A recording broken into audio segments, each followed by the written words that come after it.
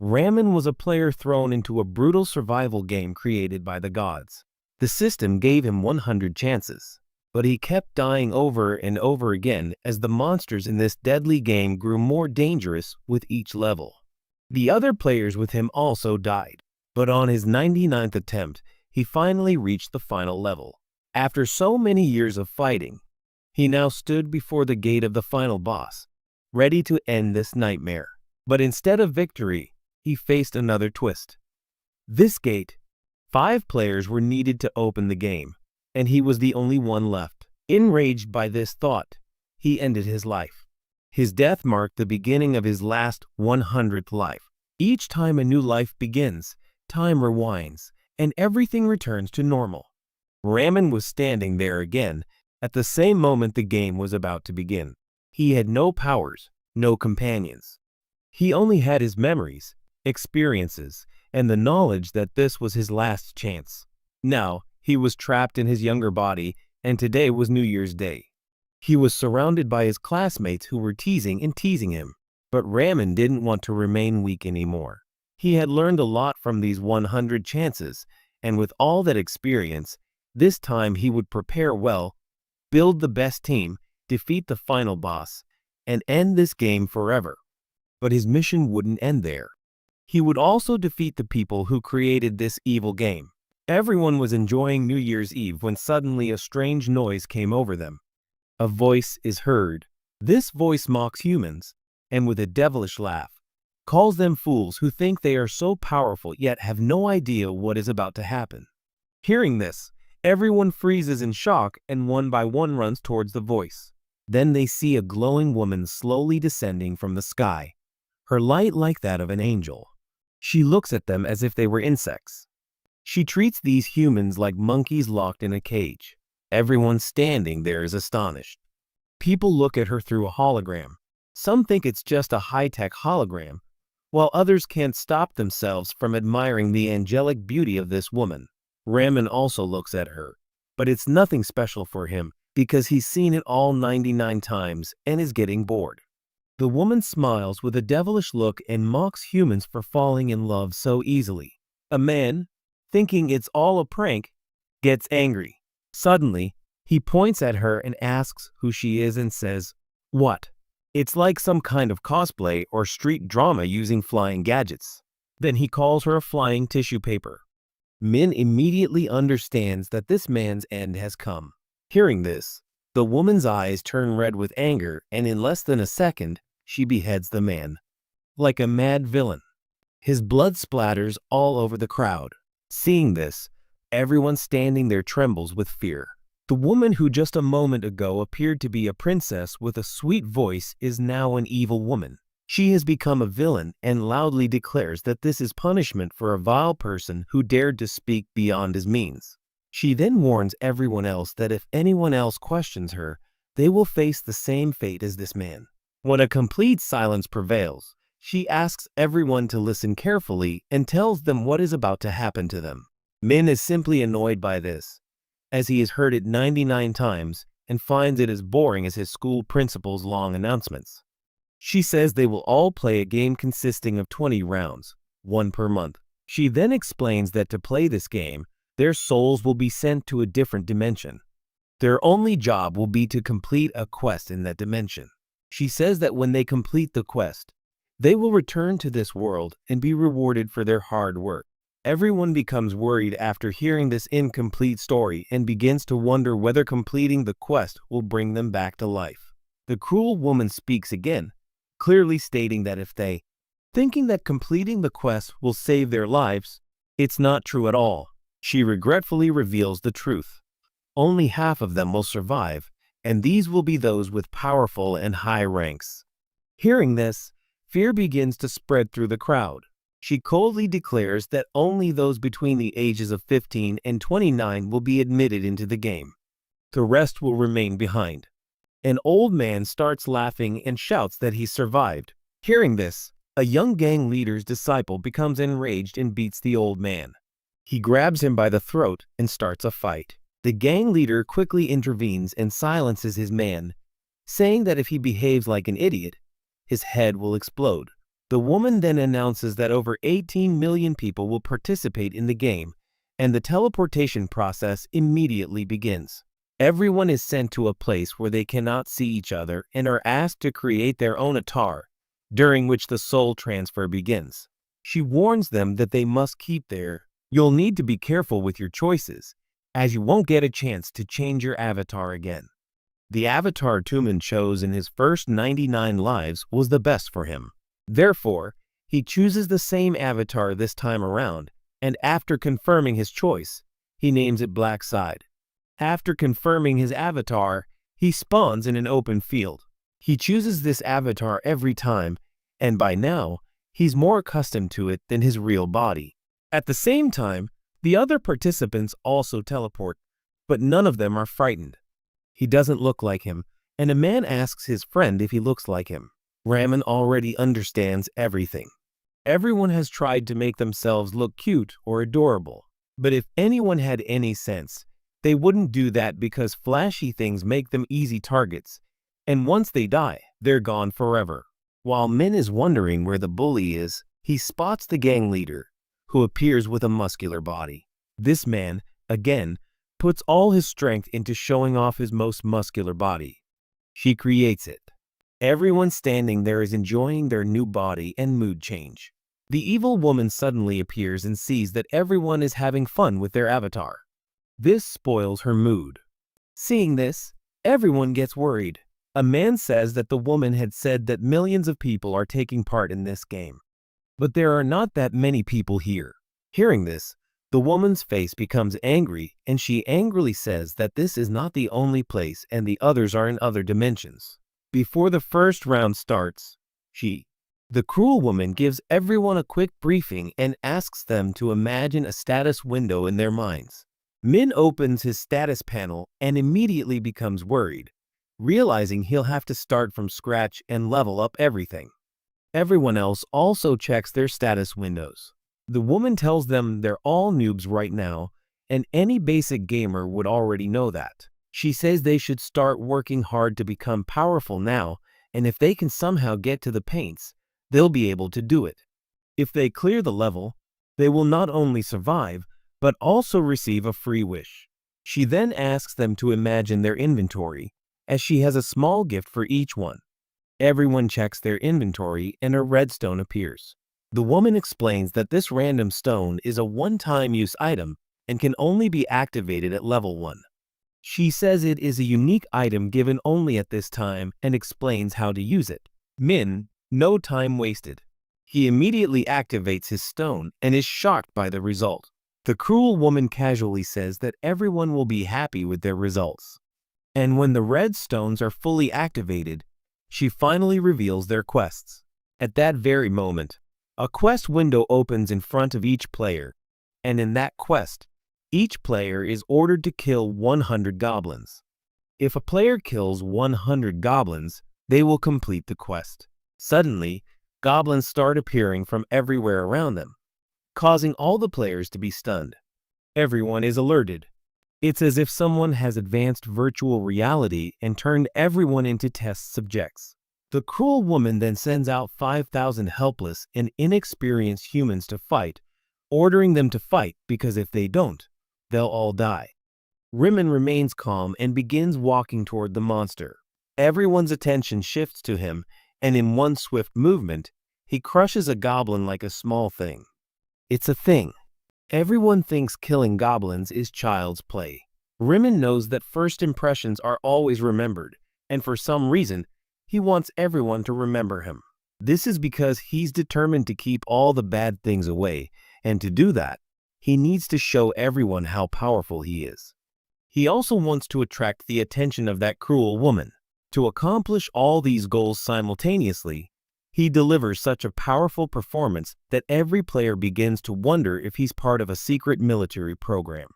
Is an elite soldier, and everyone finds his nickname, Black Sad, very cool. Seeing Ramen fight like a pro, everyone gets excited and begins to think that goblins might be the weakest monsters when they get a little overconfident. Then, a goblin suddenly attacks from nowhere and plunges its dagger into a man's chest, making it clear that this isn't a game, but reality. This panic spreads among everyone, and instead of helping each other, everyone starts running for their lives. They quickly enter the crowd and start slaughtering people, and everywhere, Maine knows what's going on in their minds. Most of them probably think it's just a game, but he's sure their survival instincts will kick in, and when they do, they'll just keep running. They'll die like fools at the hands of the goblins, without a second thought. Ramen did the same thing once, and it took him 2 wasted chances to understand. Running from the monsters is useless here. A girl tries to escape, but a little further away. After fleeing, she stumbles upon an invisible barrier, making it clear to everyone that they have no other choice. They must fight. But this was extremely difficult for modern humans who had never even killed an insect. Defeating these dangerous goblins posed a daunting challenge, and they would only survive if they completely transformed themselves. One by one, people are falling, and the survivors are begging for help from everyone they can find. Meanwhile, the cruel woman is enjoying it all. She knows that goblins are weak, but when they attack in groups and use weapons, they become very dangerous. Meanwhile, she finally shows some interest in Ryuman. Ryuman's hard work is finally paying off. The woman is a little upset that she can't see any information other than the player's quest progress. She feels it's a disgrace for a high-level demon like her, but she still enjoys watching Blackest Ramen easily cuts down the goblins as if they were children. It's a game. He's almost finished killing the Safety Fair goblins, and with a few more, he'll complete his quest. Thinking this, he speeds up.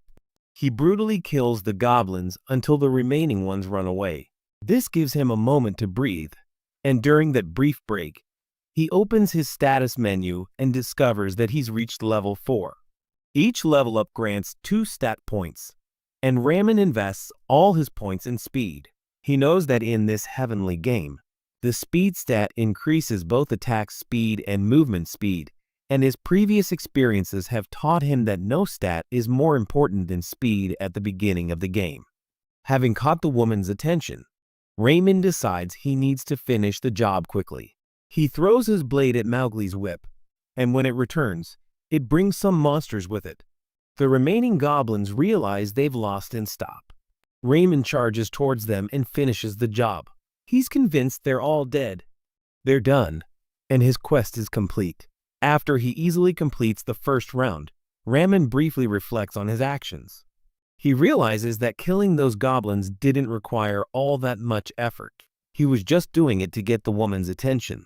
Furthermore, he wanted to be the first person on both the player list and the world map to complete the quest. A golden quest window opens in front of him, stating that he completed the quest in 10 minutes and 21 seconds. He finished first. Ramen knows that the first 3 winners receive special rewards, and since he's in first place, he deserves the best reward. He receives a base-level rare weapon ticket and a unique reward box for being number 1 on the world map. When SR Human opens his first place rewards, he's presented with a variety of weapon options. From those options, he chooses a beginner-level dagger, the stiletto, and discards the useless dagger he used to end the round. He saves the world map award for later and checks his status menu, noticing that everyone around him is still busy fighting those poor goblins. Ramen then looks at his new title, the Last Time Traveler, which he never received in his previous lives.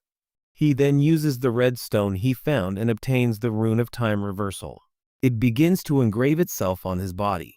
The system informs him that he is experiencing the effects of the old stone. Because of this, the red stone cannot be activated properly. Consequently, the stone engraving fails. This doesn't surprise Min.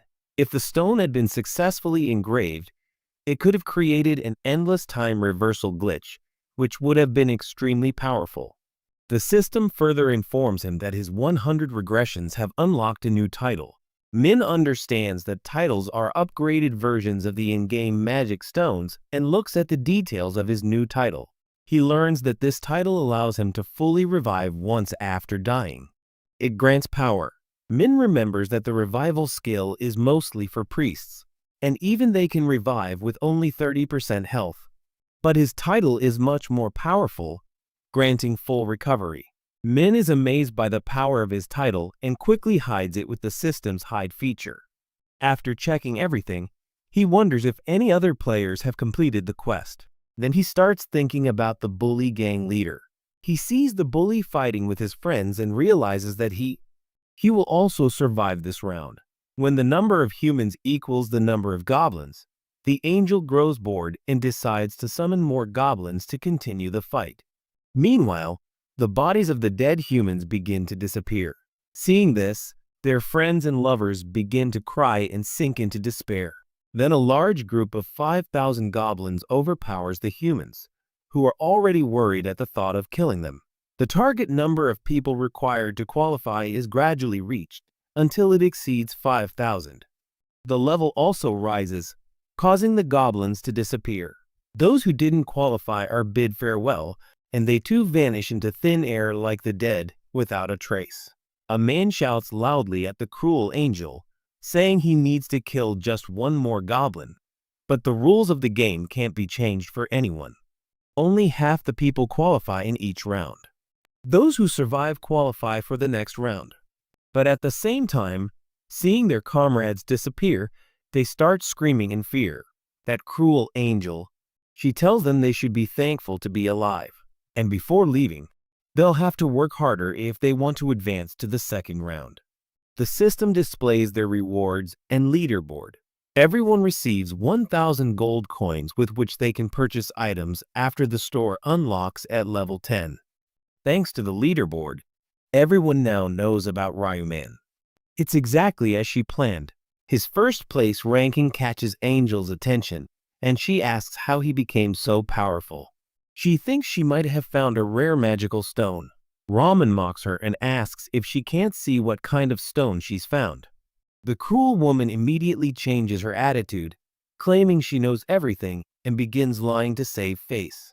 Pisces then asks the angel if he can ask her a question. He insists that the first place reward isn't enough for him. It's not enough. Hearing this, the angel becomes furious when she asks for a better reward. She tells Min to repeat what he said, and Rin repeats it without a second thought, enraging her even more.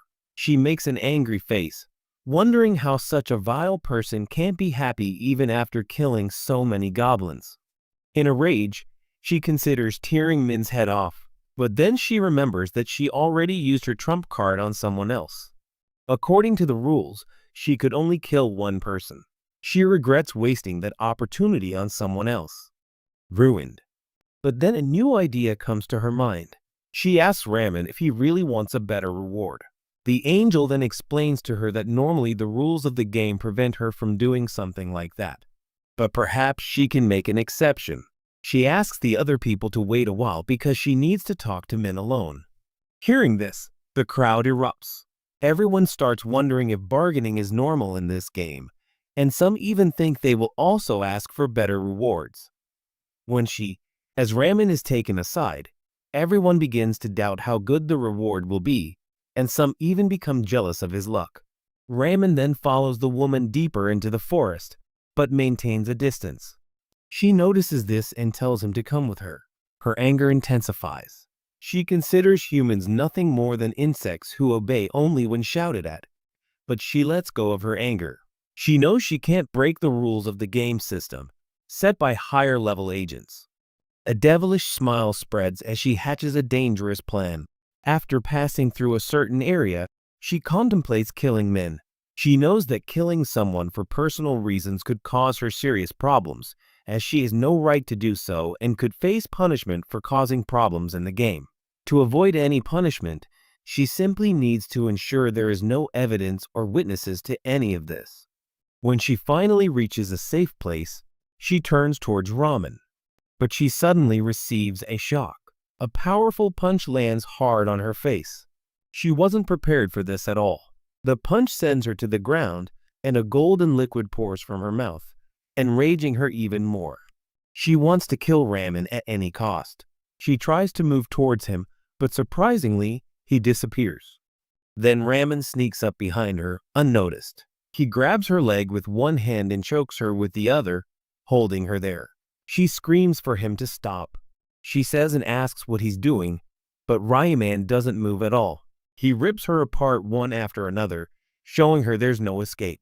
When he's completely torn apart, he mocks her and asks if it hurts. Angel, now completely distraught and angry, asks him if he's gone mad. Min calmly explains with a devilish laugh that he knew she had hidden a dagger in her wings and was planning to kill Ryaman with it. The woman flatly denies it, saying she never intended to. But Min calmly calls her by her name, Brielle, and says that lying won't help. Priel panics, wondering how someone so ordinary could know her name. Just then, Raman pulls out his dagger, and the woman is terrified. She desperately tries to save her life. She falsely threatens him, saying she'll blow his head off with a single finger. But Raman quickly cuts her off, saying, she's already used her killing move. Hearing this, Brielle is utterly terrified and begins making excuses, trying to negotiate a deal. She makes one final threat, saying her friends won't let her live, but Ryaman flatly cuts her off. He says no one will come to her aid because her so-called angel friends are all selfish people who won't lift a finger even if she dies. She says that killing her won't benefit Ryaman, and if she dies, the players won't have any angels left to return home. It'll be difficult to leave. Min tells her that the system automatically sends players back after rewards are distributed, and that the woman isn't needed. She repeatedly attempts to negotiate, making lame excuses that she'll give Ryaman whatever information he needs. She goes to great lengths to save her own life. But Min remains unconvinced and tells her that he already knows everything about the game, and that the angels are merely chess pieces for people like her to guide players. He's useless. He shows no mercy and plunges his blade straight into his body, destroying him forever. After killing the angel, the system informs him that he is the first person to kill an angel and grants him the title of First Angel Slayer. Raman also receives the angel's blood and the Stone of Slaughter. This isn't the first time he's done something like this. And just like before, he's once again the first person to kill an angel. This stone activates and becomes engraved into his body, granting him his new title. Doubles his stats when he fights a member of the Holy Order.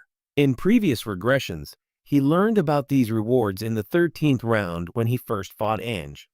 And because these rewards are only meant for one person, the system makes them very unique. In addition to doubling his stats, this title also grants him a bonus that increases his stats by 1 point for each enemy he kills. This effect can go up to 100%, but the effect completely resets at the start of the next round. With a devilish smile, he holds up a golden item, Angel Blood. To be honest, this Angel Blood was the real reason he killed the angel. This item gives him the ability to choose a profession. Like the Grim Reaper, professions are items every player receives after level 10, and there are 30 different professions in total. There are several ways to unlock them. One way is to obtain specific items, either through hunting or by fulfilling certain requirements. However, some professions are unique classes, meaning they are only available to one person. And as expected, these professions are on a completely different level than the others. Rimmon then checks his world map rewards and chooses an experience boost for the next round. He knows the most important thing now is to reach level 10 so he can unlock his profession. He knows this is his final regression. This means he must become the most powerful. To do this, he must use everything he can get his hands on. Then the round ends and everyone alive is sent back to their original world. Returning to Earth. Afterward, everyone slowly begins to awaken as their souls return. Everyone is worried, wondering what all of this was. Most people think it was all a strange dream, and when they look around, they realize that their bodies fell apart at the same time they teleported into the other dimension. They check the time on their phones and see that the time passed in their dreams exactly matches the time in the real world, making everything even more frightening. Their heads feel heavy, and their limbs ache. Yes. The bully's name is Young. He and his friends look around. They see that some people are still unconscious, as if they're trapped in a dream. Everyone starts talking among themselves and slowly confirms that it wasn't a dream and that they'll teleport back to the same place as the next round begins. They quickly run to wake their unconscious friends. But as they check on them, they find that their bodies are cold and they're not breathing. This confirms that these people are really dead. At that very moment, everyone realizes the harsh reality. The woman's statement that half the people would survive wasn't some evil joke. Those who didn't qualify are gone forever. Fear spreads like wildfire among everyone, and even the bully young man begins to tremble. It's as if fear has filled his heart. But this dirty man is heartily pleased to think that now everyone, no matter how poor or rich, is equal in this new game. So he tells a frightened boy, "Calm down and live your life peacefully." He says that the world has always been cruel. Young's way of talking makes the boy understand reality, and he pulls himself together. Young's bald disciple tells him that even though his life has no value, he still has dreams he wants to fulfill. But the crazy man ignores him and starts searching for someone he can't find. He wonders where Min has disappeared and laughs secretly, thinking that perhaps that weak man has fallen into a drain and died. He must have gone without anyone noticing. Then his attention is drawn to a man standing there wearing full armor. He's lost in his own world, staring into the air. The scoundrel quickly realizes that he too can access the system and check his stats. Seeing this, he and his goons also try to access their stats and are shocked to see them. It takes a while for his gang to realize that they too can access their status screens and view their items in the real world. But no one can access anyone else's status. Can't see the screen. Young picks up a rock to test it and easily crushes it with one hand. Seeing how easily the rock was crushed by his power, the snake-eyed man laughs hysterically at his newfound power. The next day, news of this incident spreads like wildfire, and everyone learns that thousands of people were vanished in the middle of the night by a mysterious woman. And when they returned after a long time, they were all unconscious, and only a few of them were able to wake up. People spread rumors. They're being told that the woman has powers like popping people's heads like balloons and sending people straight into comas. Min watches on his phone as the experts struggle to understand the situation and thinks everyone will be terrified when they learn that half the unconscious players will soon die of heart attacks. Those unconscious players include some famous celebrities, but he knows the real game will begin when the police find out that the survivors have been given some special treatment. They've acquired their powers. However, their powers won't be as dangerous initially, so they won't pose a significant problem. However, if they survive the next quests, these players will become so powerful that even the military won't be able to handle them. That's when Min will step in as a hero to stop them before their powers get too carried away. And if that happens, they'll destroy the Earth before the final round even begins. He's determined to defeat everyone with his incredible powers. But this time he knows he'll have to play smart and join the top 4 players if he wants to survive the final round. However, he has an important task to attend to first.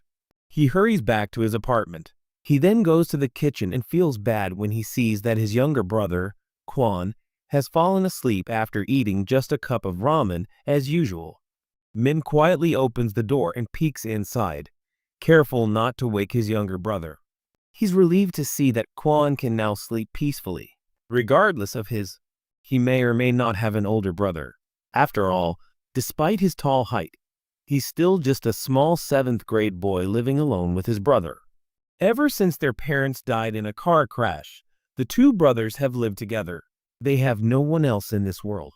Pressing the bandage on Kwon's injured hand, Min feels a wave of regret and pain.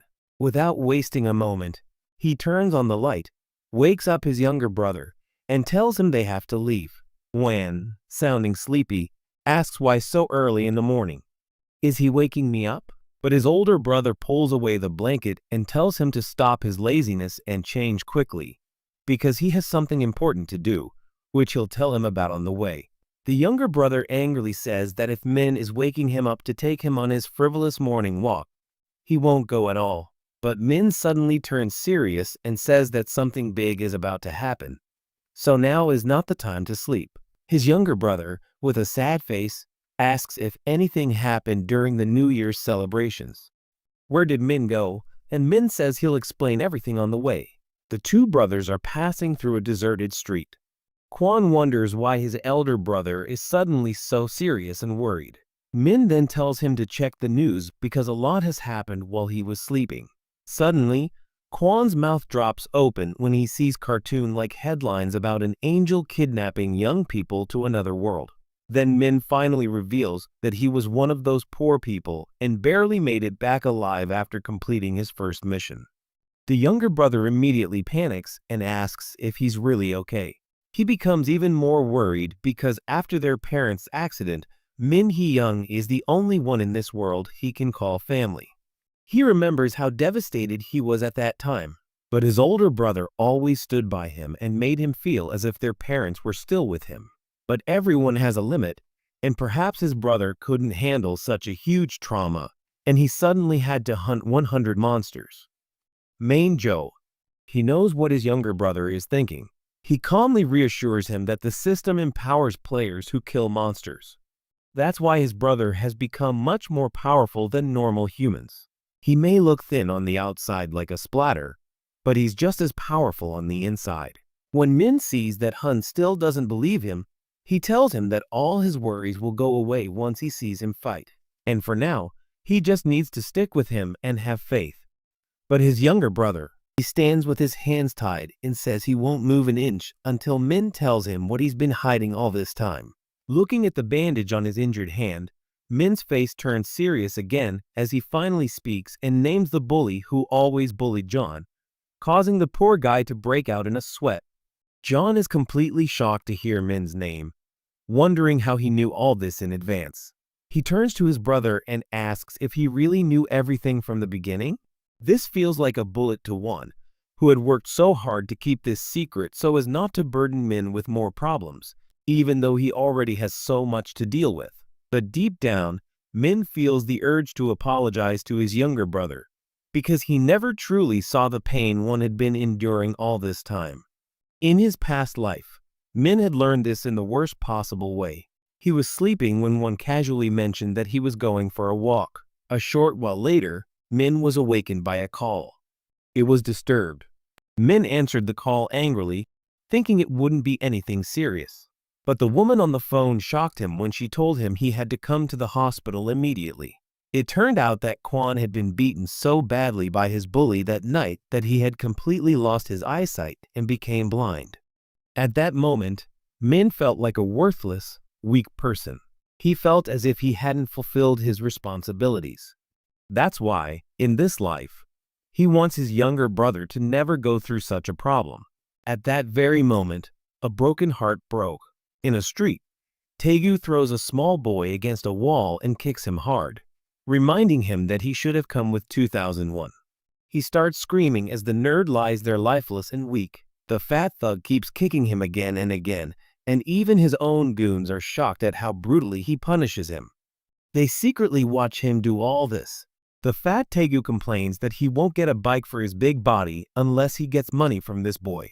He turns to one of his disciples and asks who else they can get money from. They all start thinking. But then one disciple says there's a guy with curly hair, a long toothpick. Call him. The thought of Huan's poor face brings a devilish smile to Taegu's face, and he calmly explains that his New Year's plan was to start the year by beating up that guy. When his goons come up with the genius idea of extorting money from Huan too, Taegu quickly reminds them that the guy is very poor, and every time he beat him up, he doesn't have a single penny. When Taegu mentions that Vahan lives with his brother, Kwon and his brother arrive. The fat thug's eyes immediately fall on the two men, and he's delighted to see that it's none other than his favorite punching Bagan and his older brother. Seeing this, the fat thug and his followers smile with a devilish laugh, joking that usually, just by mentioning the devil's name, he'll come. But this time, he's been given a gift. Immediately, the fat thug goes into a frenzy. He starts cursing at Juan, which frightens him and makes him tremble. He quickly apologizes, but Min remains unmoved, giving the fat man an angry look that suggests his days are numbered. Hearing this, Taegu laughs hysterically, thinking that one has just used his brother as a new punching bag, and then asks who this guy is who has come along to save the poor guy. Before one can answer, the older brother steps forward and introduces himself. This makes the fat Taegu even happier. He tells Kwon that this time he's really made a mistake, and now his brother will be beaten for it. But then the fat thug pauses for a moment and sends his followers forward first, to see how powerful this guy really is. The first disciple laughs so hard at Min's short height that he almost dies. But Min responds with a powerful punch that lands squarely on his face, sending him crashing to the ground.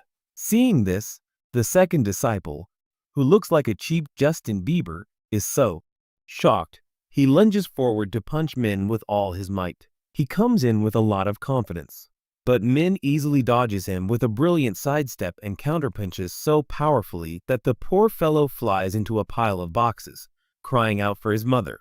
At the same time, Tagu's last henchman also falls to the ground, writhing and trembling in pain from Min's single punch. Seeing all this, the fat Taegu begins to tremble and barely manages to control himself when he says that Kwon's brother is probably...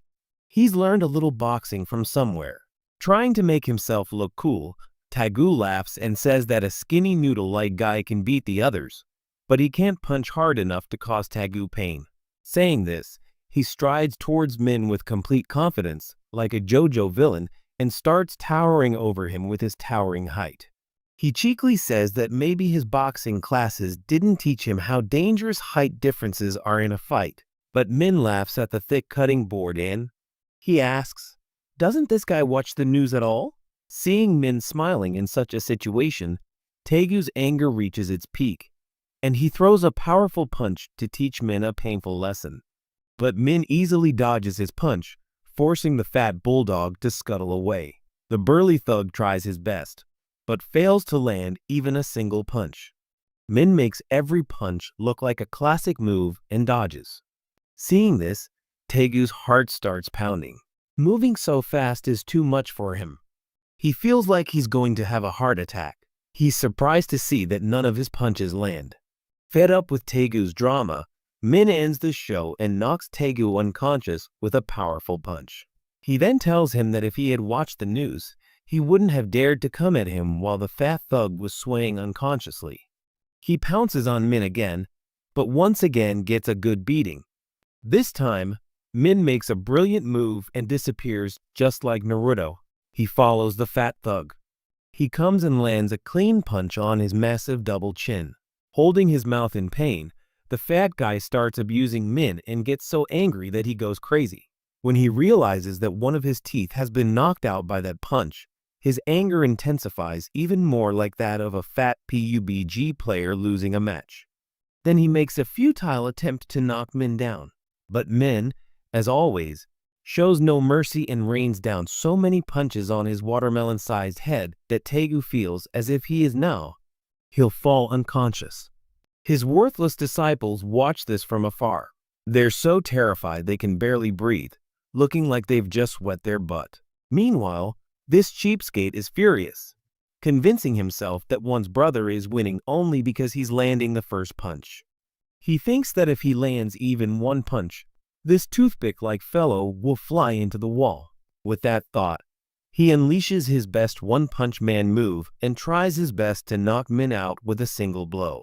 He tries, but Min calmly uses his strength against him and flings this human football straight into the goal. The fat fellow crawls along the ground like a caterpillar. Min stands over him and calmly asks how he feels.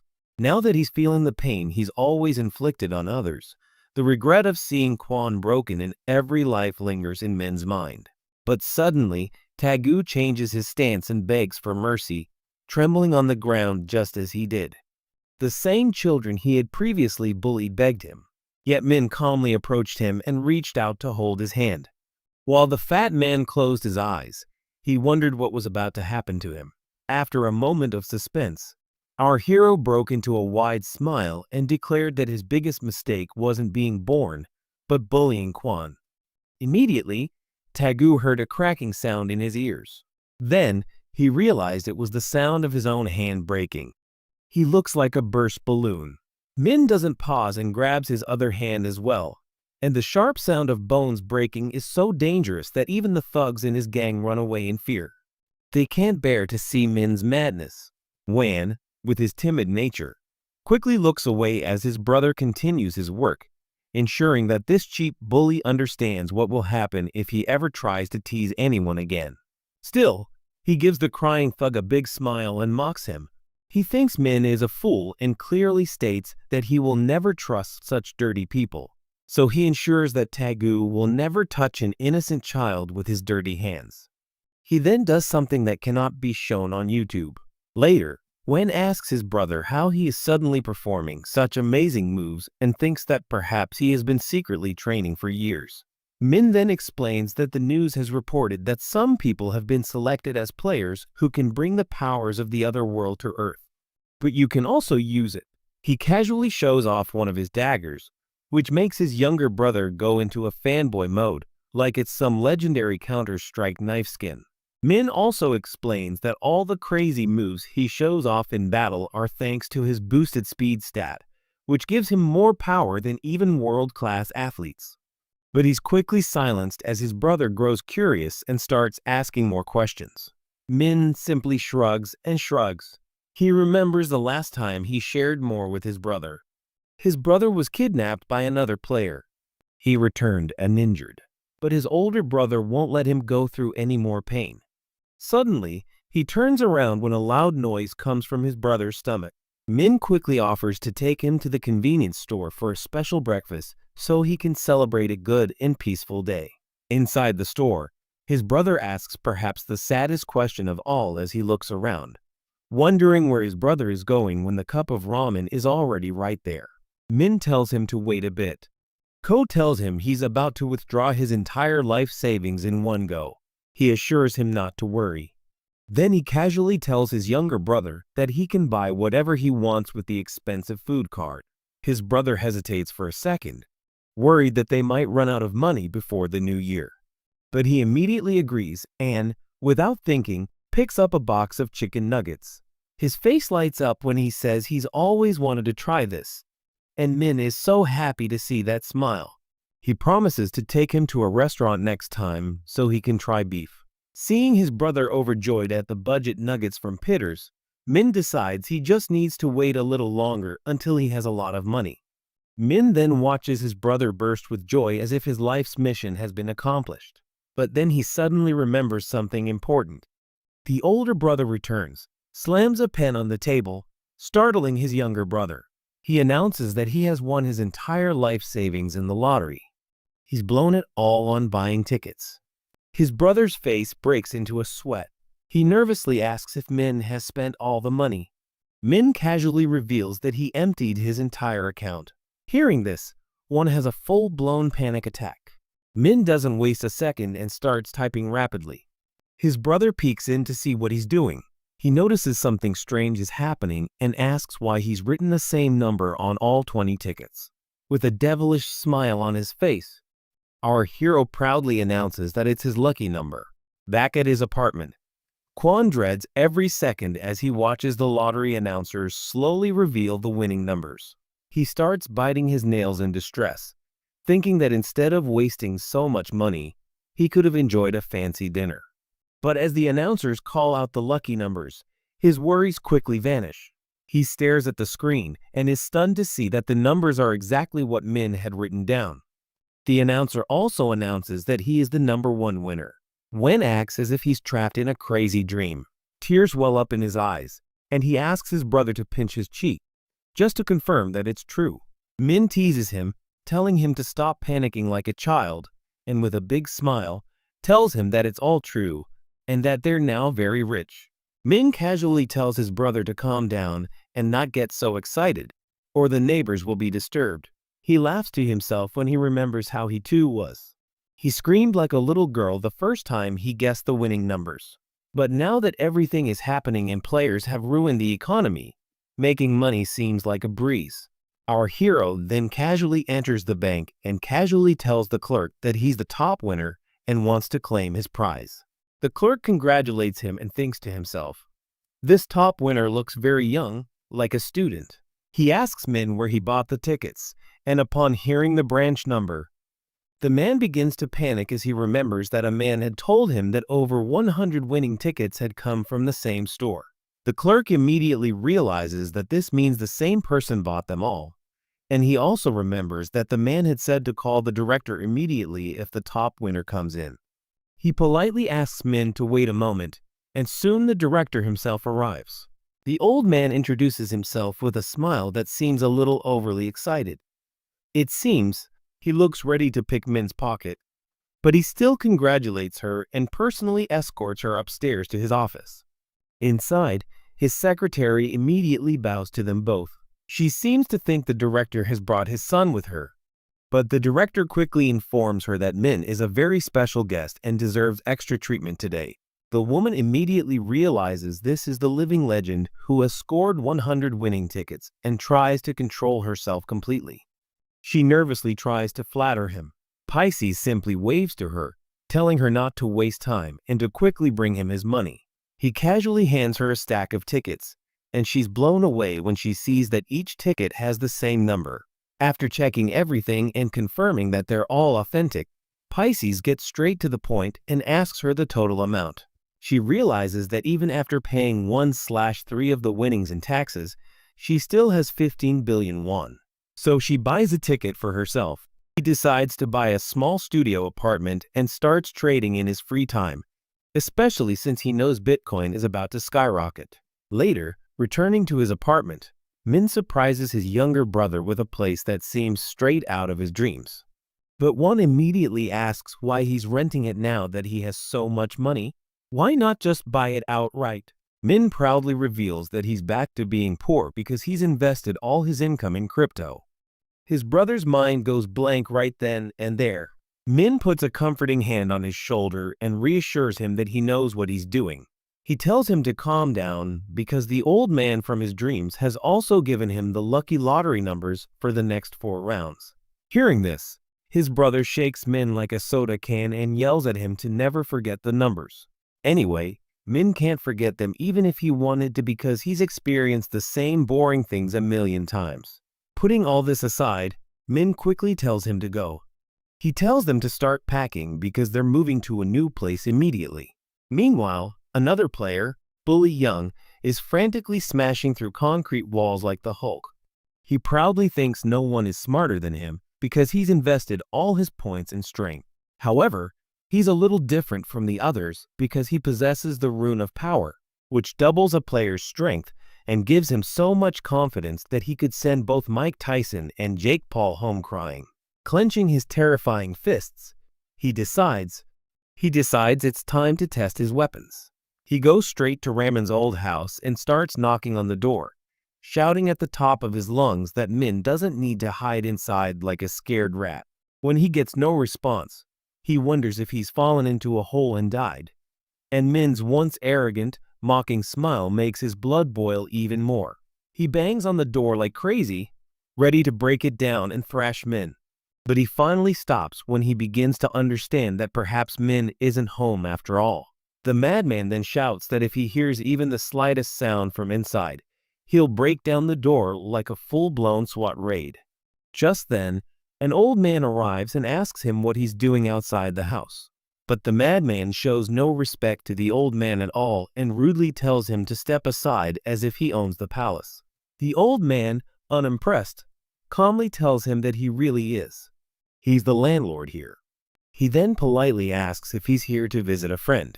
After trying to piece together his last 2 minder cells, he pretends to be an old friend of Bully Man and asks the landlord if he can open the door because he's very worried about his friend, having not seen him in a long time.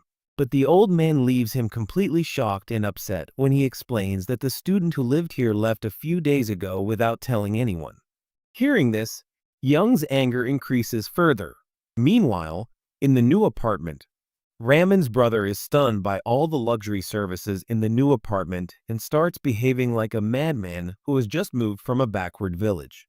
The moment they enter their new room, he immediately asks his brother how much this huge apartment costs, which is too big for both of them. Min casually tells him that the rent is 22 million won per month.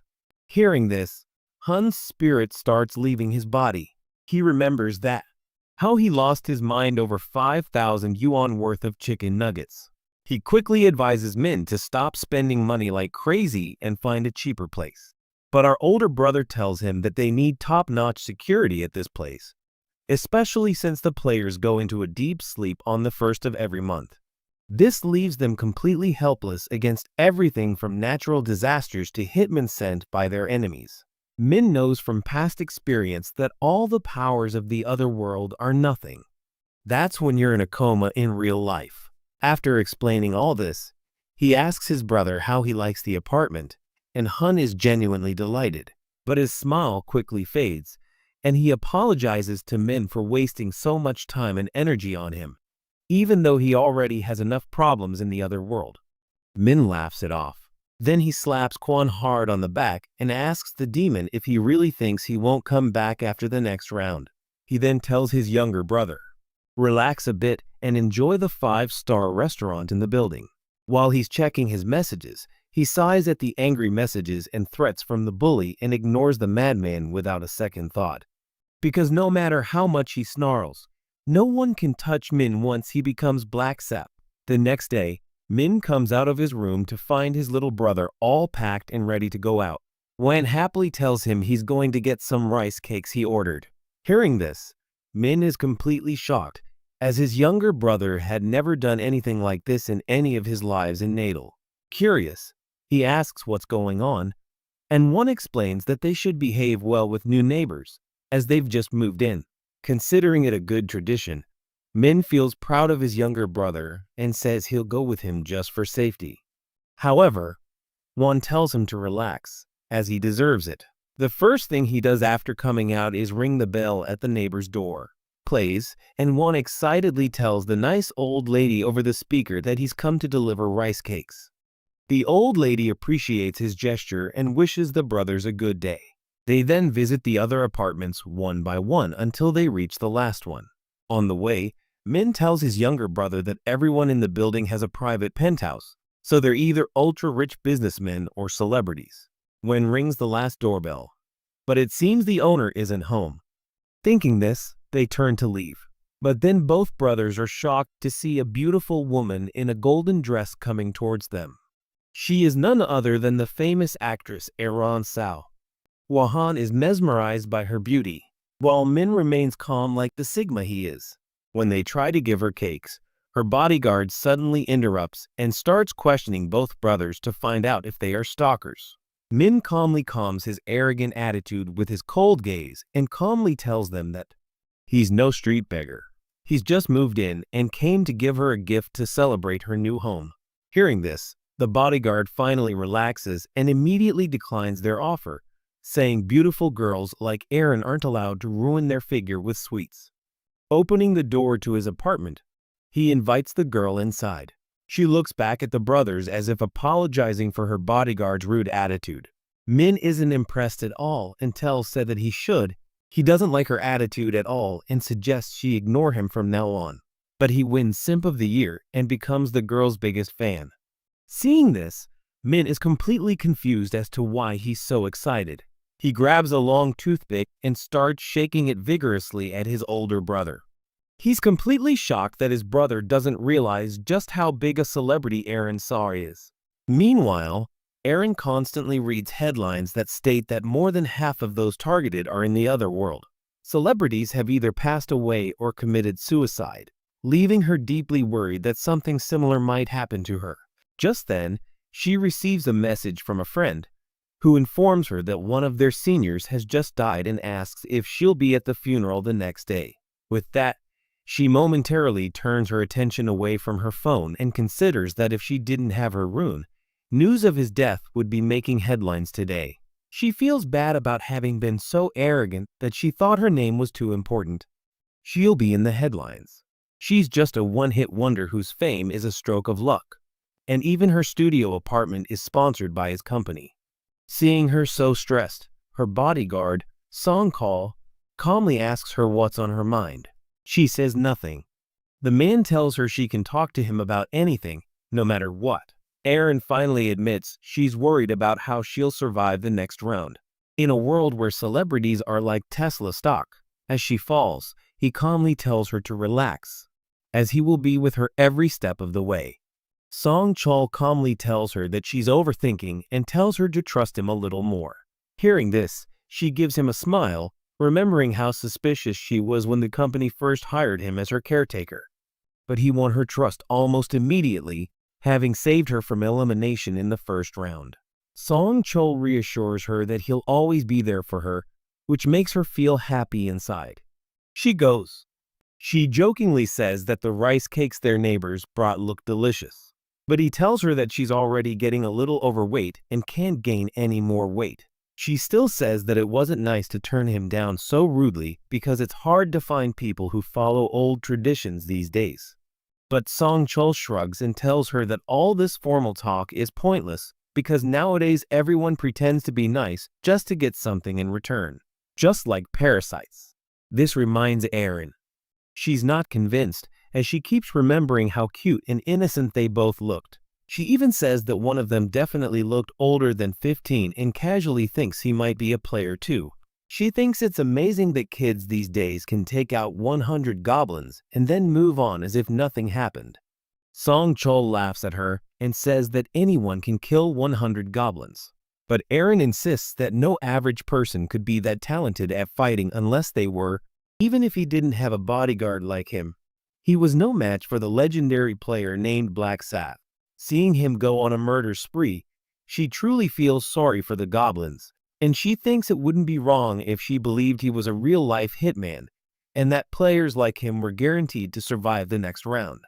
Erin begins to worry whether a weak girl like her will survive the second round. The next day, Zabin is cleaning the apartment like a good boy. Min finally returns home. He tells him that he didn't make as much money from the fourth round of the lottery as he did last time. When one asks what their reaction was to him winning so many times in a row, Min says he gave them the same old excuse, that an old man tells him the winning numbers in his dreams. He then asks if Min is still investing all his savings in Bitcoin, and Min proudly declares that it has doubled. His younger brother warns him not to be greedy and says now is the right time to withdraw. But his brother tells him not to worry because he has everything under control. They then head to the dining hall for a meal like a 5-star restaurant. A few more days pass, and the first day of the next month is just 5 minutes away. Wen holds his older brother's hand tightly and tells him that he has to come back no matter what. Main reminds him of how badly he beat up his bully earlier and pats his younger brother on the head, saying there's no need to worry so much. He tells him to just go to sleep, because they will both awaken again when the sun shines.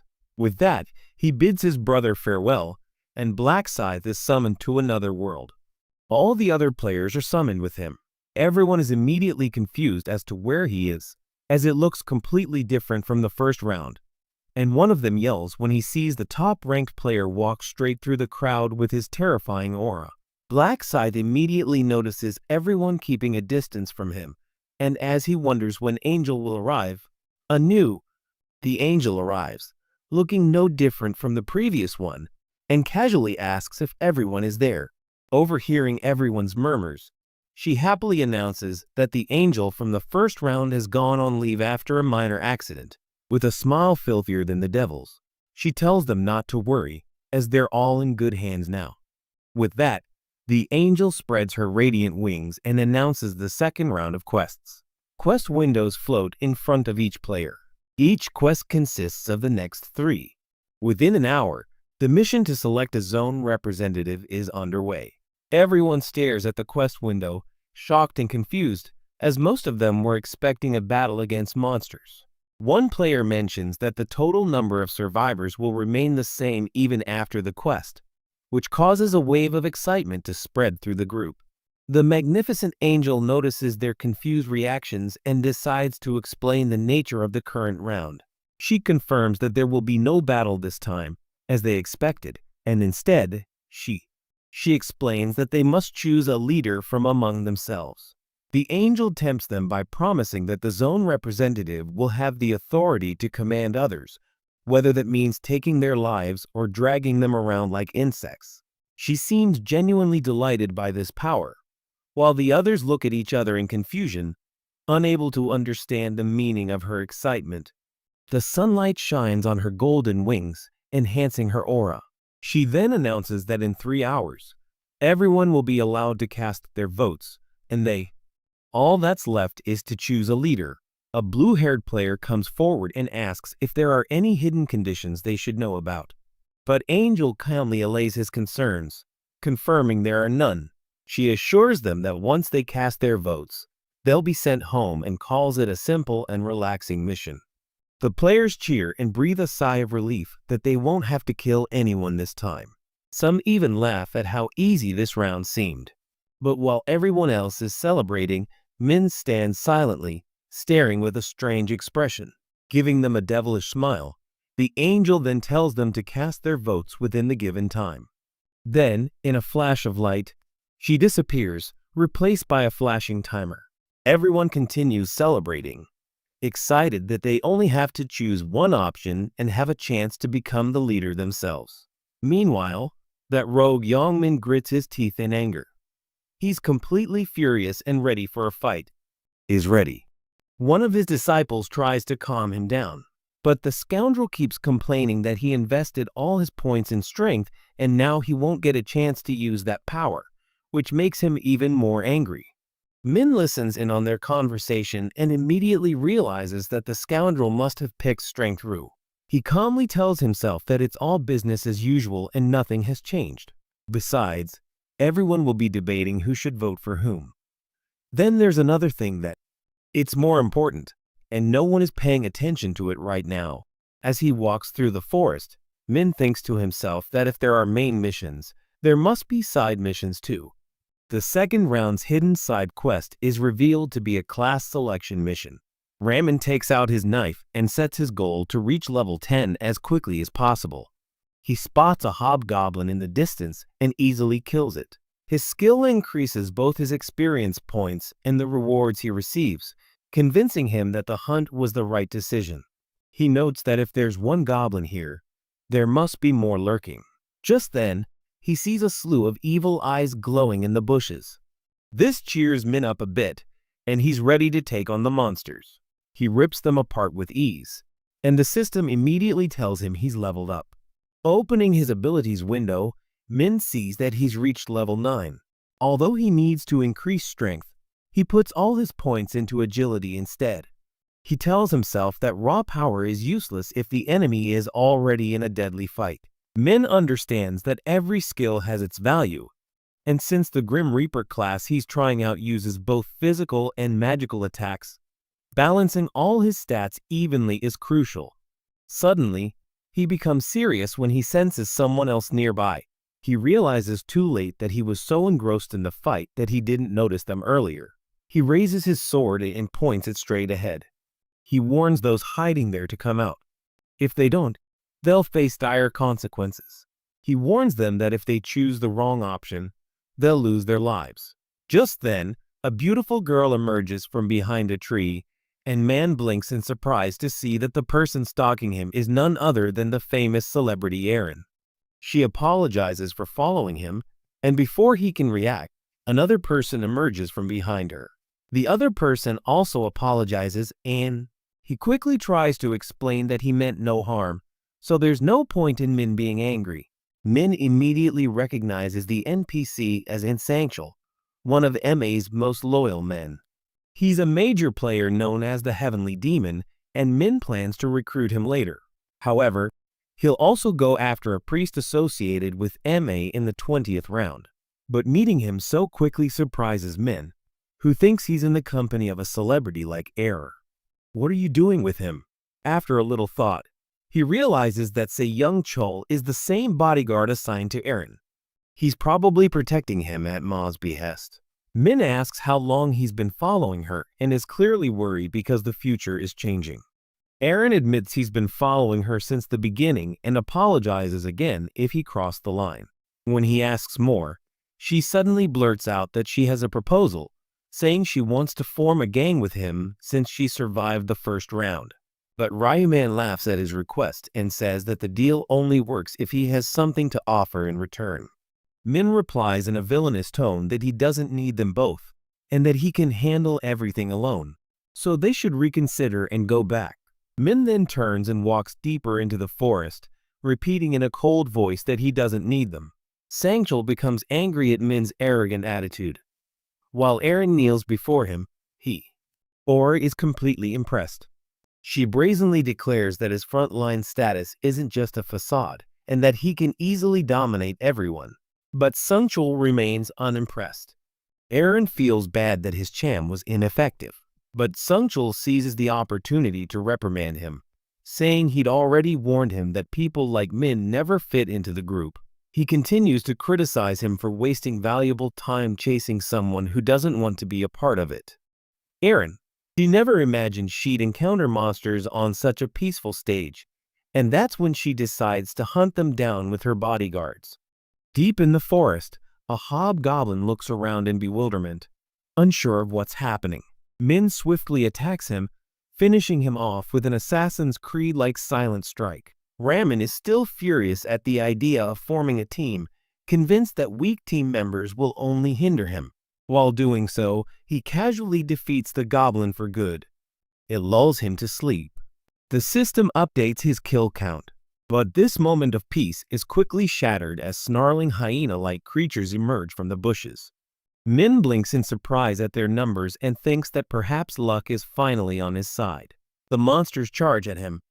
This time, he's ready to tear them to pieces, but he doesn't hesitate for a second as he easily rips them apart like they're made of paper. Monster corpses fall around him, and the system is rapidly upgrading his points. Then it announces that he has just reached level 10. Drenched in enemy blood, Min glances at the glowing message and smiles as he confirms that he has finally unlocked the profession he always wanted. System notifications pop up one after another, updating him on his new level and freshly unlocked skills. Min's focus remains on the quest window, remembering the next sub-quest from his past lives. So, when the system prompts him to pick up a class change item, he's not surprised at all. While most players might be wondering what's next, Min stands confident. He's fully prepared to complete all the hidden missions to claim those rare items. Warriors must increase their strength stat by 10 and eliminate 30 monsters in less than 60 minutes. Berserkers must remain in battle for a full hour, while their wounds remain open. Assassins, on the other hand, must attack monsters to obtain items. Stealth attacks are required from behind, so the path each player chooses leads directly to the class they unlock. In past lives, Min used to kill monsters without any planning, which always kept him locked into the hunter class. But ever since he discovered the Grim Reaper's special abilities, he's never looked back. Min uses the Angel's Blood as his class change item, and the system immediately flashes a warning, reminding him to choose wisely because the decision can't be taken back. He wastes no time making his decision immediately, resulting in a bright burst of light when the system confirms his class change. As a reward, our hero receives the Grim Reaper rune, which grants him a stash of explosive perks that instantly attaches to his body. The system also grants him a bonus wicket size, as well as a 50% discount voucher on any item purchased in the shop. But that's not all. His rank also increases to apprentice level, one of the top 6 ranks. Fourth in rank, a rank-exclusive skill called Seal of Death is unlocked. Furthermore, the power to wield the Grim Reaper's scythe is also unlocked. Min remembers that failing to earn a class means remaining a newbie forever. Therefore, in his case, it was definitely worthwhile to proceed without delay. He was the first player to unlock a class. So, along with receiving a heavy bag of gold, Min also gains a rare general skill called Tracking, which allows him to follow anyone as long as he knows they are there. Who is it? Min decides to give this skill a test run and tracks down the rogue Yang he met earlier. The system beeps when it locks on and lights a glowing trail for Min to follow, showing the exact distance between them. He finds it strange that the girl and her manager are less than 200 meters away and realizes they must have followed him into the forest. Min becomes angry because this has never happened before and immediately decides to meet them. On the other side, the forest, the strange pair is seen running from something. But Aaron suddenly falls to the ground. She is completely exhausted and can't go any further. She desperately struggles with Sungchul, who tries his best to get her back up before the goons behind them catch up. He helps her up and says some motivational words, but she continues to fight, still feeling pain from her arrow vaunt. The bodyguard tells her that as long as they can survive the game, their real bodies won't be harmed. Aaron. She gathers herself and thinks they have to run for their lives. But just then, a muffled voice calls out to them. They both stop abruptly and turn around in fear. They are being chased by some thugs, led by Yongman himself. Sungchul silently curses Min for wasting so much time on that drama actress and gets ready to fight. He knows there's no other way. Yongman throws a fit. He mocks the bodyguard, calling him a doofus boomer. To think that he can fight them all, Sungchul tries to calm the situation down and says that they are completely innocent. So why are they after them? But the scoundrel says in a devilish voice that they have really done nothing wrong. Hearing this, they both are completely shocked. The scoundrel then reveals the real reason why he wants to get his dirty hands on that beautiful girl. Aaron's guard somehow uses some of his brain cells and realizes that they are after Aaron, not him. The scoundrel starts staring at her body and openly dripping tar. They seem to be. One thing is clear. They don't care if she's an actress or just looks like one, and Aaron just stares at them in fear. Yong offers the bodyguard that he can leave without getting hurt if he turns around and leaves right now. He pauses for a second and thinks that if he had known what they really wanted, he could have left her at the beginning because he didn't want to die early. But a thought keeps nagging him. He can't leave her and face his boss. And this fear is what makes him risk everything. Enough to put it on. Yong mocks him and gets ready to kill them. But the bodyguard makes one last attempt and says what they're doing is illegal. The thugs burst out laughing. And then Yongman asks what laws apply here and who Sungchul will report to. Yongman teases him further and asks how he'll prove all this or find him later. This frustrates Sungchul, but deep down, he knows there's some truth to what Yongman says. When his threats fail, he decides to confront them. But just before he can throw a punch, he sees someone standing in the distance, distracting him. Min is seen leaning against a tree, forming his aura. Everyone is surprised by his sudden appearance. Black Sit slowly walks towards them, asking what's going on. Yong tries to speak, but Min silences him and asks the pair about their situation. Sangchul quickly explains that the rogue is Aaron's. He is behind Min and asks for help, promising to give him something in return. Min looks at Yong, who is sweating under the pressure, and asks if what he says is true. Yong tries to brush him off, telling Min to mind his own business. But Rimmon refuses. He glows with a terrifying aura and says they are both his friends. The bully glares at him with his Grim Reaper aura. But Yong still dares to challenge him. Min takes out his weapon and, in Sigma mode, says he promises not to abandon them in their difficult times. Yong is terrified by this and wonders how Blackis plans to handle this situation with them. The pair breathe a sigh of relief and thank Blackis. But Min is not at all satisfied.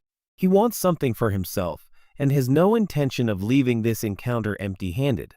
He thinks that by saving Ma's subordinate, he can earn some valuable favors, and this will be the beginning of a strong and beneficial relationship between them. And the best part is, he already hated those goblins. So killing them is just a bonus. Two birds with one stone. The goblins panic when Min slowly approaches them and threatens him to stay back. Min pauses for a moment. Smiling at them, he asks if they are just barking dogs and not biting. Yong immediately realizes he has no chance of winning against Min. He remembers how he wiped out those goblins and came in first place. He knows that after seeing all this, only a complete lunatic would dare to fight him. Min rebukes them once more and demands they tell the truth. Yongman wonders if Min will let him go, but Min replies that he'll only consider it if he's dragged away like a dog and apologizes. The musclehead doesn't understand what's going on and feels that Min is just making fun of him and wants him to kneel before his friends and Aaron. Yong doesn't understand what he wants. He's forced to back down, but his honor is at stake. Suddenly, a stupid idea comes to his mind, and he convinces himself that his training has made him so strong that he can crush Black Sue like a can. This wave of false confidence fills him, and he openly insults Min, telling him to get ready for the biggest beating of his life. Yang, now furious, moves toward Min. He tells him to go away with his useless life because he's about to be minced. The thug says this and moves closer, thinking that he'll get close enough to land a hit on Min's head. He's confident that one well-placed blow will be enough to handle the Black Sea. Yang is almost savoring the sweet victory, but he's surprised when Min suddenly pulls out his weapon and asks him what he plans to do next. Min teases him, saying that if he used his weapon, the fight would have ended quickly, so he's decided to make things even. The rogue smiles in confusion, but his expression quickly changes when Min sees his. He disappears from sight. He runs at full speed towards Yang, who smiles devilishly and thinks he can easily win the fight without weapons. Then he throws a powerful punch, but is surprised. Min easily dodges him. Before Yang can think anything else, he suddenly falls forward in pain. When Min lands a knee on his stomach, sending him flying backwards. The fool groans in pain and tries to get up, but still manages to curse at Min.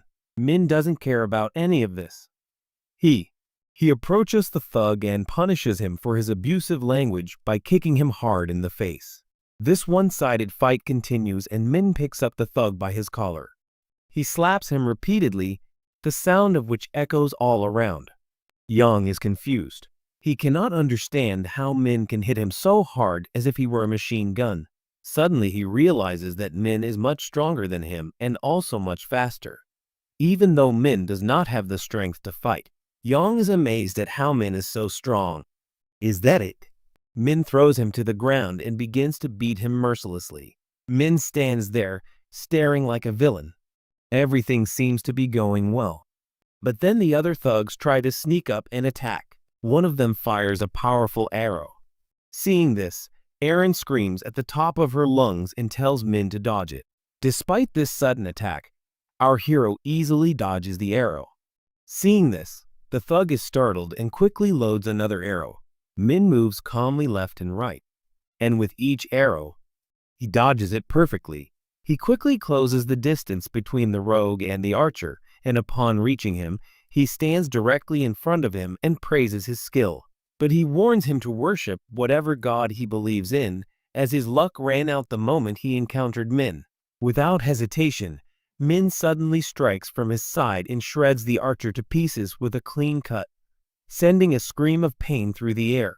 The other rogues are terrified by this, but they still dare to challenge him. They make the mistake of, even after seeing what happened to their comrade, one of them runs towards Min with a knife and swears like a madman that he will end his life. However, Min remains calm. He doesn't care about the words of those scythes at all. With one smooth move, he activates his skill, Seal of Death, as he swings his large scythe. A deadly look flashes in his eyes as the blade smoothly cuts through the air. Before the scythe can react, the scythe cuts through his legs like butter and kills him like a child.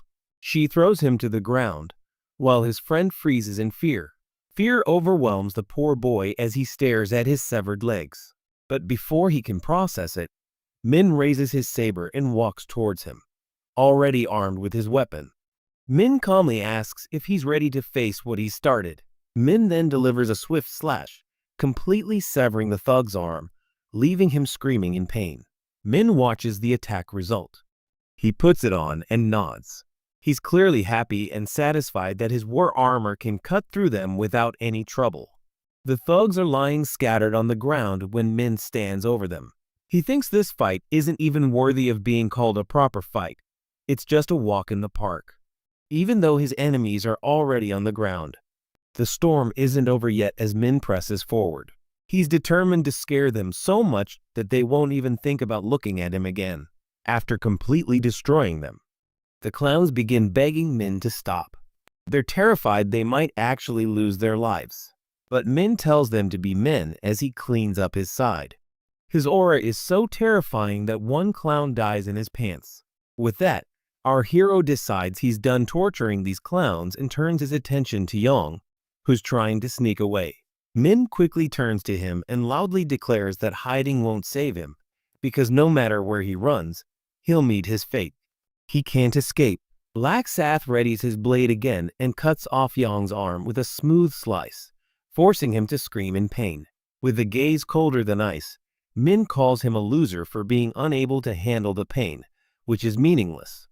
This pain is nothing compared to the torture these thugs inflicted on Min in his previous life. He doesn't give Yang a moment to breathe or understand what has happened, and without thinking, he cuts off the other arm as well. The pair stand there, frozen. She remains transfixed, unable to take her eyes off the terrifying black sky. In his mind, Songchul can't accept that Min is so ruthless that he's still torturing enemies who have already surrendered. While others might consider his actions insane, his calm and focused attitude astonishes the bodyguard, who believes Min is on par with his boss. Songchul snaps back to reality when Min asks if they're all right. The bodyguard thanks him again on their behalf, and Main tells them that now they don't need to be afraid of those thugs. He explains that they don't have the mental or physical ability to move, so all that's left for them is to vote when the time comes. Both bow their heads and thank them, but Aaron hesitates and asks what will happen if the thug bleeds to death alone. So Min says it's up to their luck. He then thinks she's being too soft-hearted. He's curious why she's worried about her attackers and wonders if she's trying to maintain her nice girl image. She's trying to do something. Sungchul interrupts her thoughts. He raises his hand and asks something. He questions Main's decision to let the gangsters live. Main repeats what the gangsters said, that even if they kill someone in this world, no one can trace them in the real world. Hearing this, Yang trembles with fear. He smiles at the question, and he's also quite surprised by Sungchul's quick thinking, and replies that eliminating them won't do him any good. The bodyguard tries to argue that he'll come after him in the future, but Min, seeing their frightened expressions, disapproves and says he won't bother them anymore. He explains that eliminating them would actually be a loss because reducing the number of contestants means there will be less room for players later. Everything begins to make sense to Sangchul, who can't believe that Min is not only strong but also sharp-minded. He stares at him silently, impressed by both his power and intelligence. The bodyguard agrees with Min and tells him to leave the garbage man alone. Satisfied with this, his work is done.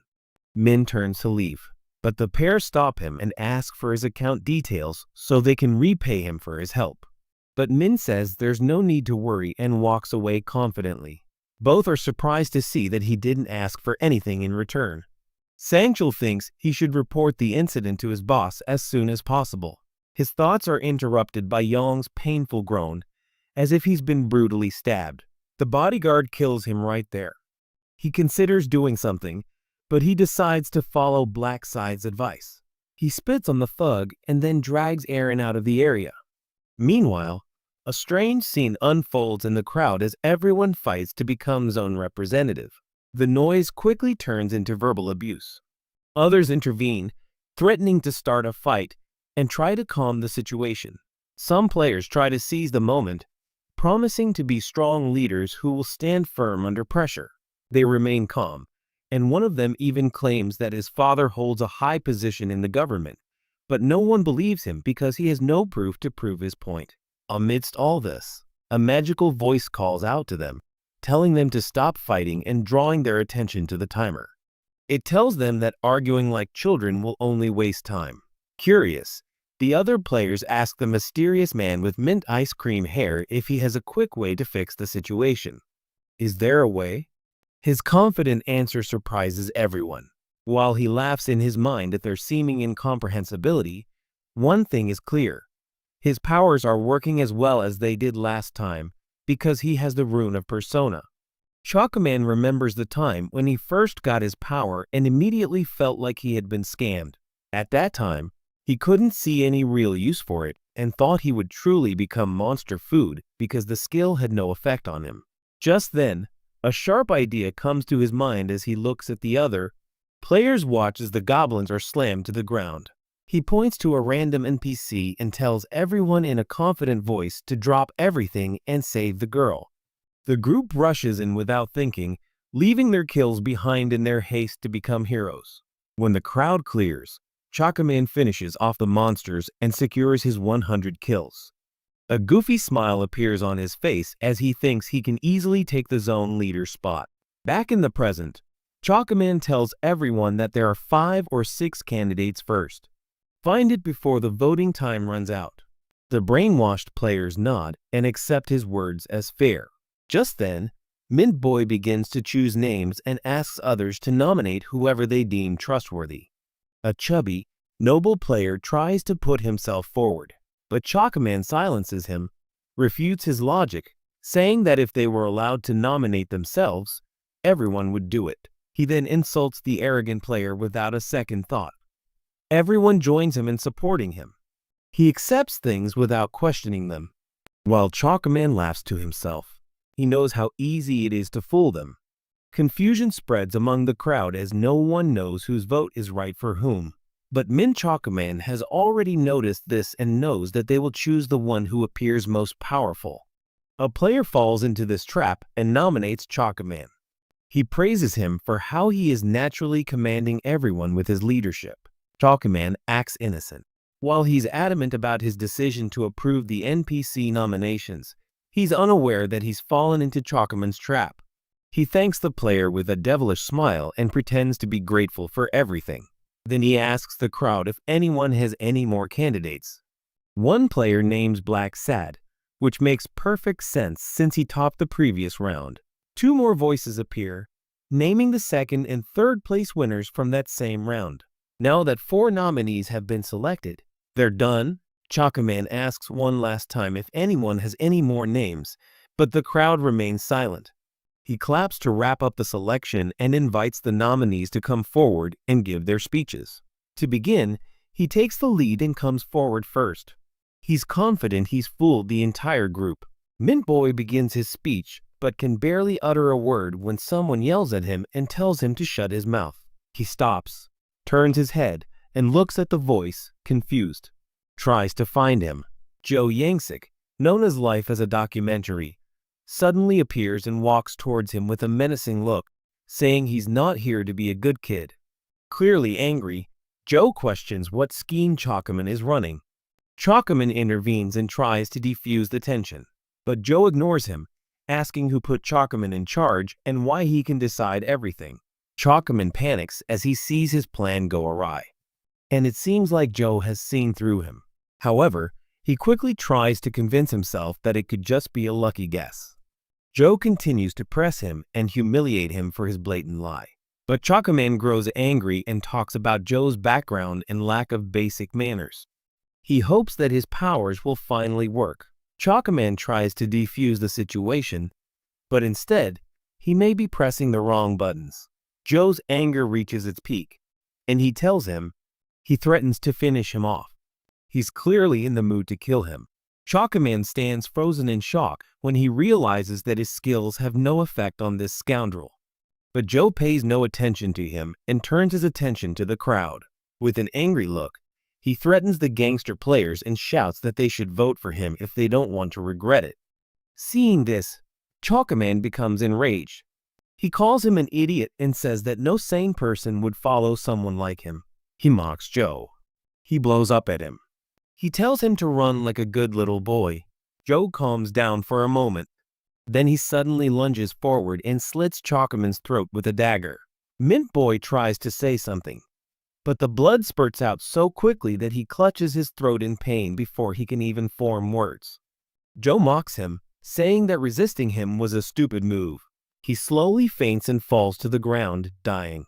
Joe then turns to the others and announces that this is what happens to anyone who listens. He refuses. Panic spreads through the crowd as everyone stares at Chakaman's lifeless body and yells at Joe, calling him a murderer. This doesn't bother him at all as he raises his blade and challenges anyone who wants to go against him to a duel. An NPC clearly misses the warning and continues talking, giving Joe all the excuses he needs to kill him. Joe's face turns furious. He charges forward and cuts down some of the players who still have the courage to speak. He has courage. He paints the place with blood. His face turns completely red. He thoroughly enjoys the feeling of being able to slash anyone he wants, and there's no one to stop him. To him, it all feels like a paradise. A place where he can do whatever he wants. His blade is dripping with blood. He picks it up again and threatens everyone. But everyone in the crowd freezes. They're so terrified they don't even dare to move. The gangster starts thinking to himself that no sane person will dare challenge him now, and nothing will stop him from taking the representative spot. The moment he takes charge, there's only one thing left in his mind. He wants to smash Black Sue like a toy. He thinks that once Min is out of the way, there will be no one to stop him from reaching the top. Meanwhile, Main is working hard to collect points, wiping out monsters one after another, and using his skills to his full potential. Suddenly, a system notification pops up. He's greeted by a man who congratulates him on reaching level 16. But he's still not impressed. His progress has slowed, and even though he's killing 100 monsters every hour, he's only climbed 6 levels. At least hunting smaller monsters has become much easier. He now has both the Grim Reaper and the Slaughter Stone.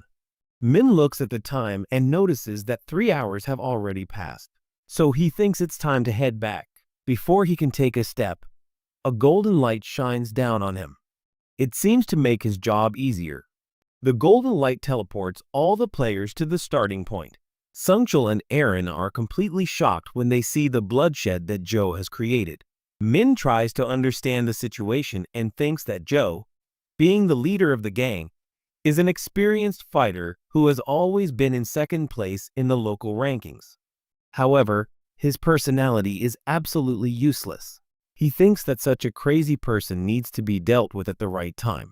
Just then the gangster casually approaches him. He asks him what he wants, and Joe responds with a suggestion that Black Ash should work under him if he doesn't want to die. Min takes this as a clear insult and responds by telling Joe to kneel down and beg for his life if he wants to live.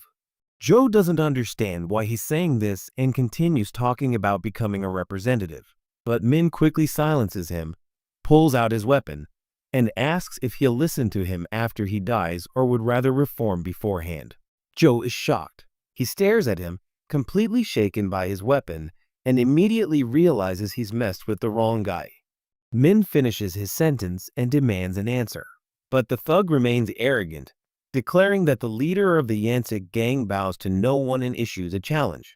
Min acknowledges his courage, but knows it's time to stop playing as he doesn't want to be in the spotlight anymore and doesn't want everyone voting for him. He decides it's better to let Joe become the representative so he can advance to the next round. I can control him and make him do the work. Just then, Angel is summoned, and everyone's attention naturally turns to him. I seize the opportunity to tell the scoundrel that he was lucky this time and tell him to run away if he doesn't want to die a meaningless death. I breathe a little easier, slowly realizing how close I was to dying and swearing to myself that once I become the representative, I will take revenge. Angel looks at the crowd and asks if the humans have yet to become the representative. Have you chosen? She seems a little surprised by how much things have changed, but casually says that it doesn't matter whether they're alive or dead. In her eyes, they're all insects. She then begins the voting process. Just then, a transparent screen pops up for everyone to vote for. All they have to do is stare at the person they've chosen and think about voting for them. She warns everyone that anyone who doesn't vote within 5 minutes will be killed instantly. Players lock their gaze on each other. They begin, and Joe immediately assumes everyone is looking at him. But the moment he notices that they're not really looking at him, he starts threatening everyone with death if they don't vote for him. Finally, the countdown reaches 0, and all the players cast their votes. The round officially ends as Angel brings up the leaderboard. She reveals that Joe, whose strange nickname is Life is a Documentary, narrowly won the election, with Black Sath coming in second. The rogue stands there, completely stunned, staring angrily at the crowd. He's already guessing who betrayed him and voted for Black Sath.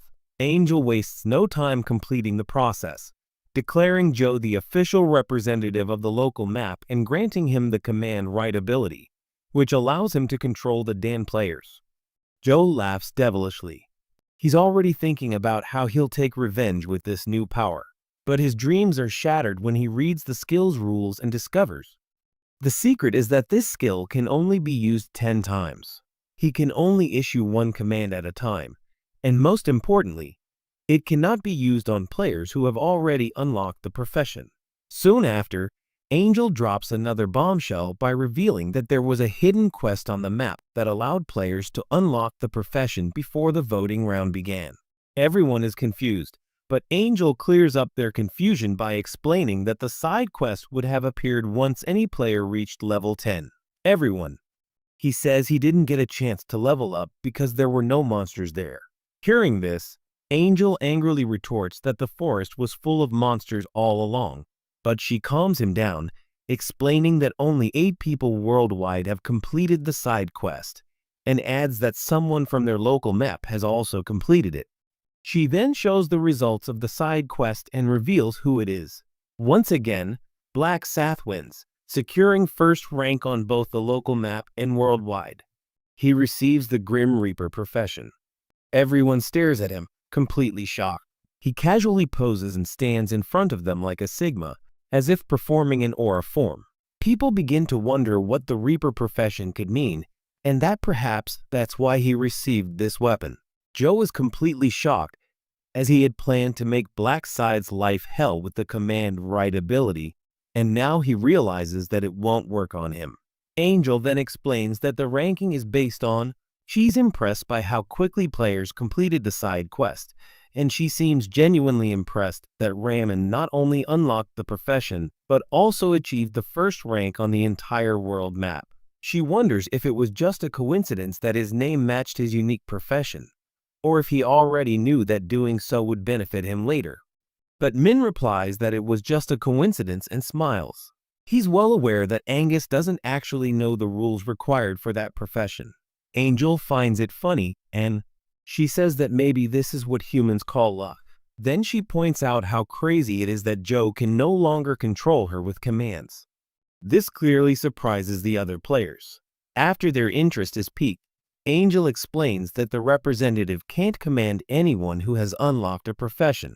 And just when he thinks she's explained everything, she suddenly ruins Joe's entire plan, as if she's been waiting for this. She points out that the command can only be used 10 times, which all players can relax about. While Joe grinds his teeth in anger, Angel finally turns to Min and rewards him for completing the side quest and achieving World Rank 1. He receives a low-tier armor ticket and a special reward chest. He redeems the armor ticket and is given the option to choose from 3 different types of armor. He chooses the Skilled Hunter's leather armor because it offers the perfect balance of defense and agility. The special reward chest gives him an XP boost of 3,000. He gets to choose between gold and information about the next round. Knowing that the next stage will have many monsters, he confidently chooses the experience boost. After receiving the rewards, Angel returns everyone to the real world and casually announces that the next round will be even more fun. Suddenly, Yongmin wakes up in bed, shaking with fear. He realizes that his arms and legs are intact. He breathes a sigh of relief knowing that the injuries he sustained in the game won't carry over into the real world unless he recovers from them. He survives. He grits his teeth and vows never to confront Black Scythe again. He is also angry that he now has to live in fear of her.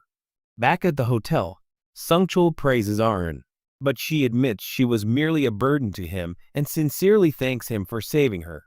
He remains calm and tells her he was just doing his job. Arun then offers to thank Black Scythe for saving her, but says she doesn't know what to do about it.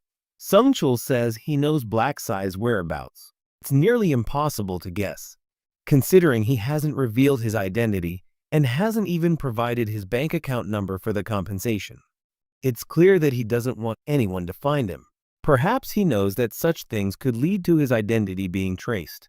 He further suggests that giving an item to Black Scythe in the next round would be a good way to thank him. Arun agrees. Sangchul bids him good night, and the next moment, He's standing in the elevator, calling his boss, Rakma. He asks why Aim is still awake, to which May replies that she just wanted to drink something. Sangjul congratulates her on receiving the Dark Knight profession. Aim then asks about their progress, and Sangjul explains that he and Iron only reached level 8 because he was injured midway. May shows interest when Sangjul mentions that he is thinking of reporting the matter and asks if her mother has time. He wants to come and tell her personally about the Black Scythe. When Aim learns about the Black literature, Ma asks him to come to the hotel so they can discuss it. Sungchul starts to pull into the parking lot, while Min watches him from a distance. Sungchul gets into his car and drives off, and Min quickly realizes he's going to meet Ma. A while ago, he was tracking Sungchul with his tracker ability, and the system showed he was nearby. But then, as their distance rapidly increases, Min realizes Sungchul is leaving and thinks he might be going to meet Ma. Min decides to go and see for himself. Back at the hotel, Ma thinks about how perfect the Dark Knight profession is for his menial tasks. But he knows that the report should be his first priority. Sitting there, he starts thinking about Black Scythe and what the report might be about. He thinks ill of him, and finally Ma comes to the conclusion that Black Scythe must have attacked his manager, Sai Youngchul, and now he wants revenge. For this, attacking his manager is like attacking him. He vows to destroy anyone who gets in his way. Just then, manager Sungchul knocks on the door, and Aim lets him in. They greet each other. Sungchul says he's fine, and it's all because of his mother. Aim replies that he wasn't even on the map. Sungchul praises him further, saying that just being around him is enough motivation. Aim thanks him and asks him to sit down. Sungchul continues to congratulate him on his survival, saying that it's no big deal. It's okay. Still, the poor manager congratulates his boss for making him laugh, but Ma just calls it luck. Sungchul says luck depends on the individual and points out how difficult it is to achieve second place in the world. He tells Ma that it's an honor to serve him, but Aim gets straight to the point, asking Sungchul why he's so complimentary, saying the manager must need something from him. Aim gives him a chance to speak, and Sungchul hesitates. He asks Aim, how did he get that class item? To which May replies that he got it by hunting monsters. He actually got it from the random room piece given to all players at the beginning of round 1, which Angel had previously given him. That's when he discovered that he could enter the Dark Knight profession when he reached level 10. He knows he got pretty lucky early on, but even so, he understands that he can't give such sensitive information to his manager, because humans can easily change their sights. He quickly changes the topic. He transforms and asks Sangchul who injured him and if it was Black Scythe's doing. The manager quickly explains that he's actually alive today because of Black Scythe. May's curiosity grows as Sangchul begins to explain the entire situation. He recounts how some thugs chased Eren, narrowly escaping their lives, and how Black Scythe intervened and saved them. He points out that even if Eren had survived physically, the mental torture would have been so intense that it would have ended his career. He was about to lose his business. Aim is silent for a few minutes. Finally, he asks about the people who harmed them and asks if they are dead. But Sangchul explains that Black Scythe didn't kill them, despite Ma's protests. The manager clearly states that Black Scythe said killing them would be pointless and would only hurt everyone else's chances of surviving the next round. Sangchul begins to worry that those scoundrels might return in the future and cause trouble. But he believes that Black Scythe protected both him and Eren, and that CEO Ma is grateful for it. He decides they should compensate the hero, but Sangchul tells him that Black Scythe refused the compensation right then and there and simply left. He immediately realizes that Black Scythe is trying to hide his identity by refusing the compensation, which shows his caution. He tells Sangchul to give him his regards in the next round and to keep an eye on Black Scythe and help him whenever he gets the chance. Ma doesn't like being indebted to anyone. As he's about to leave, Ma stops and asks what the names of the people who attacked him were. Outside the hotel, Min briefly considers the situation and feels satisfied that the manager has delivered him to Rakma like a little bird. He leaves so that no one will suspect him. But he finds it strange that Aim is hosting people's lives in the very apartment he calls home. He thinks to himself as he walks to his car. Everything is going well, thanks to his brother's rice cake distribution and a surprise meeting with Aaron and the manager. He thinks that if he acts smart and takes advantage of the fact that he's the manager's neighbor, he can win MA's trust. But he's still unsure whether he should bring MA to round 20. He then thinks about MA's Dark Knight rule, which, in his view, gave him an unfair advantage early in the game, just like a glitch. He knows that normally, runes don't come with professions, but it comes with it. But it also ties the player to that specific role. For MA, this means that he has to charge a special energy called Dark Mana to use an ability called Dark Aura. He realizes that this method of obtaining Dark Aura is unusual, and it all strangely matches MA's mentality. This forces him to consider whether keeping MA as a teammate is the best option. Still, he thinks MI could be useful, so he considers him as a candidate. He keeps this in mind. He knows there are better candidates out there, including a girl, and decides it's time to get to work the next day. The next day, Sean shifts to a local retail store, where the store owner is clearly upset about his sales falling. Just then, his daughter, Zuri, arrives and asks why her father looks so sad. He explains that Neto is pulling sales from their store because the government is very upset about the players and their powers. He's worried about how he's doing financially. He will manage, but Juri assures him that she will help him after graduation and even considers taking up a part-time job. Her father tells her to focus on her studies and insists she not worry about their finances. He points out that her grades are good and she can go to a good university and become a doctor. But Juri tells him that she gave up on that dream long ago and that it's impossible given their current situation.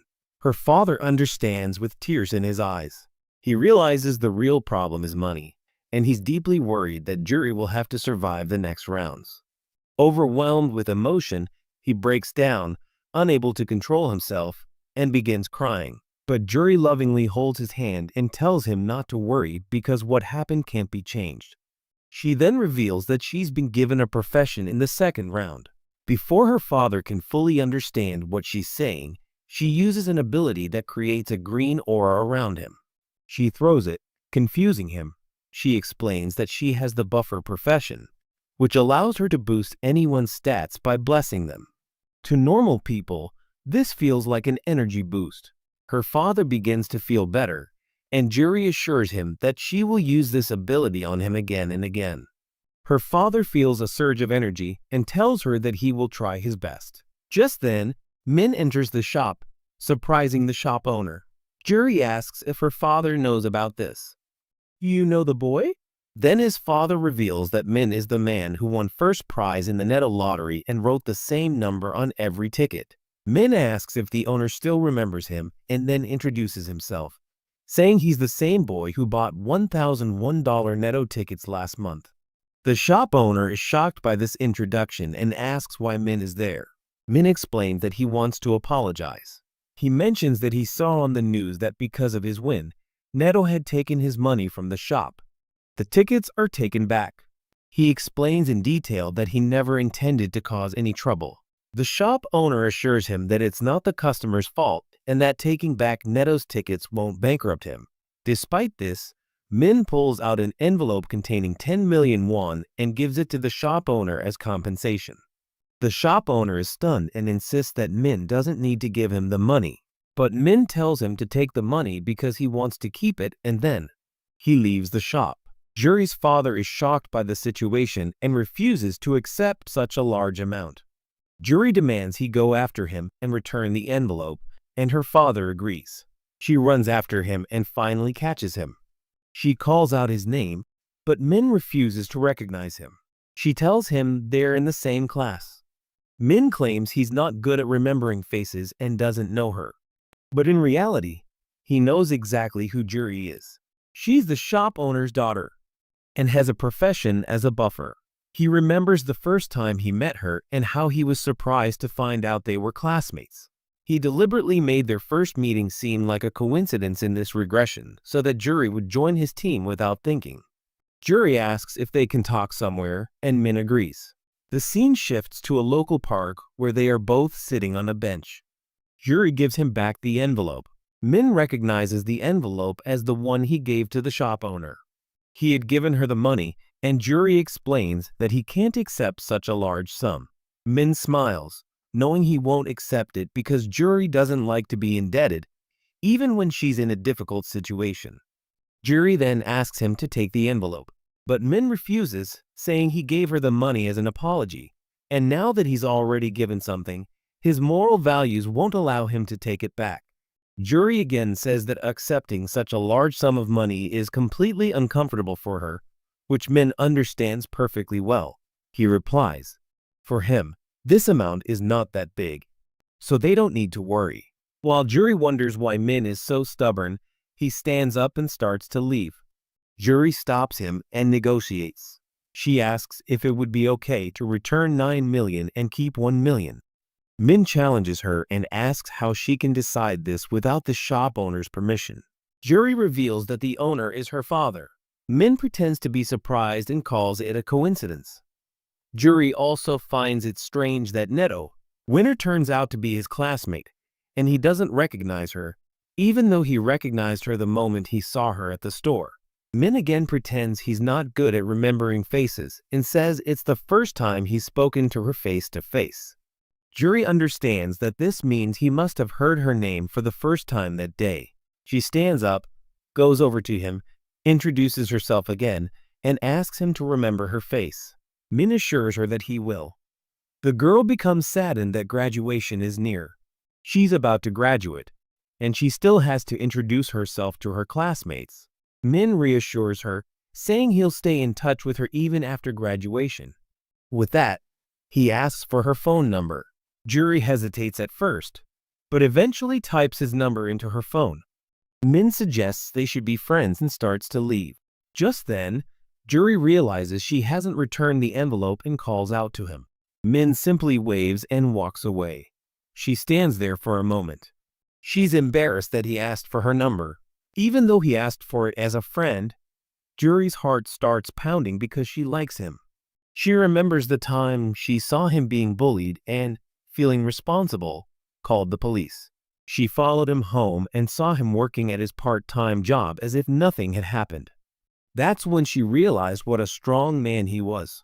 From then on, she started to like him, but she was very hesitant to talk to him and she couldn't even muster the courage to approach. Now she feels she shouldn't wait any longer. Kazmat brought them together. Especially after he gave her 10 million, she should maintain a good relationship with him. Then she decides to be even more forceful and plans to invite him to lunch. The scene shifts to Min, who is sitting on his bed at home. Just then, he receives a text from Juri, asking if he's free for lunch because she needs to talk. Min offers to feed her, but Juri insists that the food will be from him. He smiles, knowing his plan is working perfectly. Juri doesn't want to be ungrateful, and she'll most likely help him when he needs it. He gets up to get ready, thinking that this time he'll keep Juri alive until the 20th round. As he's about to leave, Gwon asks where he's going. Min replies that he's going to meet a friend. He then asks if that friend is a girl, and Min answers yes. He then tells his brother that he'll be eating out, so one should eat something without him today. Hearing this, one is confused and surprised. He thinks his brother is actually in a relationship. The scene shifts to a restaurant, where Min and Juri are having steaks for lunch. Juri, still in disbelief that she's having lunch one-on-one with him, hesitates to speak for a while. Finally, she gathers the courage and asks how he won the lottery 4 times in a row. Min casually replies that he saw the numbers in a dream. She asks how much she's earned with the cards, and Min confidently tells her that she's earned so much that she won't have to worry about money for the rest of her life. Juri remembers something and asks Min how his first round went. Min tells her that he had a hard time catching all the goblins. She becomes curious about his player map location, and he mentions that he doesn't remember the exact number, but the last one is 5. She sadly explains that her map number ends with 7, so she's in another world. They won't be able to meet. but Min knows they will when the maps merge. Juri then asks about his level, to which Min lies and says he's at level 10. She becomes embarrassed and reveals that she's also at level 10. When she asks about his profession, he replies that he doesn't have one yet.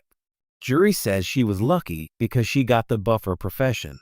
Min asks him if it works like a game character, even though she already knows what it does. Juri explains that her ability is called Blessing, and it can boost anyone's stats. She then asks if she can use it on him. Pisces agrees, and Juri boosts his stats by 50% for 3 hours, much to his surprise.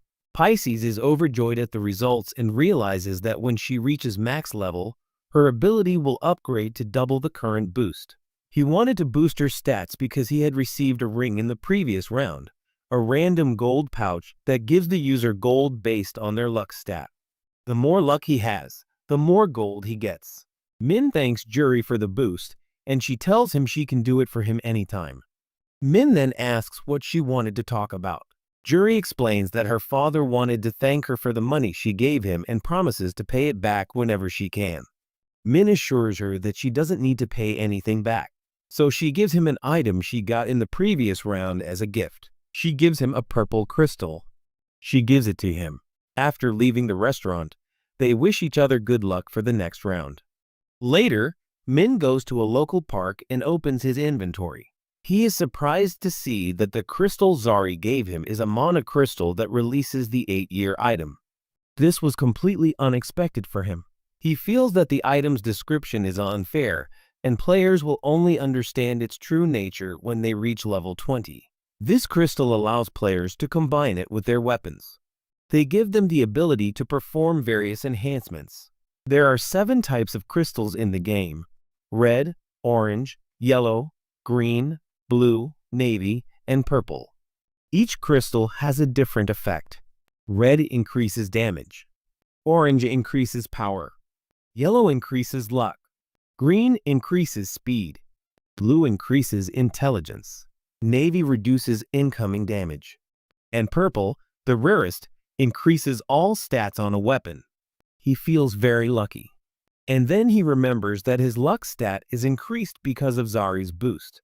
So he realizes he needs to hurry if he wants to open a random gold pouch before the boost runs out. He takes out a bag of mealworms, planning to crush them to activate his rune of slaughter, which increases his stats by 1% with each kill. He crushes the worms repeatedly and sees his stats increase by 100%, increasing his luck stat from 15 to 45. He then opens his inventory, pulls out a random gold pouch, and uses it, expecting it to give him 3,000 to 6,000. He'll get gold. But what he finds surprises him. The system beeps as Min opens the gold pouch reward and pauses for a second. His eyes widen when he sees the huge price of 10th gold inside. He's truly shocked, as he's never earned that much money in any of his previous lives.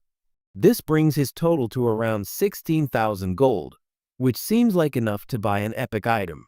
But the item he's eyeing won't arrive for another 2 weeks, so he thinks it's best to save gold and wait. Later, he returns to his apartment. Min enters and finds his brother on his phone, scrolling through TikTok at full speed like he's a professional. One immediately notices him and starts questioning him about the so-called date. Min, equally surprised, immediately stops the conversation, stating that there's nothing romantic going on with the girl. To divert the conversation, he asks if one has eaten. The brother happily announces that he ate some juicy capon. Main one asks him to try something else, but his brother remains fiercely loyal to his favorite food, saying he's been craving it for a long time. This brings back memories of when they were both poor and faced hardship, but their fortunes have changed in just one day. As Main sits there contemplating this, he realizes he hasn't checked his bitcoins in a while. He remembers that the market could crash at any moment. So he thinks they should cash out and finally get a driving permit with the money. So he arrives at the driving center, and the next moment, Min is sitting down for his online driving test. He lets out a long, bored sigh, finding the whole routine tedious. having taken it thousands of times in his past lives. He answers all the questions effortlessly, without breaking a sweat, and finishes in record time, standing up as if ready to leave. The supervisor sees him off. He looks at it and thinks he's just another newbie giving up halfway through. But his face freezes when the system suddenly displays a message about Min's near-perfect score, as everything is already confirmed in his mind. Min gets his license within 4 days without any problems. This all puts Min in a bit of a fix because after remembering all his regressions, he thinks he should have become a really bad old man by now. As soon as he gets his new shiny license, Min doesn't waste a second and sets his sights on his dream car. A limited edition Lamborghini so stunning that even Andrew Tate would die of jealousy. He asks the salesman how long it will take to get one, and the man tells him it'll take about a month. Without a second thought, Min places the order, and the salesman feels like he's won the lottery. He immediately congratulates him. 2 weeks pass, and Min sells all his bitcoins, ready to ride out the market crash. Wahan is looking for his brother's strange gift. Seeing Smile, Min asks if he's hit the jackpot, remaining cool as ever. Min casually says that he sold all his crypto and got 300 billion. Hearing this, Wen nearly spits out his coffee in shock. He watches in complete amazement as their small savings skyrocket. But for Min, it's just another Tuesday. Wan still remembers warning his brother not to put all his money in one place, and he can't quite believe how things have turned out. He says he didn't expect it either, and it was just luck that it became a personal record. His innocent younger brother asks if he's planning to withdraw everything. He relaxes a bit when Min casually says yes. But this little relief doesn't last long, and he almost drops his mug. When Min reveals that he's now planning to play stocks, Wen immediately gets upset again because he thinks his brother doesn't know anything about stocks. But Min just tells him to chill, and the old man in the dream asks Han to trust him, whom he himself trusts with complete confidence. The innocent younger brother is genuinely taken in by Min's words and asks if Min has any specific stock in mind. He gradually calms down and decides to trust him this time, while Min fully understands that Han needn't worry. He also knows that his past lives weren't just for show, but rather an experience, and he has complete confidence in the company he trusts. He's going to invest money. That company is Chun Consulting Stocks, which already handles a total budget of 900 billion won. Even though it looks like a normal company right now, Min knows that when the fourth round starts, this company will grow tremendously. So he invests all his money without hesitation. By doing this, he wants to buy a large portion of the shares so that he can manipulate future shareholder meetings and, more importantly, amass a mountain of wealth and power with it. Then, Min casually gives his 280 billion won to those companies. He puts it in the stockpile, while his poor brother stands there, praying he doesn't end up homeless again. With all of this sorted out, Min can finally shift his focus to the item he needs from the Quest store. That night, while waiting for midnight to strike in bed, he goes to the Quest store and browses through some items and skills. While the available items may seem pretty normal, there are other ways to unlock real treasures, like keeping an eye on the daily items that arrive at the store each day. A normal player would ignore this. Our hero has lived over 100 years and remembers exactly what the store sells each day. So he presses the confirm button as if he's absolutely sure, and today's item comes out. A skull bone necklace that increases attack speed. But this time, it's being sold for much less than its original price. But Min doesn't stop there. He pulls out his old discount coupon he received earlier and buys the item at half price without blinking an eye. He then checks his remaining balance and immediately straightens up. He didn't expect to still have about 14,000 gold left in his account. He goes into full detective mode, wondering whether to buy armor now or save another 6,000 gold to unlock a completely broken skill later. Ultimately, he decides that buying the skill is the smarter move. Luck is also on his side, as the next round is all monster farming, so collecting the remaining gold will be easier. Time flies, and when March 1st arrives, all players are sent back to the other world. They still don't know what the divine beings are going to do to them next. One by one, the players arrive in the dimension and immediately begin analyzing the new place they've arrived in. The place resembles a village, or rather, a ruin, as there are no living people there except them. As they walk around, they notice that the village is surrounded by walls like a castle, with doors in every direction. A large crystal in the center illuminates the entire area, further confusing the players. What their mission is this round?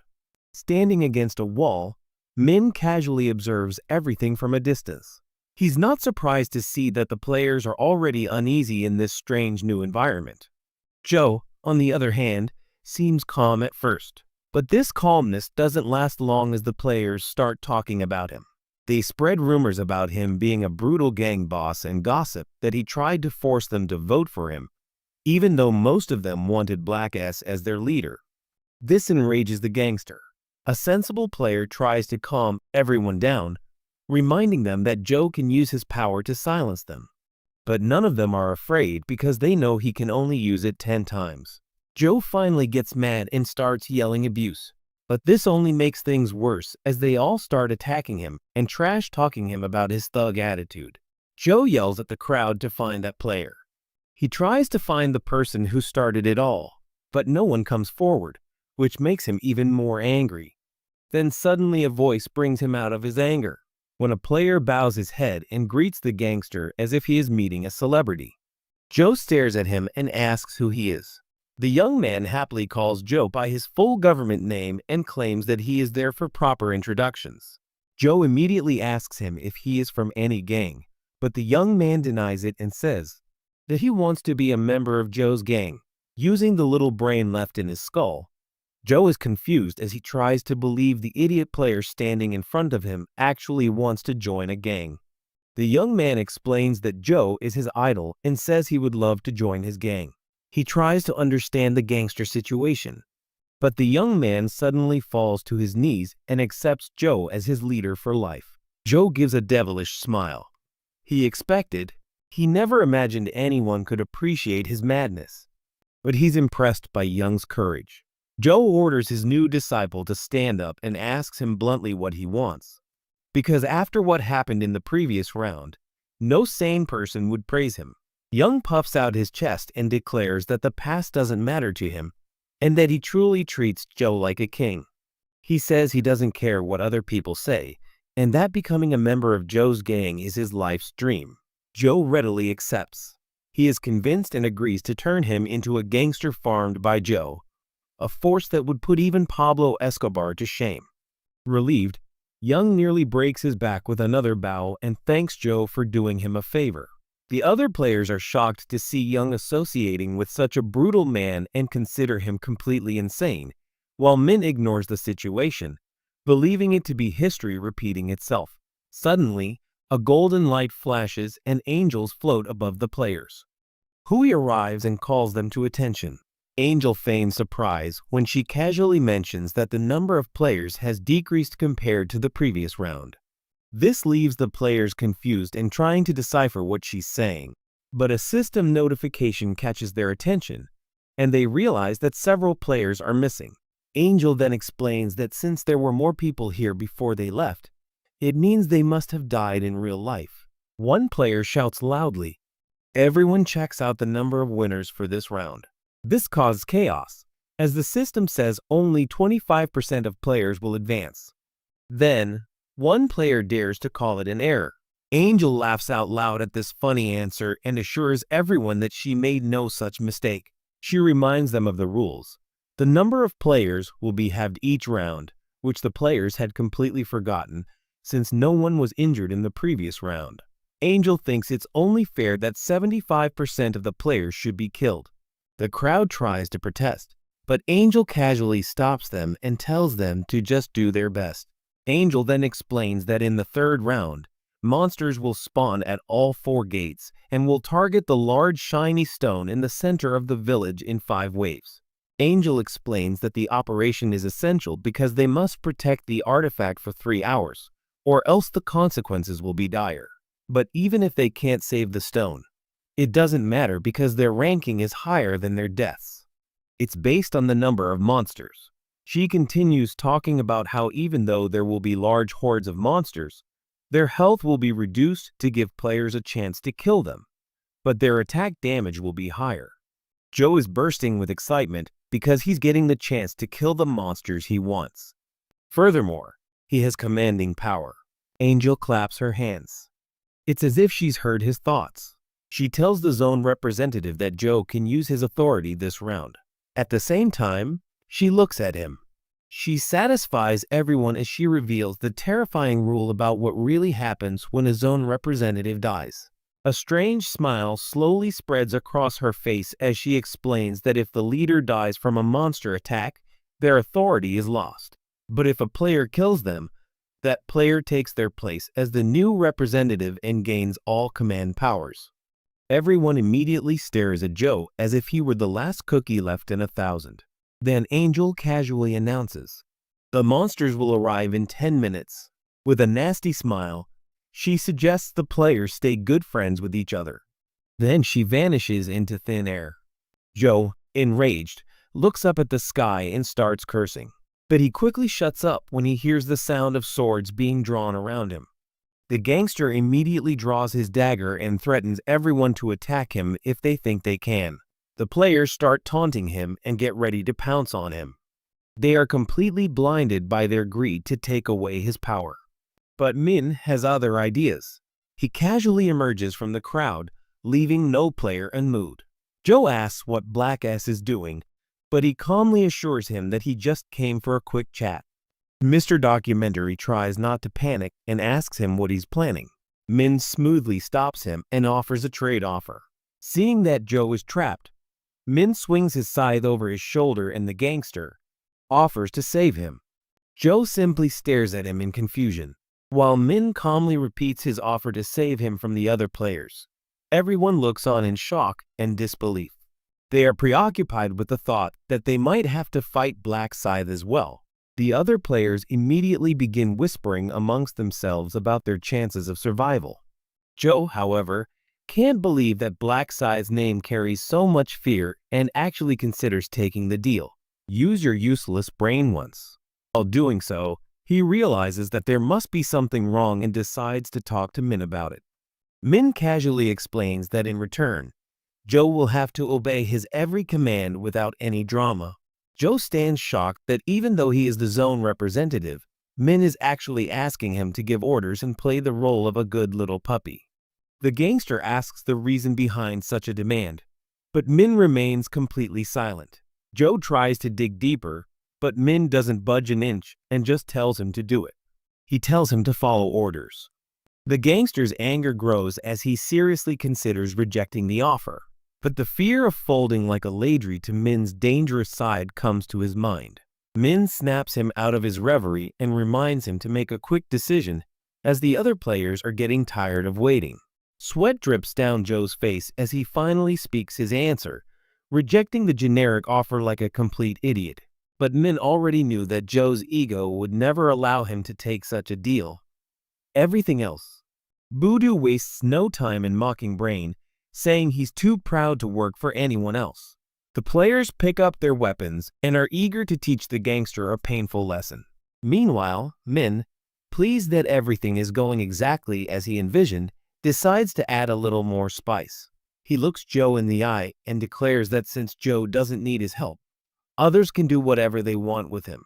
With this, Min turns and walks away, claiming that the gangster's survival will be difficult now. The other players, armed with their weapons, advance rapidly, hungry to tear Joe apart. Mr. Documentary grips his dagger tightly and seriously wonders if he made the right decision before things get really bad. Joe is suddenly saved by the system, which alerts them that a monster wave is about to begin. Everyone rushes to their battle positions around the crystal. Joe realizes that he can't just fight here, as there are so many players trying to overwhelm him. They're out to kill, and this isn't a team mission anyway. Joe then sees Min walking toward a secluded area, and his curiosity grows, and he decides to follow her. He secretly stalks Min, wondering if he'll be fighting the monster alone. But the peace doesn't last long, as the loud, bloodthirsty roars of the monsters suddenly fill the air. sending a wave of fear through the players. The system displays a message stating that they'll have to fight 8,000 goblins, and everyone's heart trembles at the sound. The gangster immediately flees to higher ground, but he's surprised by how calm Black Sai is. Observing the situation closely, Joe notices that even with a small opening in the gates, numerous goblins can enter at once. The sight would send shivers down any experienced player's spine. Watching from a balcony, Joe convinces himself that Min was just talking to the wind and would probably flee like a coward. Just then, the bloodthirsty goblins quickly begin to emerge from the gates. Black Sit is ready. He cuts through them like butter, taking down goblins one after another without pause. He doesn't even give them a chance to breathe, charging forward, passing through them like a flash, making mincemeat of them. Joe watches all this. He can't understand how Min is so overpowered. The goblins try to surround him so they can kill him all at once, but they all fail miserably, unable to escape his deadly attacks.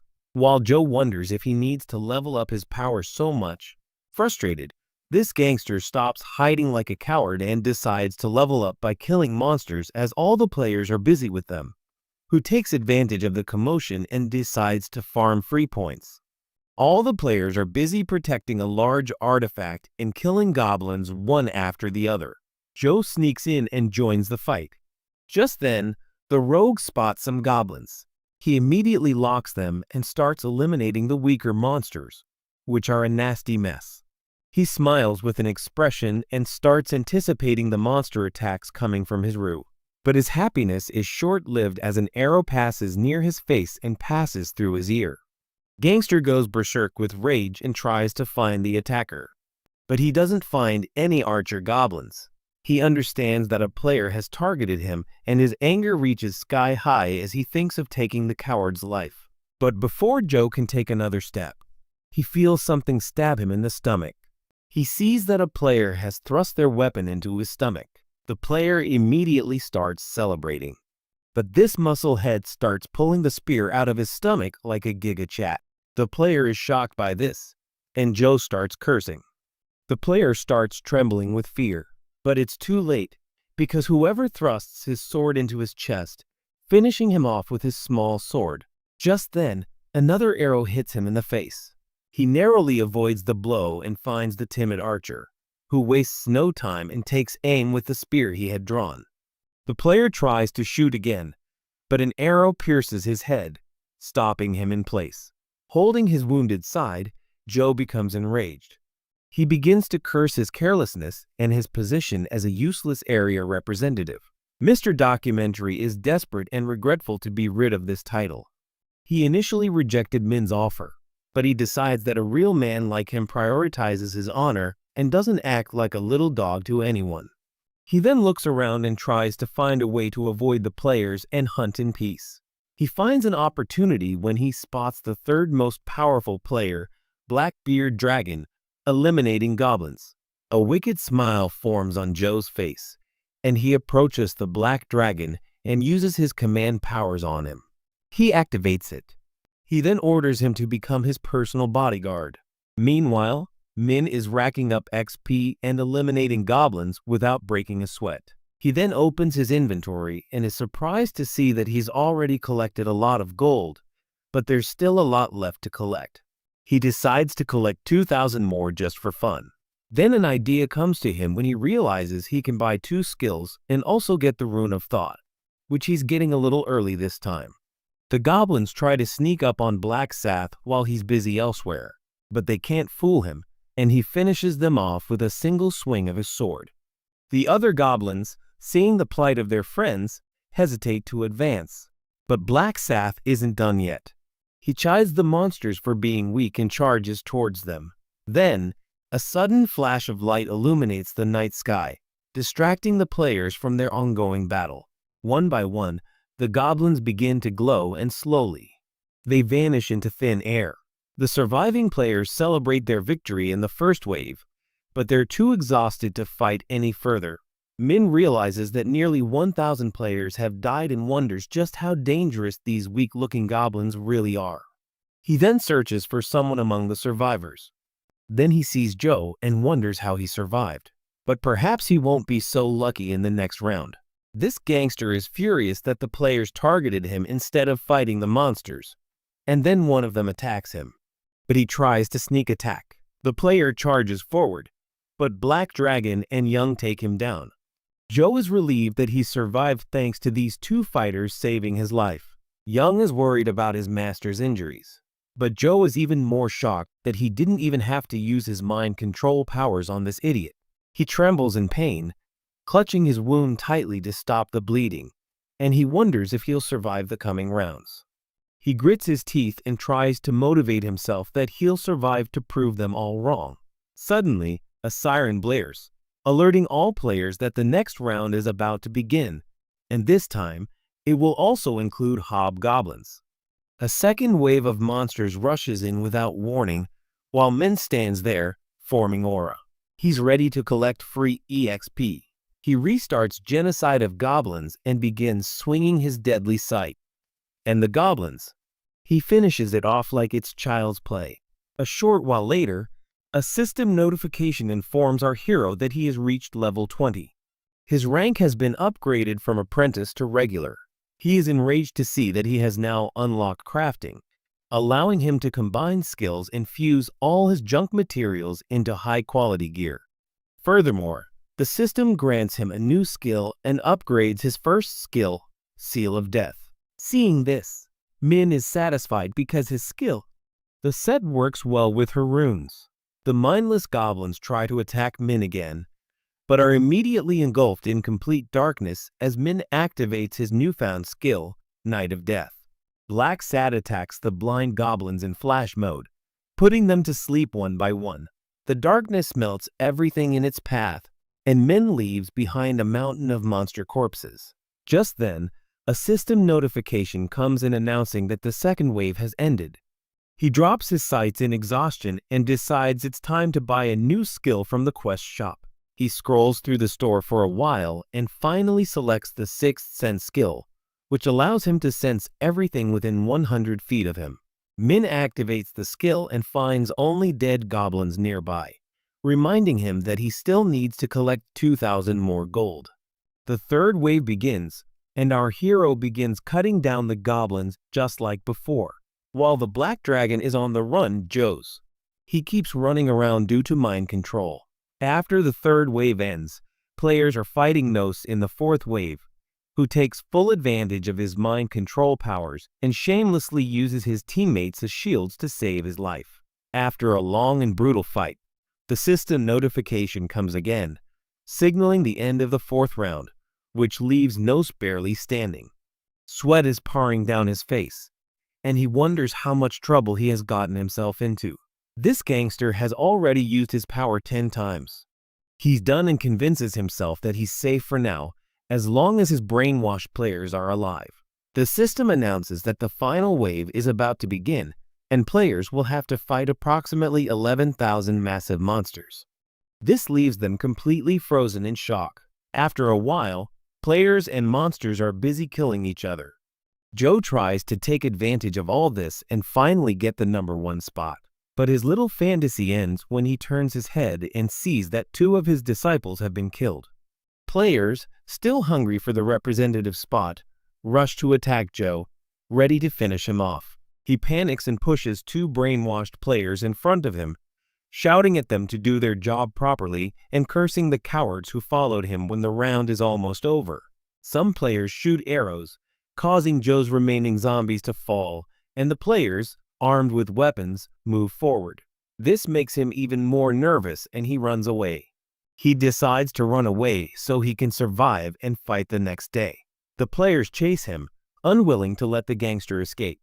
Joe runs as fast as he can. He reaches a gate where he sees Black S, who is catching his breath after clearing out the monster army. The gangster runs up to him in fear, begging him to let him in. He's willing to do anything if it will give him protection. But Min remains calm, and when Joe repeats his words, Min confronts him. He glares at her angrily and refuses without thinking. Joe's face turns pale. When Min reminds him that rejecting his offer once means there's no chance of a next time, he walks away without hesitation. Joe tries to follow him, but he can't understand the situation. But Min says he doesn't need someone who has already used all his commands. Joe curses himself for not accepting the offer when he had the chance, and he knows there's no way out. He's gone. The players quickly notice that he's no longer protected, and Joe trembles with fear. Mr. Documentary looks around in fear as the players mock him, saying his life will now become a documentary. He thinks all hope is lost. Joe prepares himself as the players close in to end his life, but suddenly, a voice calls out to him. The young man comes to support his senior. Joe is surprised to see him there and lets his guard down for a moment, but his junior confronts him. A brutal right uppercut knocks Joe down. The blow sends him crashing to the ground like a sack of potatoes. He clutches his broken jaw in pain. Then he sees Young laughing like a devil, telling him to prepare for his death. He wants to curse him out, but the young man silences him with another punch. His junior holds him down and punches him to death.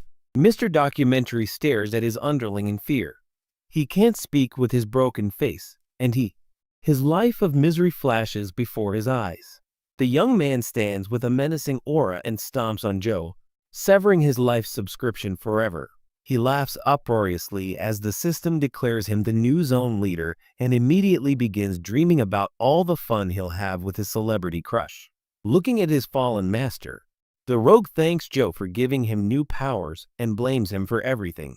He says none of this would have happened if Joe had been so timid. No.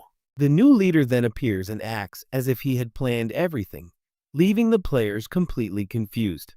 Everyone is enraged and shocked at how someone so despicable could succumb to a gangster and ultimately betray him. The players quickly become enraged at the prospect of a traitor becoming their new leader and decide to eliminate him immediately. But Young knew this was going to happen, so he runs straight towards Black City. Min is astonished. He turns to look at him. Young shouts excitedly that he's in charge now, but Min seems completely uninterested. So the scoundrel repeats the same offer he made to Joe, saying he'll do anything Min wants. An idea comes to Young's mind. He thinks Min rejected Joe because his powers had already been lost, but he figures that's not the case, so there's no reason to reject him. But Min bluntly tells the scoundrel that his face is ugly and that she's probably his. Aining will forgive his actions if he kneels down. Hearing this, the gangster looks at him in confusion, wondering why he's still being treated like garbage. But Min calmly reminds the snake-like man that he needs him. Min orders him to kneel down again, which makes him seriously angry. But then he takes one look at the angry mob ready to tear him to pieces. Seeing this, his dignity vanishes in an instant and he immediately falls down. He calls Min his new master and begs him for mercy for saving a weakling like him. Min, however, is not at all happy to see him, remembering how many times Young has humiliated him in the past. Nevertheless, he believes that even a trash like him can be useful. Black S agrees to take him in. Young says the same thing and thanks his master. Min tells the thug to stop this and walks towards the crowd. Standing right in front of his new subordinate, he tells them that Young is now. It's inside him.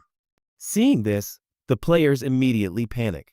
They're afraid to fight Black Literature face to face. One of them suggests attacking him together, but when his friend reminds him of the Goblin Massacre, he quickly backs off. The players gather together and start brainstorming ideas.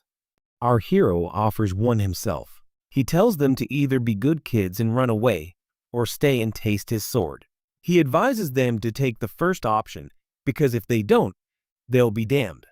If he does, he will forget the difference between humans and monsters. Hearing this threat, all the players tremble and one by one they retreat, unwilling to risk their lives. Young is amazed by his master's power and is relieved to know that he changed teams, even though they had a rough start.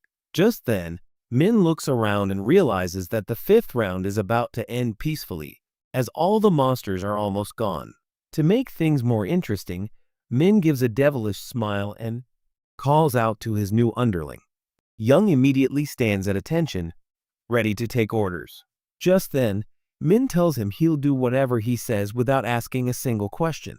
Min casually announces that he'll use all 10 of his commandments to order everyone to break a large, glowing stone. Upon hearing this order, Young stupidly asks what that purple stone is. Before he can understand, he remembers that Angel warned them that if anything happened to him, things would be very bad.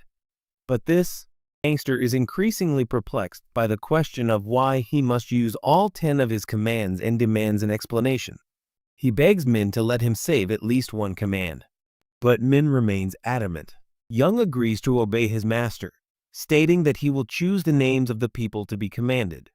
Blacksir calls out the list of players. Young is startled when the names seem familiar to him. Most of them belong to his own friends. This makes him wonder if this is a real mistake. Some sick joke? His so-called friends ask him if he would really do this. But the imposter simply offers a false apology and says he's not doing it willingly. Young activates his mind control powers and orders the players to attack the artifact. This causes chaos as the system warns all players that their lifeline is in danger. The zombies begin to attack the artifact with their weapons, while the survivors scream and beg them to stop. They quickly attack the crystal. They rush to the system to control the hunters. When talking doesn't work, they resort to violence, but it's too late. Suddenly, the large crystal shatters into pieces. The crowd immediately panics. The system announces that the punishment for failing to protect the artifact has begun. A divine punisher will descend and rain fire on them for half an hour while they run around like rats. Blackass stands there with a devilish smile as the system unlocks a hidden quest. He has declared it a treasure of the artifact and offers a reward of 3,000 gold upon completion. A hidden quest and a side quest suddenly appear, requiring players to survive for 30 minutes against the deliverer of punishment. Afterward, they will receive 3,000 gold, which is more than the 2,000 gold they received for protecting the artifact. Everyone celebrates, but Min, the know-it-all, realizes that destroying the artifact comes at a price. Players who attack the artifact have their stats reduced by 50%, making them vulnerable to attacks. The map representative turns red with anger. At the same moment, the artifact also punishes Young, permanently reducing his stats by 50%, which the man considers a death sentence. He then decides to open a store and buy some basic items with the remaining gold to boost his stats for the upcoming challenge. Defeating the deliverer, he uses the craft combination skill. First, he combines a necklace with a purple crystal to increase all his stats by 1 point. Then, he combines his armor with a navy crystal to increase his overall stats by 1 point. He uses his weapon to reduce incoming damage and then combines his power with the orange crystal, increasing his power by 2 stat points. He knows he needs all the help he can get. Suddenly, a terrifying sound fills the air, and everyone prepares to face the deliverer of divine punishment. It's a difficult task. One Black Saf knows from previous games where only 500 players survived. The deliverer is so difficult to survive that it normally takes 5 level 40 players to defeat it. But Min is ready to handle this challenge alone and claim all the rewards for himself. Just then, the sky splits open and a being, glowing in a golden light, descends. Min remains confident throughout this. He knows he can win because he holds the title of First Angel Killer, which doubles his stats against any opponent of the Holy Order, including the Divine Punisher who now stands before them. The deliverer lands, and people initially underestimate him because of his size. They think escaping him will be an easy task. As the bells on his staff softly ring, the deliverer takes a few steps forward, raises his staff skyward, and smashes it against the ground, and in the next instant, a force field called a restriction field forms around him. This dome-like field expands outward, trapping several players inside. Once inside, their stats are reduced by 50%. I estimate that at least 300 players are now trapped inside, and no one can escape them. There's no escape. When the deliverer launches its attack, thousands of arrows of light, accompanied by a brilliant blue aura, shoot out from the deliverer's staff in every direction, destroying everything in their path. Players try to escape, but trapped within the restriction field, they can't escape the arrows. This is exactly as Min predicted. He sees an opportunity to attack in this and runs after the deliverer, waiting for the field to end. As soon as it does, he quickly moves forward. He advances because he knows the deliverer has no ears. So no matter how much noise he makes, he closes the gap. He quickly approaches him and applies the seal of death on him. But it's too late. Suddenly, the deliverer turns back. But our hero stabs him in the eye with his saber and quickly retreats. The seal of death tells him that the deliverer's health has been reduced to 60% in a single strike. Just as he thought, the deliverer activates his restriction field again. He is trying to trap Black Sadar. He expands the field for the deliverer, but Min has 100 years of experience. He evades the field this time too. As soon as the field comes back down, Min doesn't waste a second. He attacks the deliverer again. He takes another swing, aiming for his other eye. The deliverer roars in pain and activates his field once again, trapping Min inside. But it doesn't matter. He knows the boss is now blind, but his accuracy is still that of an elite sniper. The deliverer shoots arrows in every direction.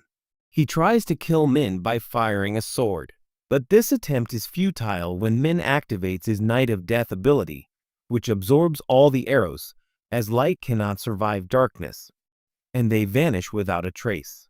Blackside then takes a big step forward, swinging his sword with deadly precision to finish the job quickly. With a swift blow of his sword, Mane cuts off one of the deliverer's wings. The deliverer attempts a counterattack, but Mane evades the attack and the second wing is also cut off, due to which deliverer's health is reduced to only 10%. But instead of finishing the job immediately, Min retreats a little. When deliverer activates his ability Glorious Storm, which makes him immortal for some time. If Min had tried to cut off the head, deliverer would have survived and run away. Therefore, ending the fight at this time was a risk. Deliverer starts raining brutal attacks. He wants to finish Black S at any cost, but Min watches this spectacle from a distance, enjoying it. As soon as the ability ends, and Min wastes no time, decapitating the deliverer with a single strike. He quickly levels up, and he earns a significant amount of gold in achievements. He becomes the first player to kill the deliverer of Divine Punishment. He also receives the title of the one who goes against Divine Punishment, which reduces the damage of enemy attacks from the Holy Order by 80%. He also receives an ether and the rune of the Glorious Storm. The ether can be used to craft divine level items, while the rune cullen is a divine level skill. Enhances effects and boosts intelligence based on the player's rank. Completing a side quest rewards each player with 3,000 gold, which makes them happy, and they start talking amongst themselves. However, everyone is confused about the Black Side's power. Even Angel is impressed and excited to interview him. She asks him why he decided to kill the deliverer when he could only survive to receive the reward. He replies that he doesn't like seeing people die. Everyone is shocked to hear this, realizing that this hero actually has some humanity left in him. Angel is perturbed, wondering how humans can so easily switch between killing and protecting each other. Min, however, smiles. He knows these feelingly arrogant angels will never understand this. Angel then reminds the players that their lives still depend on their rank and reveals the results. Once again, Blacksept comes in first on both maps. He single-handedly took down 3,600 monsters. He's killed and reached level 30. This is all thanks to an experience boost. For finishing first, he receives a unique reward box and a rare ring ticket. Using the ring ticket, he chooses the Ring of Resistance. He knows most people don't know about this ring, but it helps reduce the player's status effects, reducing the chance of dying. He chooses gold over the unique reward because he knows the next round won't involve killing monsters. Angel announces, "It's decided that only the top 12 to 25 players will survive this round." This causes lower-ranked players to panic and try to protest. But this is in vain, and soon all players ranked below the limit disappear forever, leaving the remaining players back in the real world. The scene shifts to Erin, who suddenly awakens in her room. She is delighted that she not only survived this round but also earned the summoner profession, which allows her to summon fairies for protection. Casts shields. It's thanks to the protection of these fairies and the distraction of singles monsters that Erin not only survives but also comes in third on the local map. She receives a purple crystal for finishing in third place and decides to gift this rare stone to Blackass. Meanwhile, Young is fuming in his room. He breaks a table lamp and curses Min for permanently lowering his stats. He regrets ordering his friends to destroy the artifact. Suddenly, his phone rings, and upon seeing the caller's name, he realizes he's done for. He picks up, and Sangwon's voice yells at him, asking why he used his command on his own friends. Young tries to justify his actions, saying that if he hadn't obeyed, Blackass would have killed him. But Sang simply replies that he should have died instead of sending his friends to their deaths. Young tries to reason with him, explaining that his stats have been permanently halved. But Sang yells that he shouldn't have let his friends control him, and that this problem wouldn't have happened if he hadn't succumbed to greed and become a representative in the first place. Sang calls him a traitor.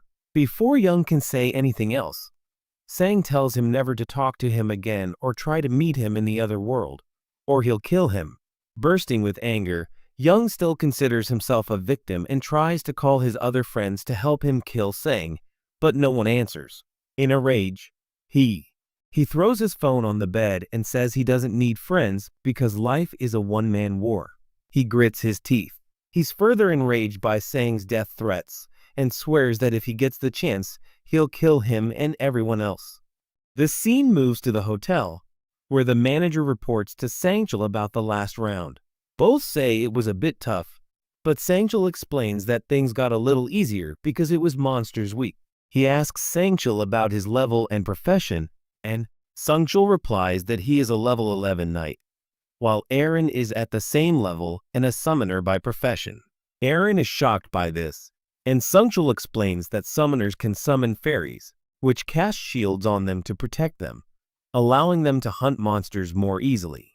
Suddenly, Sangchul's mother suggests that he should become closer to Erin and even date him if he wishes. This suggestion makes him uncomfortable. She explains that becoming closer to Erin will make it easier to find his weaknesses, and he enjoys seeing Sangchul's surprised face. He adds that Sangchul can reject the proposal if he wants. Sangchul replies that the actress wouldn't be interested in him because she never talks to him casually. Aim then gets straight to the point and asks what else Yongchul has to report. The manager apologizes for not being able to thank Black Sai or help him in any way. He explains that Min defeated the deliverer of divine punishment immediately, as if he had to deal with his weak. He knew the points perfectly, and it seems Black Sath doesn't need anyone's help at all. Ma realizes that he thought Black Sath was very weak and is ashamed of Karad for thinking himself superior because of the rune of the Dark Knight. Now he sincerely desires to meet the hero and forgives the manager for failing in his task. He then asks if the manager has found the thugs who attacked them. The manager confirms this. He tells Ma that the first man's name is Yang Min-hung. There are many people with that name across the country, and after a little investigation, the list has been narrowed down to 5 suspects. It's confirmed that the criminal lives in Seoul. The manager further explains that it will take about a month to find his exact location, giving them time until the end of the 4th round. Continuing, Ma asks how much gold Sung Chul has saved. The manager reveals that he has collected 10,000 gold. Emmy tells him that it's half the amount they need to purchase the tracker skill. At that very moment, the manager remembers something important and tells Ma that a stakeholder in their company, Chun Consulting Group, has purchased a large amount of shares. Hearing that the person has purchased 31% of the shares, Ma is stunned. He realizes that this is equivalent to 280 million won. Ma wonders who could have so much money and begins to consider the possibilities. He thinks that it is either a secret wealthy businessman or one of his brothers is conspiring against him. Because logically, whoever buys 1/3 of the shares has control over the company's decisions. He must have done this just to change his mind. Worried, Ma asks his manager for the investor's contact information. Meanwhile, Min is lying on his bed in his apartment, waiting for a call from the company. Suddenly, Wen opens the door and asks about his brother's level, as the kids at school are talking about their siblings' high levels and teasing him because one of the kids has a brother who is level 11 and has a profession. Min assures him that his level is higher, but to hide his true identity, therefore, he doesn't reveal his real level. He tells Kwon that he's level 12, but decides to keep his profession a secret. He calls him a secret and sends him away. Just then, Min gets a call from Ma. The company's CEO himself calls him. Min acts cool and doesn't reveal his true identity. He asks why he's called, and Ma tells him that he wants to meet his company's biggest investor for a personal dinner. He asks if Friday would be okay, but since he's completed a quest that day. They agree on Saturday. As Min had thought, this large investment in Ma's company was meant to impress his father and gain his attention. He begins to plan to obtain the Rune of Thought before meeting Ma. Min remembers that there are several ways to obtain a rune, either by visiting specific locations in different rounds and completing different quests, or by defeating boss monsters. Sometimes, they can drop from normal monsters as well, but finding one in the real world is very rare, because it requires very special conditions. He remembers this when he goes to an old warehouse and waits for a man named Sun Jong. The criminal's nickname was the same as his real name. Hiro remembered this very well. This was the criminal who had kidnapped his brother in a previous life to extract important information about future events. Jong knew that Min was a time traveler because he had acquired the Rune of Thought and could read the minds of both Min and his brother. Since the incident, Min has vowed to take revenge on Jong in every subsequent regression. Although Min claims he no longer hates him, he goes to the warehouse to get the Rune of Thought before Jong does. He puts on a mask to conceal his identity. Suddenly, the door slams open and Jong enters, carrying a woman on his shoulders, the scoundrel he has always been. He throws her to the ground and brutally removes the tape from her mouth. He tries to stop her from screaming, but as soon as her mouth is opening the door, she immediately screams for help. The thug gets angry and tells her not to apologize, but the woman surprises him by apologizing, leaving him momentarily confused. Jong angrily asks why she's apologizing, and she nervously explains that he stared at her the night before, which made him angry. The thug, who is a jerk by nature, takes her words lightly and asks why she did something she regrets now. He tells her that it just put him in a bad mood. He then recalls the events of 2 days earlier. He was wandering the streets looking for a victim when he spotted a woman he found attractive. He stealthily followed her at a distance, waiting for the right moment. As soon as the woman was alone in an alley, the thug appeared before her and activated his ability, causing her body to glow like the sun, just like in Dragon Ball. The woman was blinded by the sudden bright light. She could not see anything and fell unconscious. This thug attacked the woman.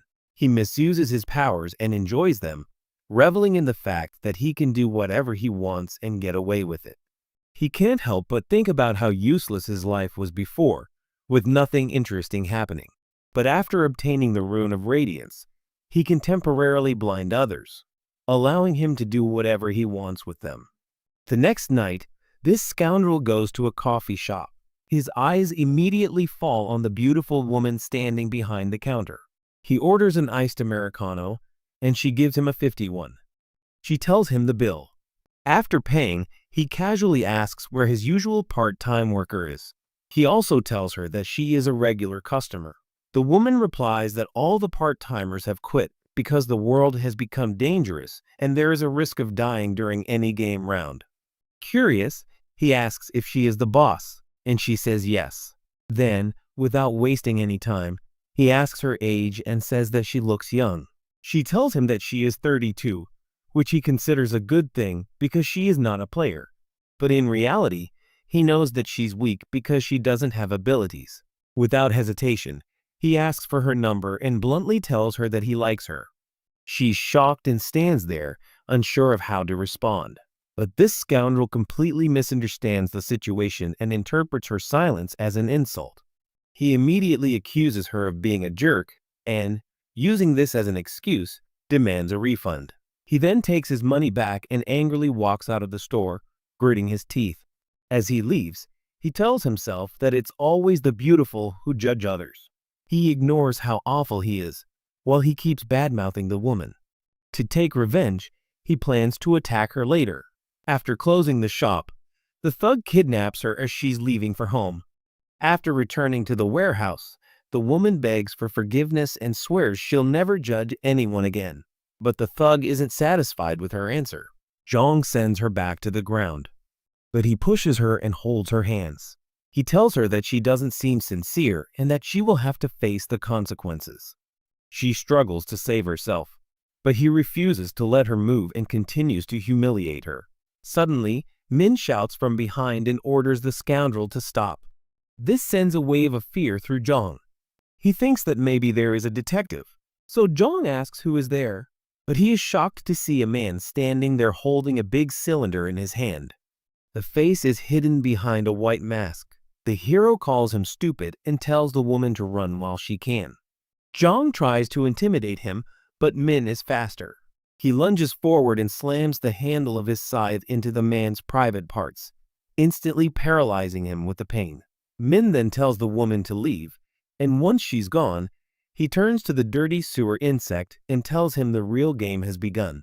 The scoundrel starts cursing at Min and demanding to be tough. He tries, but Min finds it all amusing. Then the rogue repeatedly stabs the masked hero with a dagger, trying to land a blow. But Min easily dodges each blow without breaking a sweat. He finds it also ridiculous. He mocks Zhang for using a goblin's dagger, and the next moment, he turns on his evil mode and cuts off his hand. Seeing this, the rogue trembles in pain, but Min leans over and casually asks if he's in pain. Then he tells him that this is just the beginning. Min then quickly cuts off his other arm as well.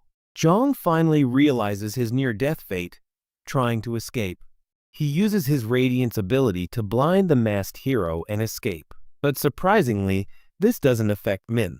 In fact, Min had already activated his Night of Death ability and had extinguished all light in the area before the villain could even realize it. Without wasting a second, he steps in from the darkness and, with a single, smooth blow, cuts off both of the villain's legs, causing him to writhe in pain. He screams loudly and falls. He then asks why the masked hero is doing this to him. Min doesn't give him a long explanation and instead stabs his blade into the thug's leg and casually asks why people use insecticide. Before he can think of anything else, Min plunges the blade into his other leg and calmly explains that insects like him cause problems if left alone. He then begins raining painful attacks on him from both sides. He does. He tries to break whatever courage is left in the rogue, who can barely speak. The rogue questions why he's being treated so badly and wonders aloud if the masked hero holds a grudge against him. Is he doing all this at someone's behest? His pain grows until it becomes unbearable, and he finally tries to end it all by biting his own tongue. Min quickly understands and immediately stops him, telling him that he can't die easily. Then he gives him some more bad news, telling him that his punishment isn't over yet. Zhang begs Min to take his life, but Min takes his request lightly and asks if he understands why he's being tortured like this. When Zhang says he doesn't, Min tells him they've met before and calls him by name.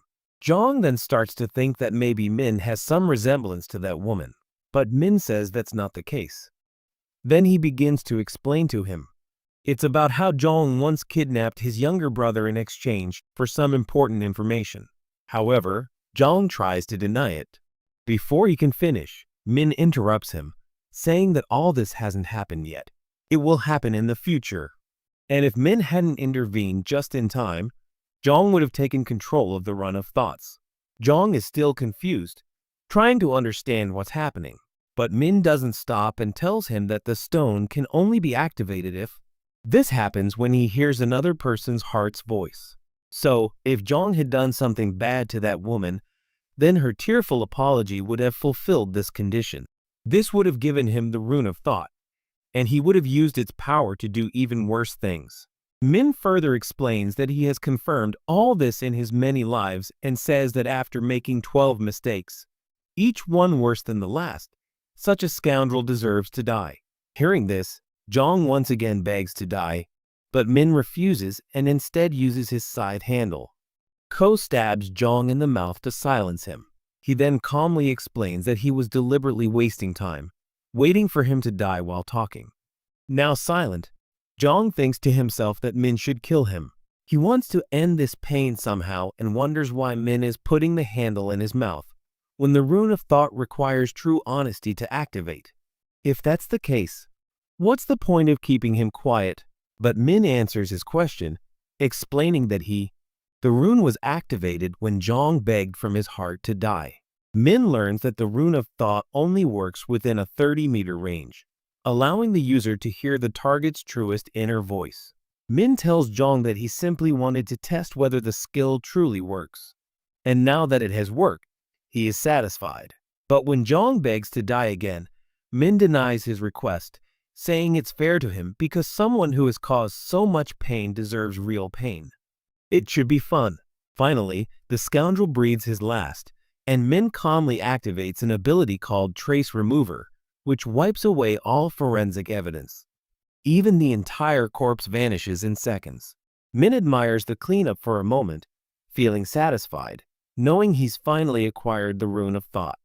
The next task is to meet young Rock's mother. Back at the apartment, Min gets ready, dressed in his full suit and boots. His brother is shocked to see him and tells him.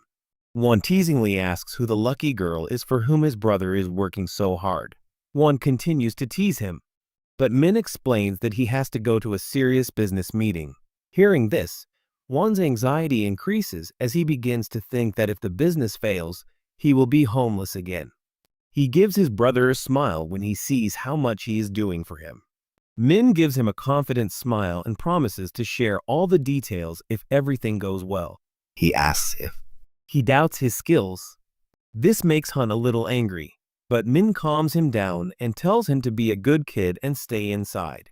This frightens him when he remembers how some players are abusing their power in real life, and some criminals have even escaped from prison. Min confirms this, saying that the system doesn't care whether the players are criminals or not.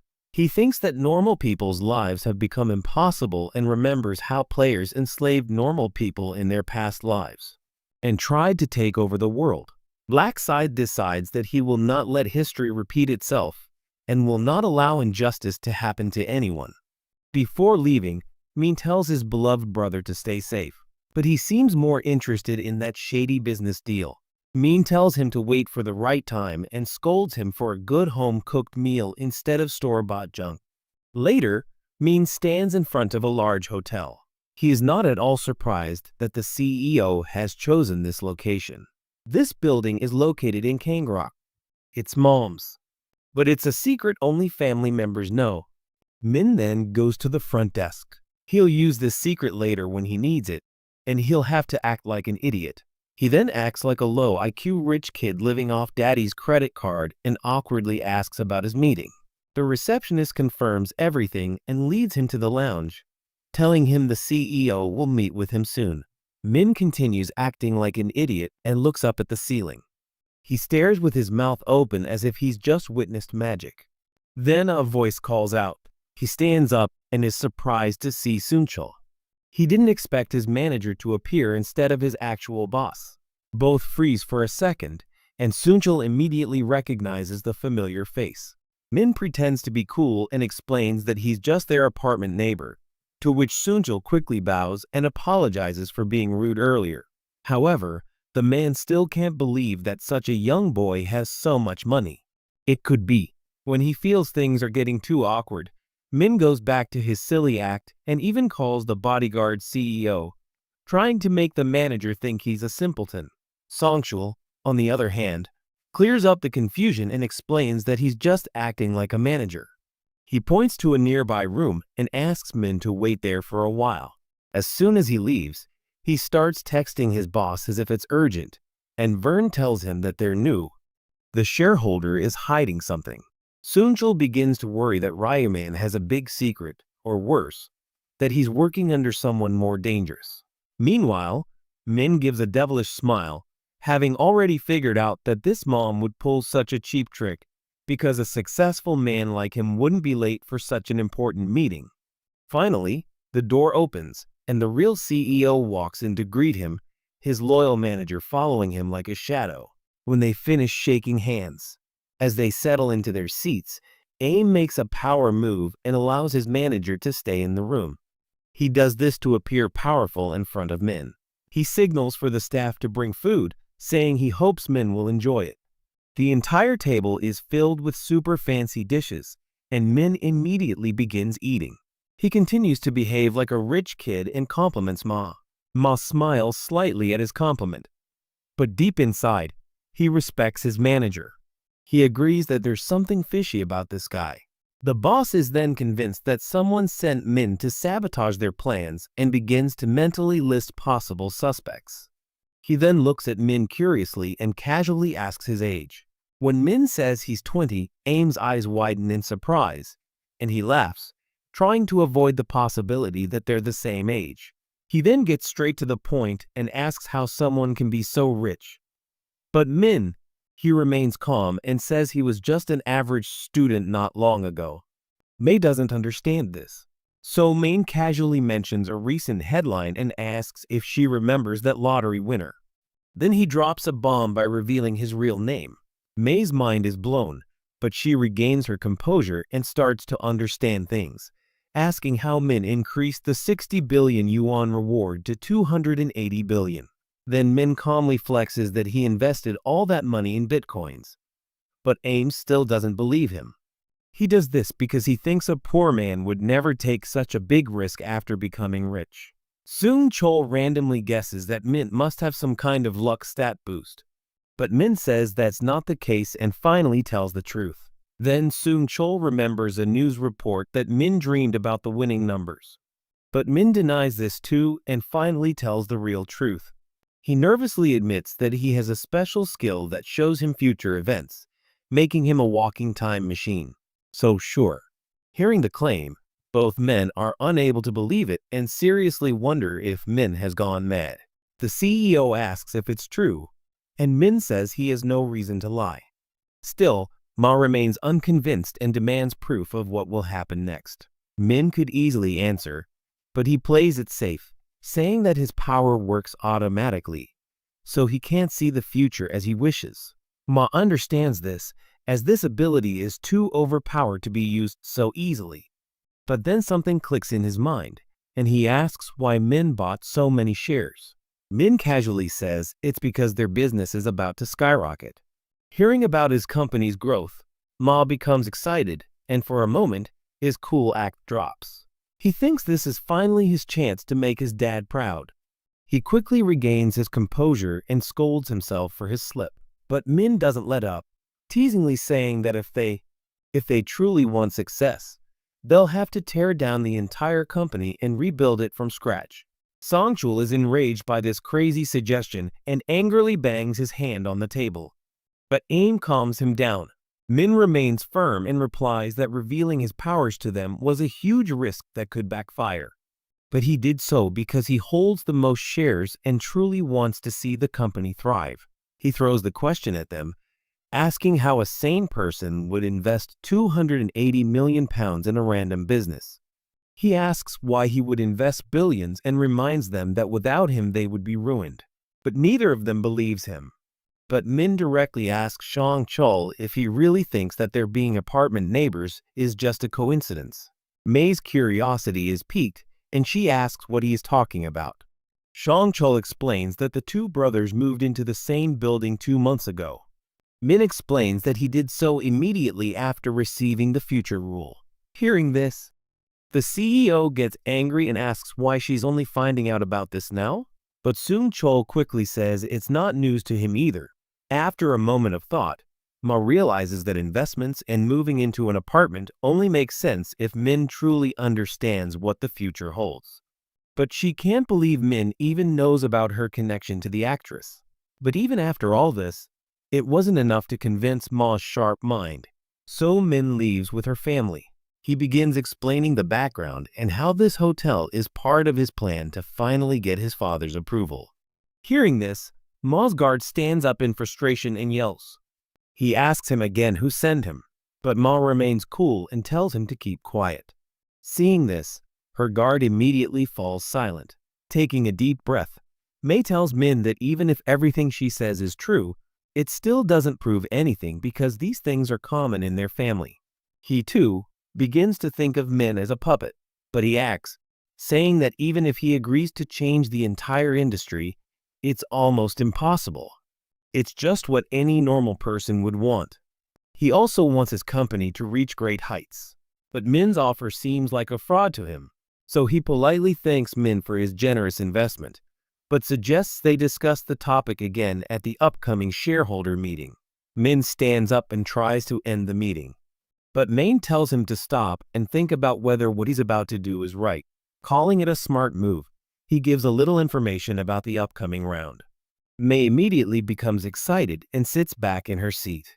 What she just heard blows her mind. Min laughs and asks if that's enough to convince them both that his magic powers are real. When the meeting ends, Sunchul apologizes for getting angry at first, but Aim takes it in stride. He doesn't take it that seriously. The bodyguard asks for permission to have a frank conversation and admits that something is off about Min because he doesn't have any solid reason to help them. Ma thinks Min is just doing this because he needs more money. Sung Chul nods, but feels Min needs something more important than money and says that trusting him is too risky. Still, if Min is telling the truth, Ma doesn't want to miss the chance and thinks it would be smarter to make him a friend because such a person. Keep him close. Quests could be their ticket to survival.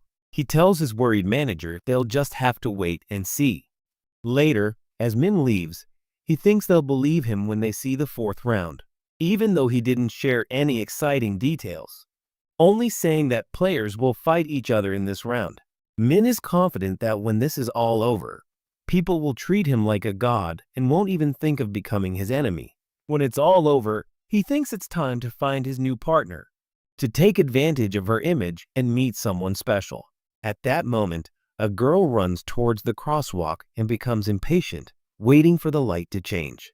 But her attention is drawn to a flashy sports car parked right in front of a store.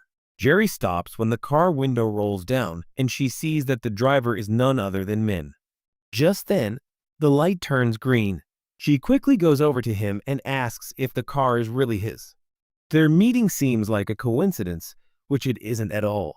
Then, Min sees her in the car.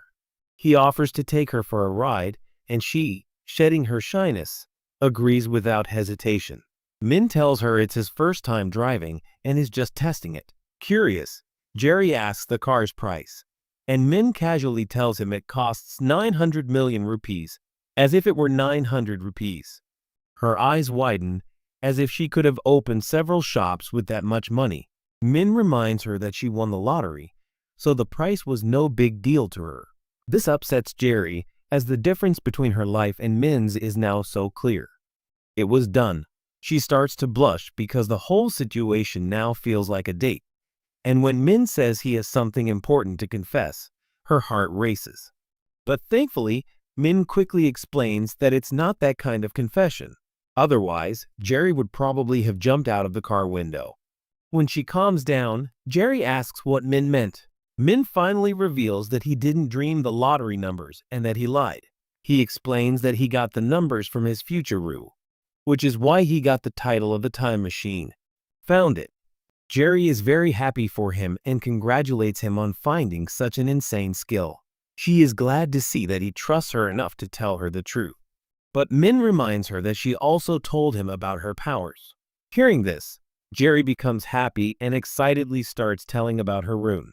She explains that her defense increases according to the number of players nearby. Now that she has finally told someone the truth, she feels lighter, but she wonders why Min suddenly revealed all this. Min tells her that this has been bothering him for a long time, and he felt that no one would believe him. When he tells her what is to come in the fourth round, Jerry is shocked. She has difficulty processing this terrifying news. In a serious tone, Min warns her not to trust anyone when the round begins. Jerry becomes emotional that her handsome classmate cares so much for her and feels special that she is the first girl he has told this secret to. As soon, she glances at him furtively, and many thoughts cross her mind, and she wonders if Min might have feelings for her too. Back at his apartment, Min scrolls through his phone and is shocked to discover that Jerry likes him.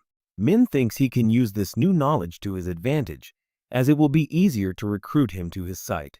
With everything finally in order, Min decides to end the day.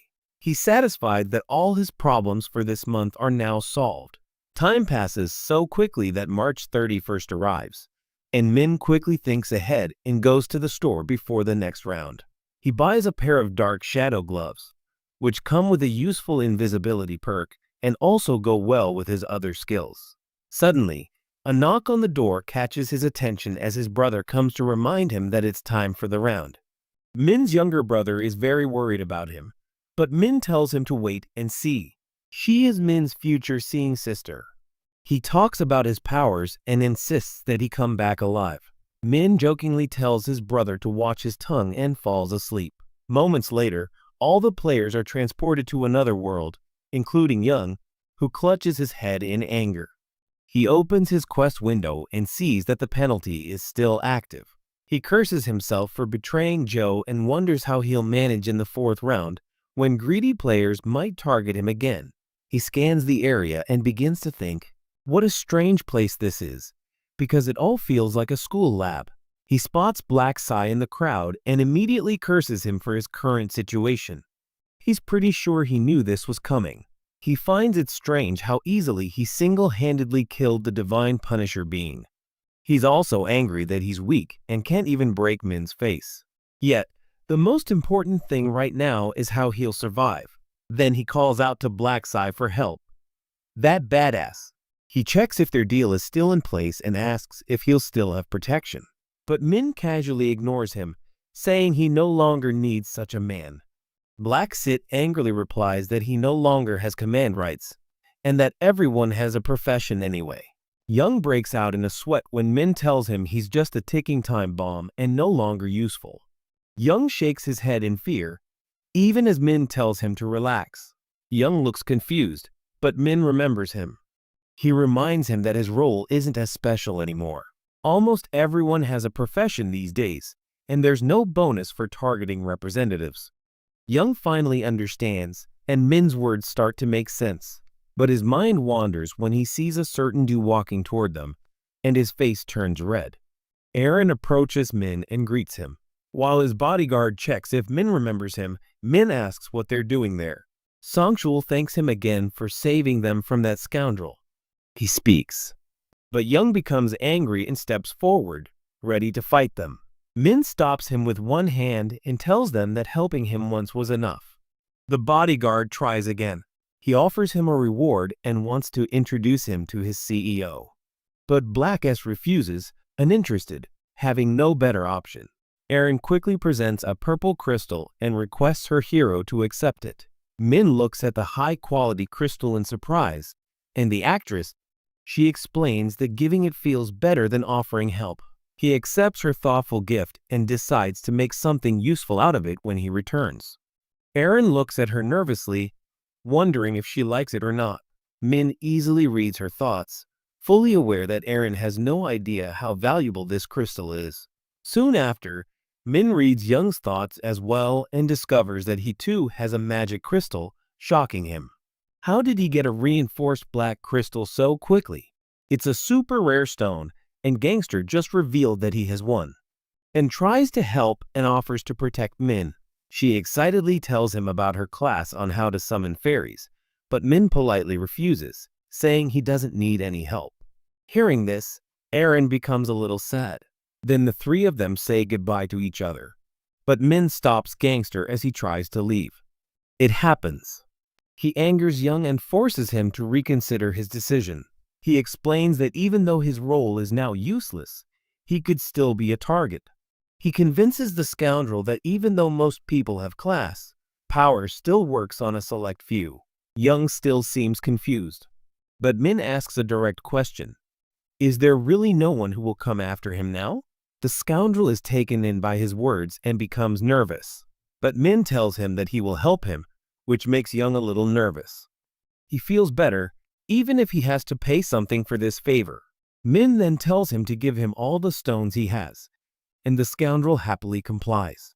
Min tries to force himself further, but the gangster only has his honor left, which Min gives up and agrees to protect from the future. A golden light descends from the sky as Angel returns and casually remarks that the number of players has dropped once again. All the players begin to wonder if this is really real life. Fights have started in the game as well. Min thinks it would be strange if this weren't the case. Then Angel reveals the quest for the 4th round.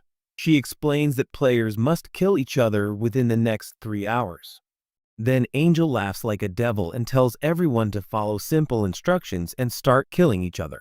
Everyone seems frightened by her words, but she persists and explains that her mission is to reduce the number of players herself. Since there are no monsters this time, they will have to fight among themselves. Players are shocked, and one of them dares to ask if they only have to eliminate one person, to which the evil woman replies that they'll have to find out for themselves. But Min already knows the real reason. Angel has been told to keep quiet, as she only acts as a guide, and the one who's really planning everything is the real boss. However, she gives them a small tip, saying that simply killing another player won't make them top, and the ranking system will remain hidden. The woman also says this. She explains that there are no specific restrictions in the rules and wishes them good luck in this little bloodbath. As the timer appears above them, all the players begin to panic, wondering if it's time to kill each other. The gangster immediately begins to think about who to eliminate first. Min had expected this. The entire situation turns out to be perfect for Young, as all the players seem too scared to fight, and he quickly decides that this is the best way to get revenge on them. Perfect timing for the people he once called friends. Black Scythe suddenly appears behind him, scaring him utterly. He nervously asks if Min needs anything, and Min remembers the promise he made. He then pulls out his scythe and, like a villain, stabs him squarely in the face. Young's head detaches from his body, and the system congratulates Black Scythe on completing a side quest and grants him some special rewards. One player screams, while the others immediately talk about Black Scythe. They start calling him a villain, even though they were all ready to kill each other just moments ago. Then, the other players start yelling at him, pressuring him. They call him a tyrant and a murderer. Min doesn't say anything to them because he's actually killed a lot of people, even though there's a reason behind it every time, and this entire round is about killing anyway. Yet, all the players act like they're all good people, but deep down, most of them want to take away the power of the black side. This fake anger of theirs. Seeing this, Min becomes irritated. This further angers them, and they begin to wonder if he's really crazy. Just then, the system interrupts their chatter and declares Min the new zone representative, causing the players to fall silent. Black Scythe wastes no time and mocks them for their immediate silence, asking if they've become chickens and calling out the frightened people who don't yet have a class. One player quickly notices something strange and points out that Min's name has changed color. They start discussing the new red color. Min recalls from his past lives that killing a player changes the color, and this continues to change depending on how many kills stack up, as the color is crucial. Seeing this, other players will want to kill the killer, but they will eventually become killers themselves. This cycle continues until the entire battlefield turns into a sea of blood. Their haste will only lead to more deaths. Their conscience urges them to hurry up, but the players, they refuse to listen to him. Min then calls them cheaters and liars because they were already planning to go after the leader in the last round, and reminds them that they can either fight him or die quietly at his hands. He asks the crowd what they would do if they had to kill someone just to survive, and tells them to decide quickly and start moving. Min suggests they go ahead and have another discussion, and leaves, thinking that people will fight in the end anyway. By then it will be too late. He worries that they will continue to bicker and waste time, which will mean fewer players will be able to complete the quest, leading to more eliminations. One girl decides to debate the topic, but another player interrupts her, leaving her furious. Another player proposes organizing competitions among the players, but another player quickly shuts her down, saying there isn't enough time for that, further fueling the anger in the crowd. Erin is upset. She wonders what they should do next and whether they should go along with Black Scythe's plan. Songchul completely agrees with Black Scythe and advises the actress that her own life matters most. With this in mind, he tells Erin to be prepared for the toughest of times. This further worries her, as the bodyguard may have been through something similar before.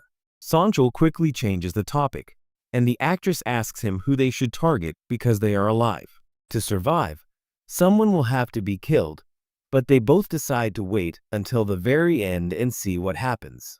Tension grows in the crowd as no one can agree on killing each other, and some players seriously consider rushing the Black Sea. Other players try to reason with each other. They are unaware that Min can hear them, and when Min looks at them, they quickly look away. Their fight escalates because they're not agreeing with each other. Some players insist that killing is necessary to survive, while others argue that only the murderer should be targeted. One bully mocks another player's idea, leading to a heated argument. They start yelling at each other until another player intervenes to provoke them. He tells them to stop flirting and start fighting, but this angers both of them, and their focus shifts to the third player. He leaves, and suddenly all three of them draw their weapons. Min shakes his head in disappointment, having confirmed that everyone here is just making noise and no one has the courage to fight.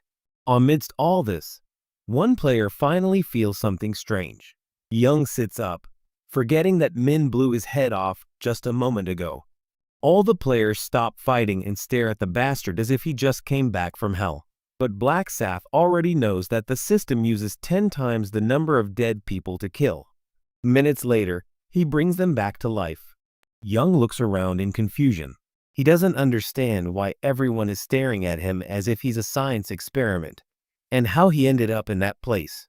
This magical experiment drives everyone into even more madness when they realize that the system actually revives players after killing them. Now that the truth is out, players begin to grab their weapons and slowly prepare to kill each other. One player with some common sense manages to calm them down. He tries to explain that no one knows how this revival system works, but it's too late, as another player sneaks up behind him and attacks him without hesitation. He yells that he'd rather be dead and stabs him in the back with his woolen cloth. Then he tells him to revive. The crowd watches in shock. Everyone is devastated by what they've just witnessed. When the woman doesn't revive immediately, they all tremble with fear. But someone in the crowd remembers. It's about how Young was revived after 10 minutes. So they decide to wait and see what happens. After 10 minutes, the woman's injuries begin to heal, and she awakens as if from a nap. But as she realizes what has happened, she screams and asks who attacked her. The killer tries to strike her again from behind. But before she can strike, a player twice her size swings a battle axe and knocks her down with a powerful blow. And this is how. But he is happy that he will soon come back to life after dying. Seeing all this, everyone is confused. They do not understand what is happening. According to Black S, even though revival is possible, only a cruel person can murder someone. But he also knows that some psychopaths will eventually reveal their true colors in such circumstances. The real war begins when some players start attacking others, and what were small fights soon turn into a full-fledged battlefield. Thousands of players start attacking each other. Black Scythe prepares to dive into the battle zone. Initially, he kills 3 players with a single, smooth attack. He performs this attack so quickly that they don't even realize what's happening. Some players become jealous of him and rush to fight him together. But he eliminates everyone with a single attack. Suddenly, he turns around and notices Blackbeard Dragon. This is the same player who was ranked 3rd in the previous rounds. He was enjoying all this bloodshed. Min says that the rune of absorption is helping him this round. Black Sept looks at his name, which is now dark red, and estimates that he has killed at least 10 players so far. To have some more fun, he plans to kill Blackbeard Dragon. Blackbeard Dragon summons his stat screen and watches his rune of absorption meter increase. With each kill, his meter fills, and he feels excited as he realizes that when it's completed, he'll gain a stat point. Thinking he'll get it, he kills another player, and the meter bar rises rapidly, making him think that perhaps that player's level was the same as his, which is why he got a bigger boost.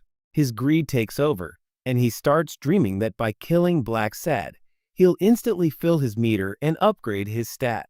But as soon as this thought comes to his mind, he realizes that he's no match for that hero, and he returns to his plan of killing weaker opponents. Then Blackbeard Dragon goes to kill some more players. He moves forward. Seeing the fear in their eyes, he remembers that he couldn't hunt in the previous round because the gang leader had used his command to make him his personal bodyguard. But this round, he feels that this whole thing is made for a guy like him because he can level up by killing others. While most players are standing in one place in fear, they can't level up as quickly as he can. He gets thrilled seeing his victims revived, and this thrill is only to kill them again and thinks. He wonders if he should expand his hunting area further. But then he encounters Black Sai, who immediately activates his Night of Death ability. Suddenly, the entire area goes dark, startling everyone. Blackbeard Dragon notices that the hero's Sai has become half transparent. He realizes something is wrong, so he must be careful. He prepares himself. But before he can understand anything, everything goes haywire, and he dies before he can react. Sean Young-on. Shift, observing the bloodshed around him. All this dying and coming back to life confuses him, and he realizes what this round is about. With a devilish look in his eyes, he plans to take revenge on the friends who abandoned him. His eyes scan the battlefield. He searches for his friend Shagvin, and after a while, he finds him. His anger grows. Determined to kill him today, he charges towards him and punches him in the face, killing him. He blows Shang-won across the battlefield. Young approaches him again. There's no humanity in his eyes as he grabs Jung-won's collar. He threatens him to kill him if he's truly brave. Then, without waiting for a response, he starts punching Shang-won like a machine gun, each one hitting harder than the last. He keeps hitting him until he's done with the fight, and Shang-won lies on the ground like an insect. After killing his friend with his own hands, Young stands over his dead body. He leaves the battlefield. He scans and finds his remaining two friends, wondering where they are hiding. He will take revenge on them and won't stop until he ruins their lives. Erin is lost in deep thought. She thinks that if hell were real, it would look exactly like this battlefield where everyone just wants to kill and destroy each other. Soon Chol notices her tension and revives her, asking if she's okay. She explains that she wants to run away from this madness. Soon Chol realizes that if Erin, losing her mind could damage her career and disappoint CEO Ma, who has entrusted her with the responsibility of keeping him safe. At that very moment, a player comes up behind Erin, grabs her hair, and draws a dagger to kill her. Songchul reacts quickly. He blocks the dagger with his sword, sending it flying. He then changes his grip and stabs the attacker in the shoulder, forcing him to surrender. CEO Young Chol then tells Erin to kill him to increase his score. She goes and passes the round. Although she trembles and cries for a moment, she quickly composes herself and kills the player. She then appears mentally disturbed, while Songchul remains calm. He is glad that she listened to him, while Erin, frustrated, asks how long they will have to endure the round. Songchul replies that there is still an hour left. She sadly asks why people are so eager to kill each other, which makes Songchul wonder why this girl is still there after all this. Why is she so soft-hearted? He asks her if she's killed at least 50 people, and when she confirms, he's relieved, knowing she'll be registered in the scoring system. He tells her to leave the rest to him. Erin thanks him, but it's actually Songchul thanking her for giving him time to set a record. Time passes, and the screen shows only 10 minutes left until the round ends. On the other side, the Black Scythe players are on both the left and right sides. He's chopping vegetables like a slicing egg. He's working hard to rank first on the world map again so he can reach the 20th round. His goal is to become as strong as possible before facing the final boss, as he doesn't yet know what kind of strength and power the boss possesses. He chases a group of players, and just when one of them thinks it's all over, the man blows his head off. Black Sooth knows that killing a player multiple times doesn't earn extra points, so he's only targeting one person. There seems to be no reason to pursue. He notices Yang, who doesn't know about this hidden rule. He frantically kills his 3 friends over and over again, unaware that he's only reducing their and his own chances of survival. With only 1 minute left, Hero desperately searches for the players he hasn't killed yet, but they're nowhere to be seen. He finally spots 2 unknown players and tries to kill them both at once. But time runs out, and all the players gather around him. A force field forms. Just then, Angel arrives. She announces the end of the 4th round and enjoys the bloodshed. She says the players must have had a great time killing each other, as they have soiled the white floor with blood. Angel says she will revive the dead players now that the round is over. But Black Sooth knows this is a lie, as the system automatically revives players. The dead players rise, surrounded by force fields. But Young's friends, they don't seem happy at all and start yelling at him for the beating he gave them. Angel hears the noise and warns them to keep quiet, or she'll blow their heads off. Hearing this, they immediately quiet down, and she goes ahead and shows the results. Angel first reveals a side quest, surprising all the players. The quest was to kill the map representative inside the countdown. She reveals that only 1 player completed the quest, and that player was Black S. The rest of the players, they start talking amongst themselves, while Blackbeard Dragon grinds his teeth in anger, realizing he's lost his chance. Young can't remember what happened. He checks his stats to find his commanding powers, but they're gone. He realizes he's been betrayed by Black Sooth, who promised to help him survive. As the side quest is announced, Angel explains another important detail. Killing different people earns more points. This means killing the same person over and over again. The kill was pointless. The rankings are then displayed, and Black Sooth once again comes out on top on both the world map and the local map, with a total of 722 kills, much to Angel's delight. Players are stunned by Black Sooth's massive kill count, as if it were some sort of orgy of death. Angel then proceeds to give him rewards, including a mid-tier rare armor ticket and a unique reward box. For the armor, he selects the Bloodstand Assassin suit, and for the unique reward, he selects a 50% boost to his stats for the next round. Selects. Angel then announces that any player ranked below 521 will disappear forever. This causes the players to beg for mercy, but it's all to no avail. Surprisingly, Young survives the round, but Aaron seems deeply troubled by the disappearance of so many people. Min closes his eyes in silence for a moment before being transported back to the real world. Meanwhile, at the hotel, manager Sung Chol quickly runs down the hall and enters May's room, where May is sleeping peacefully. He is stunned to see him suddenly. The manager apologizes for his sudden appearance and explains that he was worried about Ma, which is why he came running. But Ma reassures him and tells him about his rank in the round. Both agree that the round was very difficult and tiring. Ma remembers that he killed over 430 people and thinks about what a beast Black Sooth is, having killed over 700 people. The manager thinks Black Sooth is a Special Operations Service Commando or something similar. His abilities, no one can tell he's a normal person by looking at him.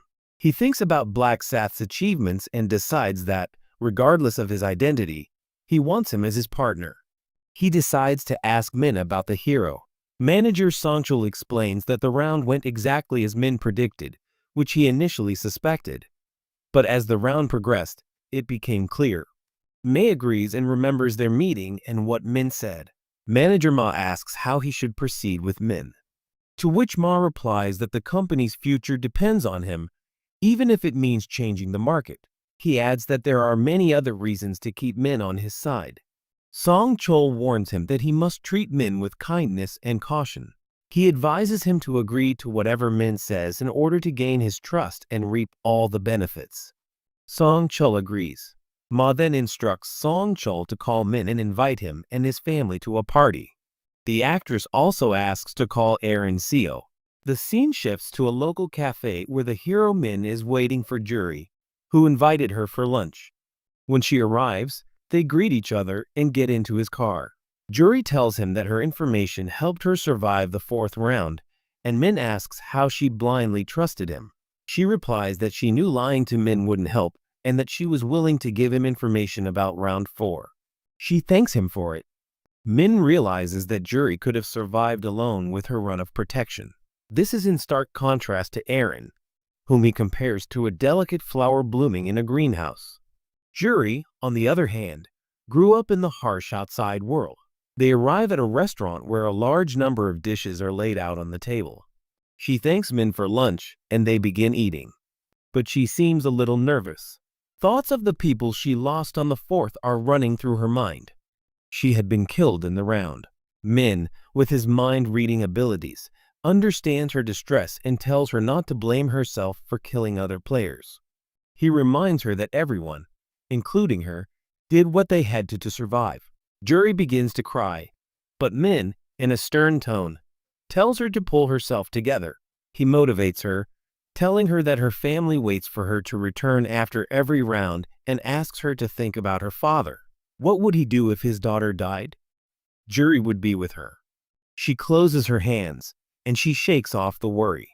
She seems more motivated than ever. Juri thanks Min for supporting her, and Min explains that he wanted her to feel better after a delicious meal. They begin eating, and Min notices that Juri is becoming more relaxed and casual around him. After a while, Min waits for her to calm down. Then he gets to the point. He tells her that he has some important information to share with her about the next round. Min tells Juri that round 5 will be the toughest round yet because the players' maps will merge. Juri worriedly asks if they will be able to meet in the other world. Min lies and says that it won't happen right now because he knows that if he tells the truth, Juri will waste precious time searching for him. He wants to help her, but by hiding his identity. So he advises her that to increase her chances of survival, she will have to seek help from Black Seth. She's surprised and confirms if he's talking about Black Sith, the player who holds the top rank on the world map. Min reassures her that it's not just about asking for help, but about teaming up with the famous hero. Juri wonders why such a high-ranking player would help her, but Min tells her that in exchange for his help, she can boost his stats, which will also benefit Black Sith. This way, they'll be helping each other. However, Juri is willing to help Black Sith. Juri understands the value of the Rune of Slaughter, but she's still nervous. Min reassures her that he's seen the future and will continue to help her in the coming rounds. Juri relaxes, thanks Min, and gives her a gift, applying a stat boost effect on her. Min then returns home. The boost increases her stats by 50%. Min then sets out to kill the insects, increasing her Rune of Slaughter stat by another 100%, bringing her luck to 84 stat points. She then takes a base tier magic crystal from her inventory. He draws a ticket and thinks any normal person would pray for a good outcome. But today, he's taken his luck to an extreme level. He believes the people who created this terrifying survival game to torment humans are the biggest villains on Earth and vows that when he finishes the final round, he'll take them all to task, leaving them begging for death. Min then uses his base level magic crystal ticket and receives 5 magic crystals, 2 red, 1 yellow, 1 green, and 1 purple, which are available to a player. This is the maximum number of crystals he can receive.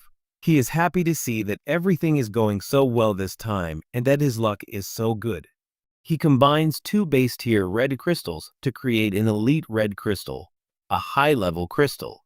He then combines the purple crystal with the one Aaron gave him to create an elite magic crystal.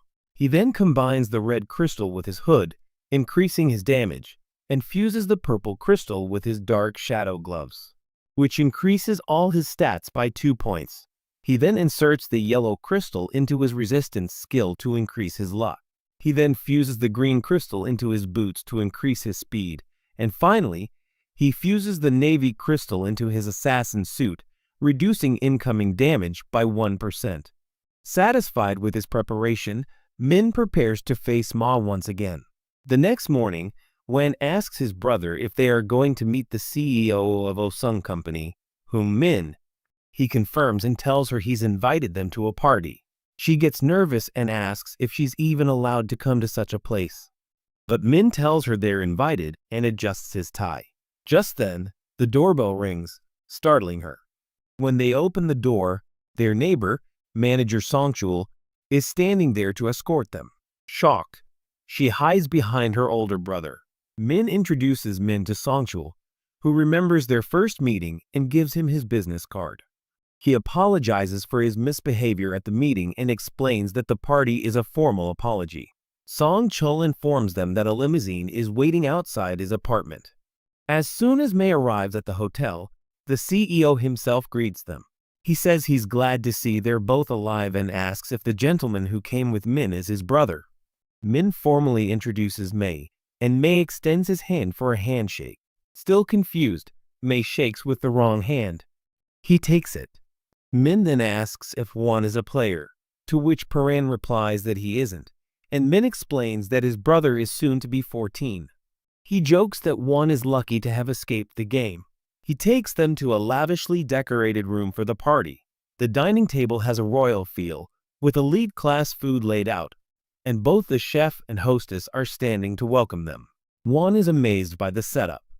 So, Mom tries to be down to earth.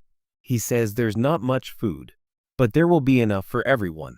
Min wonders why Amy is lying about such grandeur. Just as they're about to start eating, the door opens, surprising Min when Aaron enters the room. He gets up from his seat and greets Aaron, who apologizes for her delay and explains that she was at an actor's funeral. Amy says it's no big deal and introduces her to Min, explaining that she's one of the shareholders of his company. Aaron also. She introduces herself and stops when she recognizes the two brothers who brought her rice cakes. She smiles and greets them, thinking Min has become a shareholder at such a young age. He thinks it's all a joke. Won's heart nearly leaps out of his chest, and he asks his brother in surprise, are they really standing with the CEO in front of actress Iran? Min realizes that Hun is completely unaware of Iran's connection to his mother, but he wonders if his brothers, reacting like this is normal, he decides he'll behave like one. Min pretends to be interested. Seeing their reactions, May thinks she's let Min's youth control her and thinks Aaron will be impressed. After meeting them, Ma tells everyone to sit down and enjoy the meal. At the table, Won happily serves his brother food. Ma asks Min how he likes the food and explains that she had instructed the chefs to prepare it specially. Min and Won both praise it. They do, and the mother is delighted. He says he had the chef cook the food several times to ensure it was perfect. May then asks why Min brought only his brother with him and not the rest of the family. Min replies that his brother is his only family, as their parents are no longer alive. May expresses her condolences, but deep down, he realizes that he has inadvertently ruined the atmosphere. Feeling tense, he decides to remain silent for the time being so that their guests can recover from this awkward situation. Let's get some time. The room falls silent as dessert is served. Feeling the tension building, Ma tries to find a way to defuse the situation. Desperately, he looks at Error, hoping she'll initiate a conversation, but she doesn't say anything. Feeling the weight of the moment, Ma suddenly gets up from her seat and asks Aaron to speak with her alone. He takes her into a hallway and asks if she enjoyed her meal. She replies happily, but Ma's face turns serious when he stares at her. There's a hint of unease in his eyes. He says he invited her just to keep the atmosphere cool, and she apologizes and explains that she thought she was just invited to a party. May isn't satisfied with his words and presses her on how she could have possibly thought she would be invited to such a big occasion. He asks if Songchul told her anything about the guest, to which she replies that he told her Min is the largest shareholder in their company. May says he isn't a shareholder. Rather, He is a powerful hero who can see the future. He then instructs me in a serious stone to set the scene so that Min can provide information about the next round.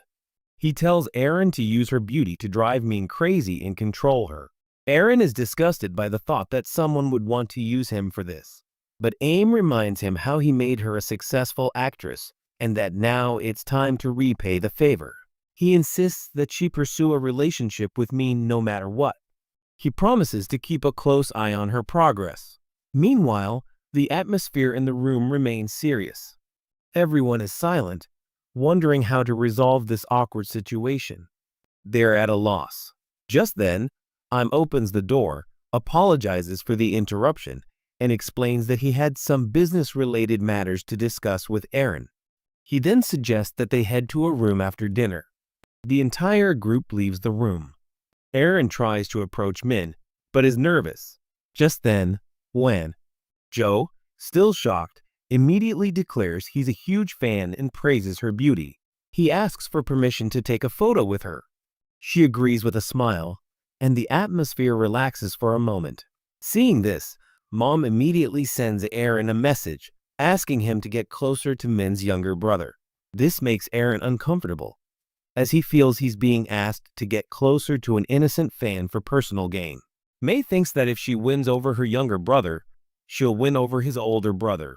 May's attention will automatically be drawn to her, giving him information about the next round.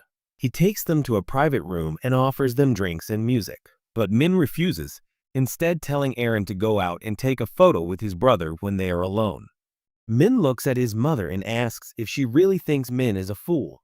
May tries to deflect the conversation, but Min reminds her that as a future seeker, he already knows what happened during his conversation with Error. Knows about. To Aim's complete surprise, Min tells her in a serious tone that he doesn't need to hide anything. He knows everything. Min turns to Ma and tells her that he was trying to hide something from her, which alarms the CEO. Min calmly repeats the same order he gave her on earlier, but Aim quickly tries to make him look like a decent person. Things turn sour when Ma drags Wen into his plan, clearly crossing the line, and as soon as he realizes his mistake, he immediately apologizes and prepares himself for the punishment to come. Since he apologizes sincerely, Min doesn't make a big deal out of it, and the CEO, grateful, thanks him for forgiving him. Just then, Songchul enters, and Aim quickly tries to cover up what just happened. He turns to his manager and asks him to take the group to the next room so they can discuss something urgent. As the bodyguard quietly leaves, he internally curses himself for having once. He's upset his most important asset yet. Min shakes him out of his reverie and casually offers some information about the next round. Ma is surprised that Min already knows the real reason behind his celebration. But after such a strange behavior, trusting Ma is not easy. He apologizes again, but Min tells him there can be no more secrets between them. He makes it clear that Ma must keep the other shareholders under control. Min's mood brightens when he sees that the CEO is now. He's become so noble, and Min promises to take the company to the top. He even shares details for round 5. He then tells him that this next round will be the toughest yet. However, he thinks Ma will handle it easily. He explains that in the next round, each player will have to kill 300 ox. But this won't be easy because the zones will start merging.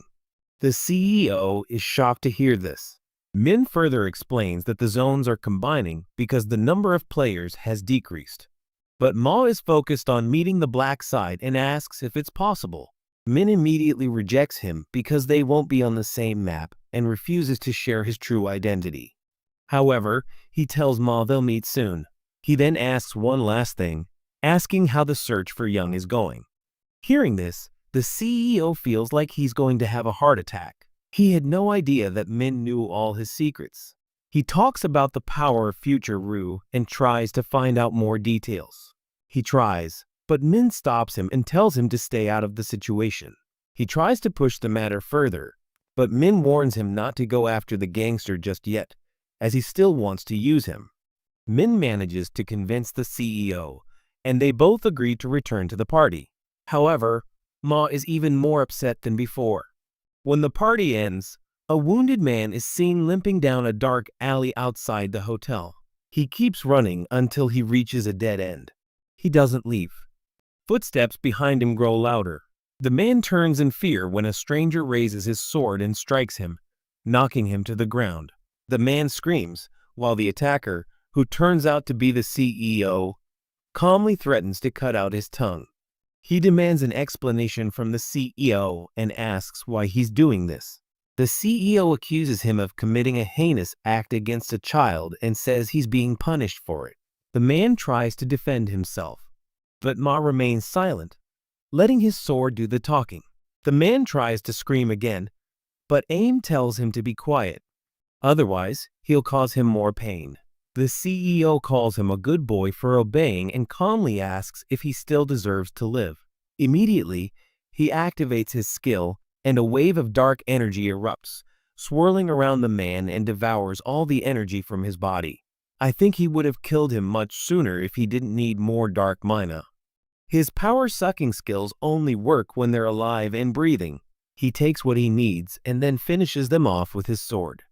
However, he begins to regret it and question his actions. However, killing humans is a compulsion because humans give him more mana than monsters.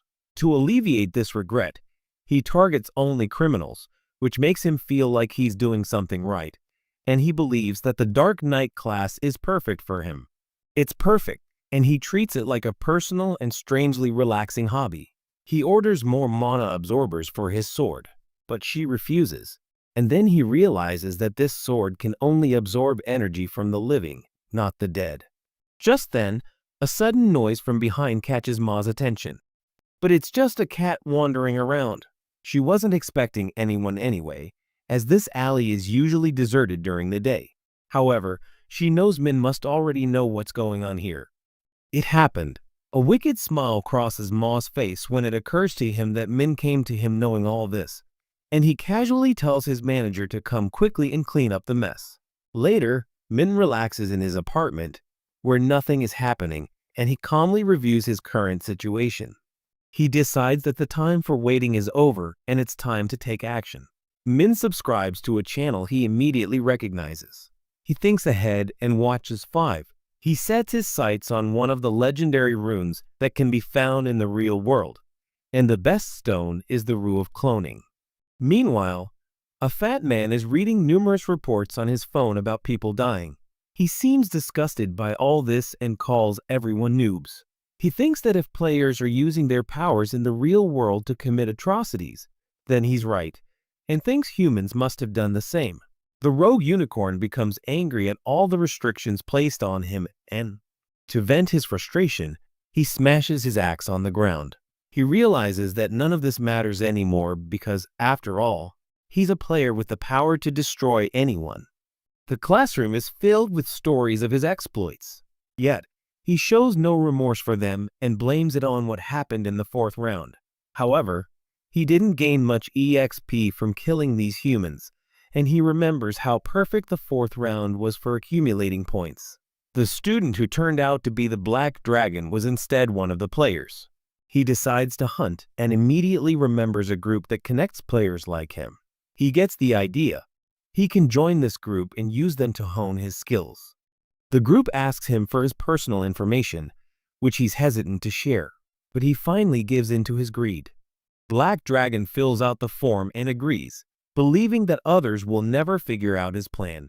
A short while later, the school student is standing outside a building in a remote area. He wonders if he's in the right place. He checks the address on his phone and is alarmed by how far away it is. He decides that if he has any problems with the interviewer, he'll show off his power to the fullest. But he's blown away by how modern the restaurant looks inside. A man gets up from his seat, approaches the fat guy, and asks his name. He introduces himself as player and explains that he recently turned 29. Hearing this, Black Dragon is stunned because the man looked much older than he thought. The interviewer then introduces another boy wearing a pink hoodie. He calls him Pookie Player and asks them both to introduce themselves. The overweight student looks at the boy in the rainbow hoodie as they greet each other and wonders why the place is so empty. The interviewer explains that he chose this place because the owner is cooking for them in the kitchen. Black Dragon scans the entire shop and notices that there are no cameras. No. He's confused about whether to kill them or not, but then he plans to wait a little longer. He figures he can kill more players later and asks the interviewer why they haven't started yet. The interviewer explains that another candidate is late, but then the saying "call the devil's name and the devil is present" comes true when the last candidate enters the cafe and introduces himself as Black Scythe, causing the interviewer to foam at the mouth. A few days ago, the president held a meeting with his members, where he discussed new recruits. Around 2,000 players had joined their group, but the number of players had dwindled. Then, a member praised the group for its work. Yumi, an executive, claimed it was his idea, and the president happily praised him. He then asked how many skilled people had joined their group. He then asked them to narrow down the list of useful players, which revealed Black Dragon's name. Although he was an ordinary player, he was a very talented player, but he always finished in the top 3. The others consider him a cheater but ultimately decide to recruit him. The group leaders discuss some more players, and the president becomes excited by the number of recruits, but then realizes that interviewing them all will be a daunting task. The group leader sees one of his members, 30, sleeping and scolds him severely. The exhausted member tries to reason with him, but the president refuses to listen and assigns him 50 interviews as punishment. He reluctantly accepts. The president then asks his trusted executive, Lost York, if Black Scythe has contacted them. He replies that he hasn't yet. Hearing this, he becomes disappointed. The executive then turns to Yami and asks her to write more articles. She readily agrees, but asks for some money in return. The president gives her the money without hesitation. But then, suddenly, an alert pops up about a new recruit. The president asks who he is. But as soon as Black Say's name is mentioned, everyone is shocked. Back at the restaurant, 30 immediately starts fawning over the number 1 player, saying that seeing him almost turned him gay. The fake player takes a seat, while Black Dragon stares at him as if he just slapped his grandmother. The player in the pink hoodie greets him, and they introduce themselves. The fake player's confidence is amusing to the player in the pink hoodie, who is actually the real one. Black Dragon is drenched in sweat when he finally meets the top player, wanting to ask him why he bothered him so much in the previous quest. Mr. 30 asks the school student why he's so quiet, which brings him out of his thoughts and hesitantly introduces himself. Hearing his name, Black Scythe, the number 2, doesn't even notice, which enrages Black Dragon. He wonders if Black Scythe is really as agent as he seems. That fake player, he's actually a pro scammer who enjoys deceiving others, and if he gets his hands on a run of cloning, he'll cause serious trouble. Min is relieved to think he caught him just in time to take over the room. Mr. 30 then begins the interview and asks them to confirm their personal information. The man in the pink hoodie begins with his details, claiming to be a top-level assassin. However, this is all a lie. Only his username is real, as he copied it from another player. However, this false identity is necessary to obtain the rune of cloning, as he must murder someone with it. Black Dragon then introduces himself as Sim Hung Tai. He's the youngest player of the bunch. This impresses the interviewer, but Min wonders if he would still be so impressed if he knew the terrible things this school student has done to his classmates. Mr. 30 then asks if the achievements he listed are true. Hearing this, Black Dragon becomes slightly annoyed. Then, the fake player, Kim In Hung, introduces himself as a 28-year-old fund manager and steals all of Min's achievements. The interviewer doesn't dare question his power, but Min knows his true plan: to force other players to give him money. With this, their session ends, and Mr. 30 moves on to the actual interview, asking the 3 of them why they joined the group.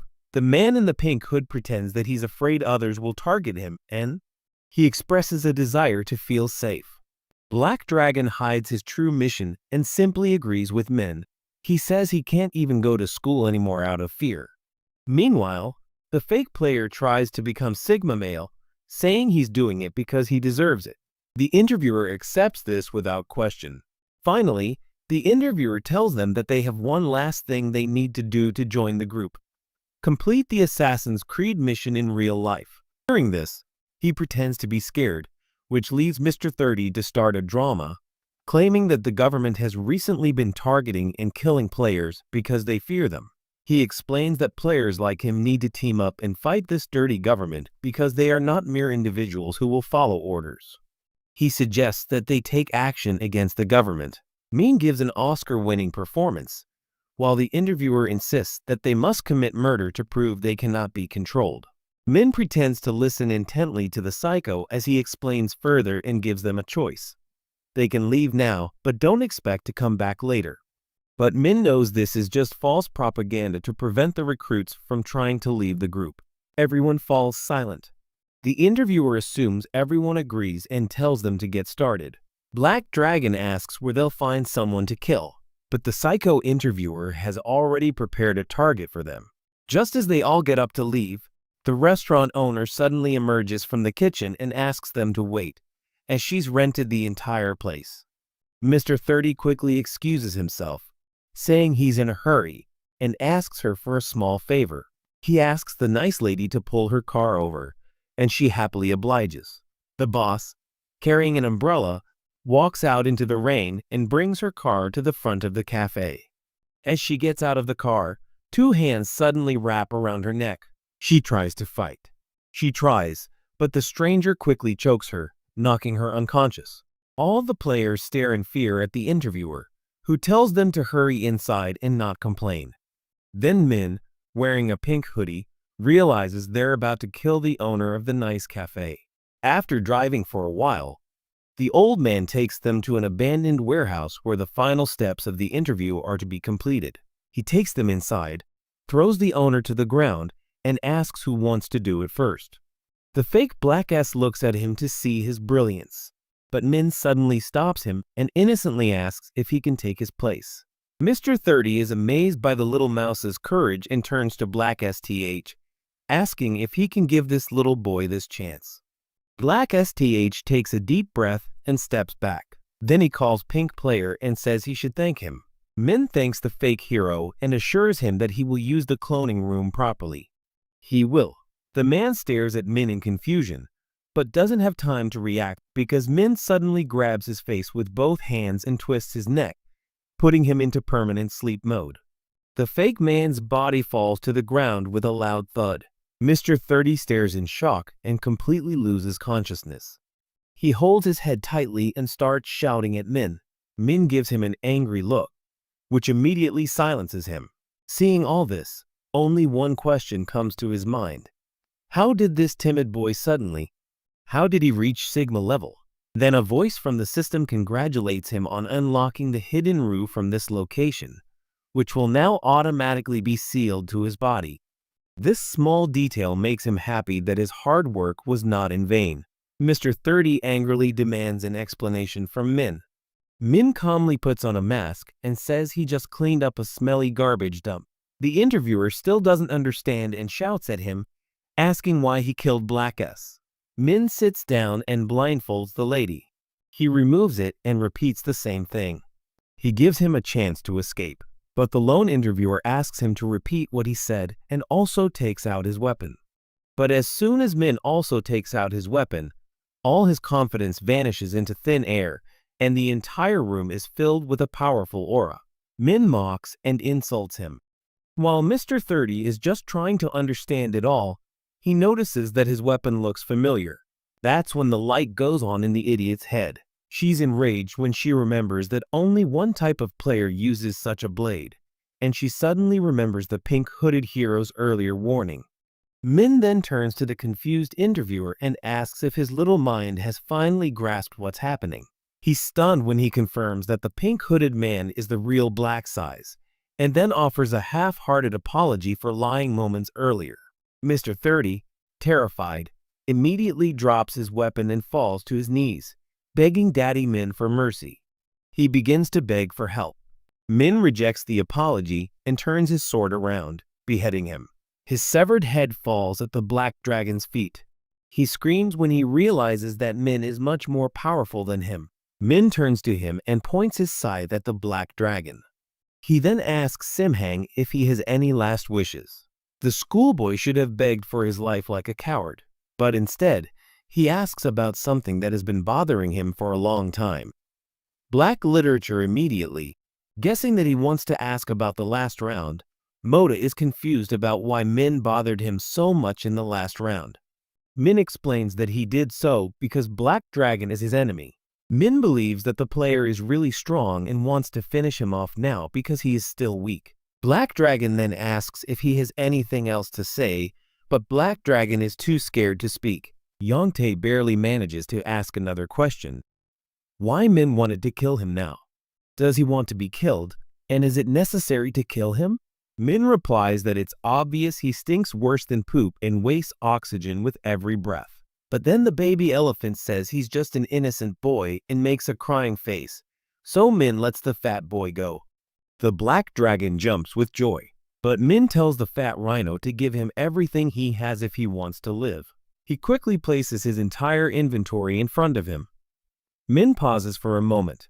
He is delighted to see the impressive pile of loot before him, while the overweight schoolboy insists he has nothing left. Min reads his mind and confirms he's telling the truth, but takes only 2 crystals and leaves the rest, saying they're useless to him.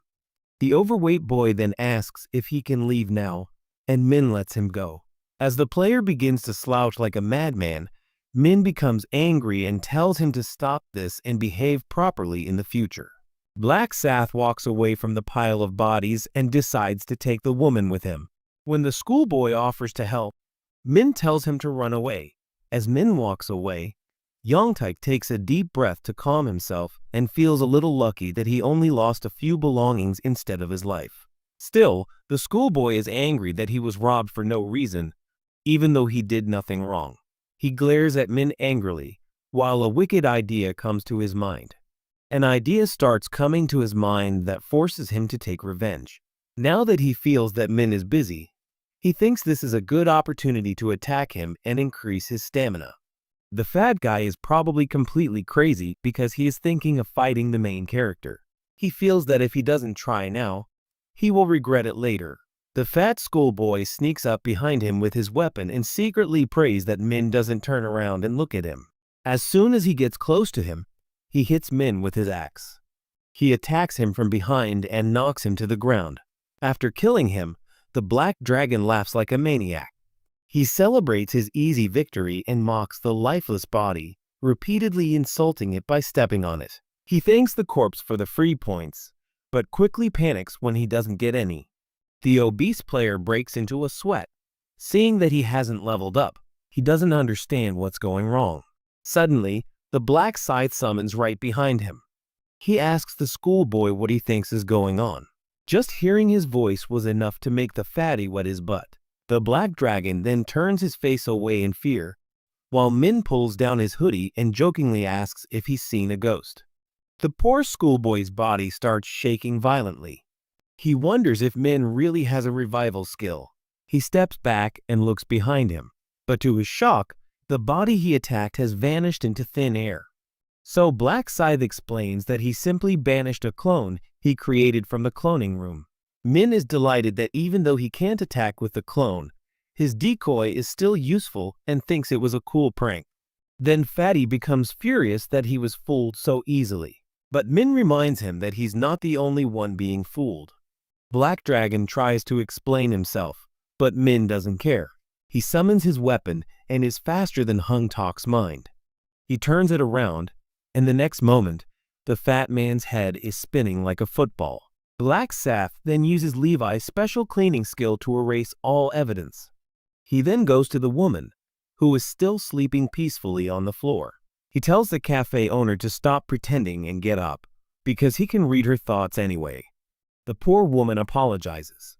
Then she gets up and asks if she can finally remove the bag from her head. But Man tells her to wait a little longer. He calmly tells her that he will do it for her. Answer the questions and follow his every instruction. He then asks if she remembers any of his customers' faces. She replies that she only saw the interviewer because they spoke face to face, but she doesn't remember anyone else at all. Min uses his mind-reading powers and confirms that she's telling the truth. He tells her to relax and not worry. He orders her to go straight home and not say a word about this to anyone. If she doesn't want any more problems, she should do so. He tells her to count to 60 before leaving. The next minute feels like an hour to her. But finally, she's free, and as she looks around the empty building, she realizes it was all just a strange dream. A little while later, Min's apartment comes into view, and Min returns home to find her brother waiting by the entrance. He notices Min is wearing one of his hoodies and immediately asks what's going on. Min dodges the question, pretending to be tired, but her younger brother begs her to answer. He keeps insisting. When it comes to ordering food, Min tells him to order whatever he wants.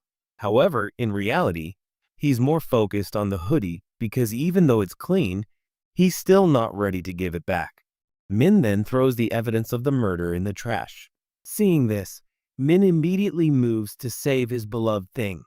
Min promises to get him something better than that old, torn thing, but his little brother still feels sad and makes the saddest puppy face.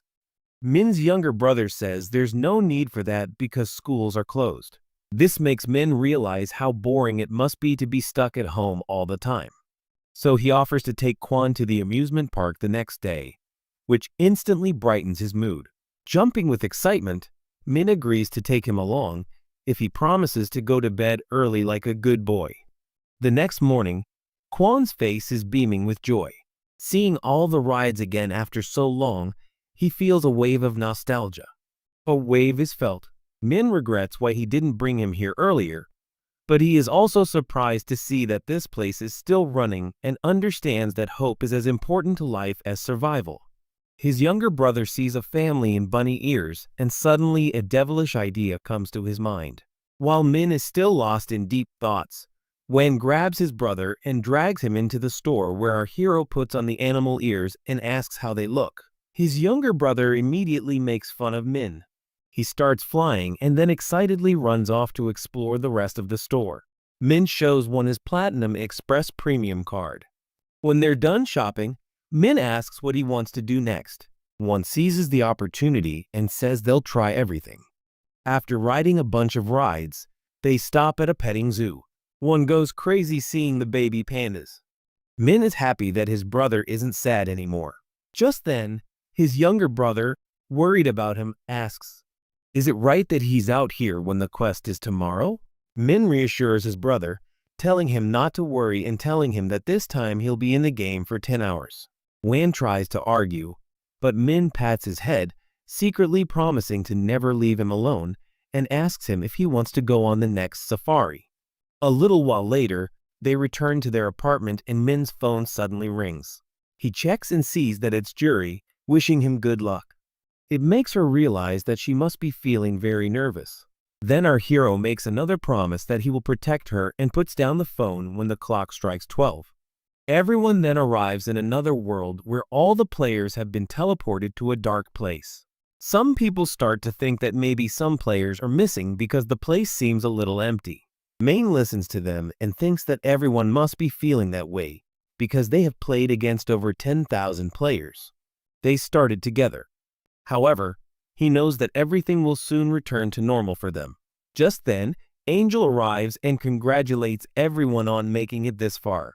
While the players stare at her angrily, she looks at everyone's sad faces and mocks them, asking where the passion for bloodshed from the previous round has gone. Angel doesn't get a good answer and stops joking. Then, she reveals that 80 out of 520 players have left due to real-life conflicts. Angel says that she doesn't care. It would have been interesting to see what humans are doing in real life, but to keep the show exciting, they needed more people. She gives a devilish smile and with excited eyes tells them that she has a surprise for them. One player asks the Angel what integration means, which angers her. She explains that there are 875 local zones in her country alone, which surprises everyone. She further says that other countries have even more zones, and the number of zones in each country is based on their population. Players then ask if there's an angel for each map. She says that's true, Then a player realizes that the game wasn't created by angels. She's shocked and asks why he thinks so. He replies that it's impossible for thousands of angels to work on a single game simultaneously. Therefore, there must be a boss controlling them all. Suddenly, she descends like an eagle, telling him he's wrong and warning him not to ask unnecessary questions, or he'll be killed. After scaring the man, she leaves. She goes upstairs, and Min realizes that there must be a rule that prevents angels from talking about the creator. He thinks that an angel who can be killed by players couldn't possibly have the power to create such a game. The angel's name is Olive. She announces that she won't answer any more questions and says that players should focus on surviving instead of wasting their time. She then explains that the integration is about to begin because there are so few players. Suddenly, the ground begins to shake and a glowing light appears. A golden glow fills the square-shaped areas, startling the players. Eventually, new players from other maps begin spawning in those areas. All the players watch in amazement. Suddenly, 10 different angels appear in a single map. The angels explain that the 10 smaller maps with fewer players have merged into one larger map, which now has 4,844 players. The new map is named CSK77 and features players from all over Korea. All the players are relieved to see that they can now interact with other Korean players. They can. Then a man says that maybe later they will be merged with players from other countries. Min knows that whenever the number of players drops below 500, the maps will merge and eventually they will have to face players from other nations. He realizes that it will be difficult to compete with players from other countries. But for now, he decides to focus on the present because Angus is about to announce the bonus game. Angus explains that each map had a representative, and now with this new, the map also needs a representative. Olive declares that the previous 10 representatives must fight until only one remains, who will become the new representative. Some players find this contest unfair, while others find it amusing. Representatives from each map fear for their lives. Black Sooth knows that becoming a representative will bring greater rewards in future rounds. Angel assures everyone that losing the bonus round won't result in death, and they'll respawn later, giving the players some peace of mind. Olive further explains that the new representatives will receive the ruler ability instead of the command ability. This ability will give them the power to rule over any player ranked lower than theirs, regardless of their profession.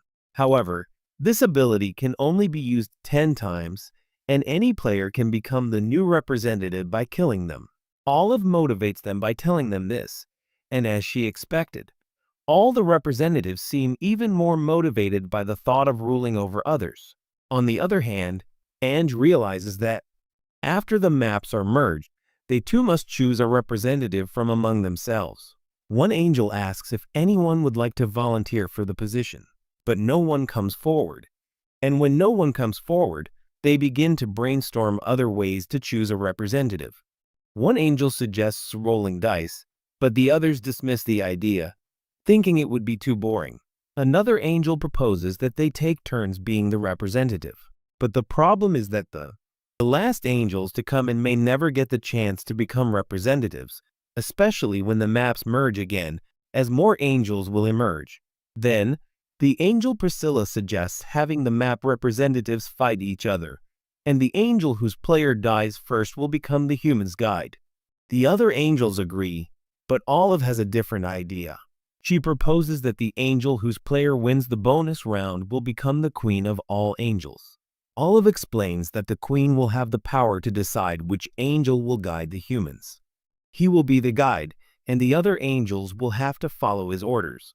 The other angels are quite surprised by this proposal. Then Priscilla says that Olive has made a big statement and seems very confident about her player. Olive proudly declares that her player has been ranked first on the local map since the first round. Priscilla smiles at this. Olive thinks that if Priscilla knew her player was Black Sat, she would never have agreed. Therefore, she does not tell her the name of her player yet. Priscilla and the others. Angus agrees, and Olive descends to announce the start of the game. She calls all the map representatives to her. After the players gather, Olive summons an arena from underground and explains that the round will continue until only one player remains alive. Those who die will be revived. However, if a player dies outside the arena, they will not be revived. The game begins, and everyone summons their weapons. One player notices that no one is moving first and thinks, "Why are they all so cautious?"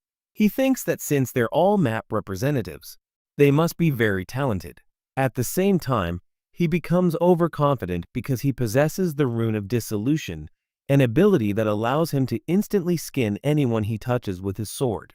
He relies on a sword that moves like an aimbot. The angels become worried as they wonder why the humans aren't fighting. The confused player finally decides to strike first. Confidently, he thinks he's the most powerful player in the arena, and that if he makes a strong impression, other players will be afraid to challenge him. With this thought in mind, he takes out his sword and searches for the weakest person in the arena to use as an example. He goes into attack mode, waiting for someone to make a move. But perhaps his luck is running out today as he encounters a black scythe. The player thinks it's an easy target and notices that the hero's weapon is a massive scythe. This was strange to him, as he had only used it for a short time. He has to go to those whose name contains Sit. This was his first time seeing a weapon named Sit. He glances at the hero's nickname, and as soon as he hears Black Sai, he trembles and immediately lowers his sword. He wonders if this is the same legendary hero who is ranked first on the world map in all rounds. Angel, watching him, is surprised by his sudden loss of confidence. She turns to Priscilla and asks if this player is the representative of her map. Priscilla panics. She bites her nails. Confused by her player's reaction, she's shocked. But before she can respond, Olive bursts out laughing. Priscilla gets angry at her. But Olive explains that she's just enjoying seeing her representative tremble in fear before Olive's player. Priscilla looks at the hero and agrees that the player's weapon looks scary, but not so scary that it would scare anyone. She asks Olive if her player is scared, and Olive casually laughs.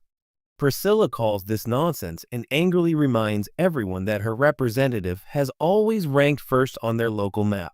But Olive immediately shatters her confidence by revealing that her hero, Black S, has been ranked first on the world map since the game began. Priscilla laughs and calls it a lie, but Olive calmly tells her to find out for herself by looking at her hero's nickname.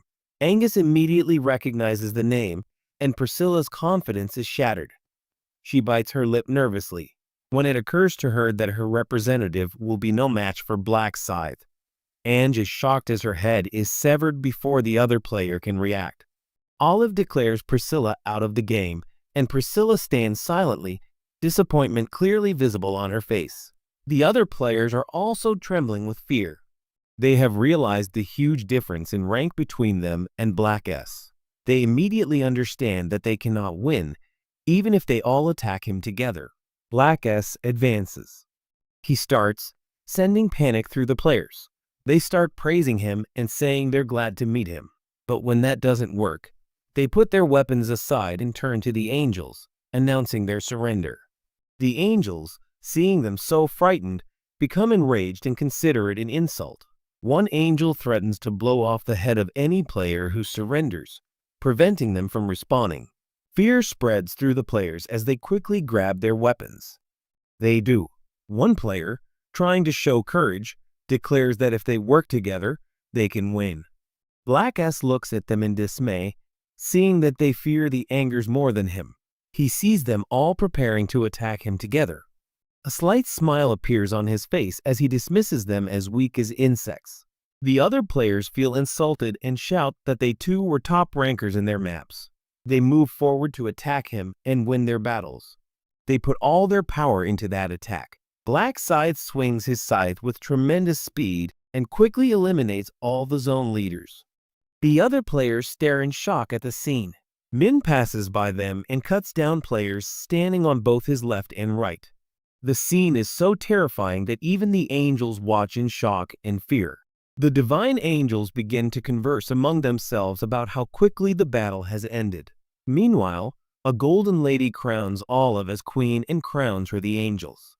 names the new queen of the competition. Then, the red-haired angel Priscilla becomes angry at Olive, refuses to accept defeat, and accuses her of cheating. Olive claims she did nothing wrong, and the red-haired psycho tries to turn the others against Olive, claiming she foresaw the outcome. The angel from Min's zone replies that this is why she ordered the competition and that all the angels entered with full knowledge. The other angels support her, and Olive confronts the red-haired psycho. She mocks the red-haired angel, calling her a crybaby. She challenges Priscilla to attack her if she wishes. By doing so, she will lower herself to human status. Olive reports this to the head angel, who will surely punish her. Hearing this, the red-haired angel trembles as memories of the punishments she received in the insect dungeon flash through her mind, causing her to calm down immediately. Olive then pronounces her punishment and orders Priscilla to guide the humans.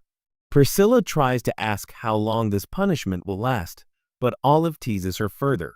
The red-haired angel flies to the ground, regretting her words. Meanwhile, System informs Black Sath that he is now the new zone representative. The crowd nearby murmurs about how powerful Black Sath has become and decides to stay away from him, knowing it's not a good idea to mess with him. Priscilla then revives the dead players, who awaken confused and they begin to wonder what happened to them. When they remember their last moments, they become afraid of Min. A red-haired angel explains the situation and informs them that their representative powers will now be gone. She advises them not to be too sad because she knows how to get them back. As soon as the bonus round ends, the angel begins to explain the main quest. Suddenly, quest windows pop up in front of each player, stating that they have 300 ox, have to be killed, and the passing rate has been drastically reduced, causing the crowd to complain profusely. An enraged Priscilla takes offense to their constant chatter and threatens to lower the passing rate even further, which silences all the players. She explains that since previous rounds were very easy, the difficulty level has now been set to legendary. Some players question how difficult this quest can be, while the angel simply tells them to wait and see. Another player asks about a side quest and its rewards. Priscilla replies that this time the hidden quest will be revealed to everyone, but its reward will remain a secret. Pisces looks at the angel and feels a deep hatred for her, as she always withholds information to annoy them. DDDDTT and remembers that this round's reward is the Rune of Balance, a very important ability that only one person in each zone can obtain. However, it's possible that other players may also obtain this rune, but obtaining it is nearly impossible. If a player completes a side quest, even if they clear it, the requirements to obtain it are quite difficult to meet. Angel then reveals the hidden quest to the crowd. They must collect all the balance stones. However, only one person can receive the reward. This means that if one person fails to find all 4 stones, no one will receive the reward. Priscilla gives a devilish smile and reminds them that they can steal stones from others. Players continue to pester her with questions, and she repeatedly explains that they can only steal balance stones, nothing more. She also informs them that they've used all their free lives for this round. Priscilla then encourages them to give it their all to win and disappears into the sky. Just then, a timer appears above the players. Maine, fed up with the pesky Angs, begins killing them and plans to set a new record. He then decides to help Jury with her kills. He then descends from the arena into the crowd and walks through them. He's a terrifying sight, terrifying them. Players are relieved when he calmly passes by, and they wonder if they should follow him. Some hesitate, but others argue that Min is always 10 steps ahead, so there must be some reason behind his madness. Many are nervous about getting caught, while one player suggests always staying at a safe distance. An old zone representative becomes excited and tells them to either move forward or give up and lick the dust, and he leaves. Maine moves on, while the rest of the group wonders if this is the best idea. But they put their fears aside and decide to go after Black S, trusting the professional to know what he's doing. Maine then arrives at a small orc village hidden deep in the jungle. The men following him pretend to be impressed by the small village. Then they see Black S, who fights the first orc and kills him with relative ease. He looks like a large rhinoceros. The monster in sight crumbles like a sack of potatoes. After killing it, Min heads straight to the center of the village, where it looks like they're all preparing to grill some juicy barbecue meat. The moment they see him, all the orcs go absolutely crazy and draw their weapons. The ground shakes violently as 3 large monsters charge straight towards Min. But he stands there, undeterred, and decapitates the first one as if he were cutting butter with a sharp knife. Then, he decapitates the other 2 orcs, along with his friends. Sends him on a tour to the village. Min then turns his side again and clears every house in the village, killing them until not a single orc remains. Seeing this, the other players think that the orcs aren't that dangerous. A homeless man suggests that Black S isn't a normal player like them. So maybe the orcs are just looking weak to him, and says that they should find another village and follow Black S's path. As he expected, those useless people already. They are planning to send their close combat fighters forward and use them, while they themselves will steal the kill by making the final attack from behind. Just then, they come across another village, this time much larger and equipped with proper guards. As soon as they arrive, the orc standing on the tower wastes not a second and immediately blows his battle horn, the sound of which echoes throughout the large village. Hearing that sound, all the players freeze in fear, and their fear is further amplified when several large monsters appear like a herd of wild buffalo. They come out of their houses. It takes no time at all for the orcs to surround these few players. And then everyone realizes that the village wasn't just made to look big for decoration. A timid mage nervously asks what they should do now, and the swordsman tells him that it's clear that if they want to save their lives, they'll have to fight. As the orcs rush into attack, they charge with full power, thinking they're just fighting a big goblin. And just like that one guy, a big orc, he tosses his axe aside, his confidence instantly boosts, and he becomes excited. He thinks this orc only looks dangerous, but is very slow in combat. With a smile, he plunges his sword into the monster's chest, but his smile quickly vanishes when he realizes his blade is stuck in the orc's chest. The orc responds by giving him a sweet kiss on the face with his axe, sending him into a permanent sleep mode, and so do the others. One by one, they slowly perish. But this time, there's no respawn button to save them. Meanwhile, Minrish is worried that the pestering insects, who used to think they were ninjas, have finally given up on him. He thinks they'll be fine, as there are only about 20 of them, but it stings him that if they encounter a large village of 200 orcs, they'll be killed too. And that's exactly what happened to those poor creatures. Furthermore, orcs' bodies are packed with dense muscle, which can absorb weapons and deflect them back. This makes pulling nearly impossible. That's why players prefer to aim for the neck, which is the thinnest part. But none of this matters to Min. He simply walks up to the orc and finishes it off with a single clean shot from his own back. Min then opens the system window and checks that he has killed 300 orcs in 1 hour, making him the first player in all the zones to do so. Having reached the top rank, he decides it's time to check on Jury, so he sets out to find her location. He activates his tracking skill to kill them. Just then, a player on the other side asks his leader if he's okay.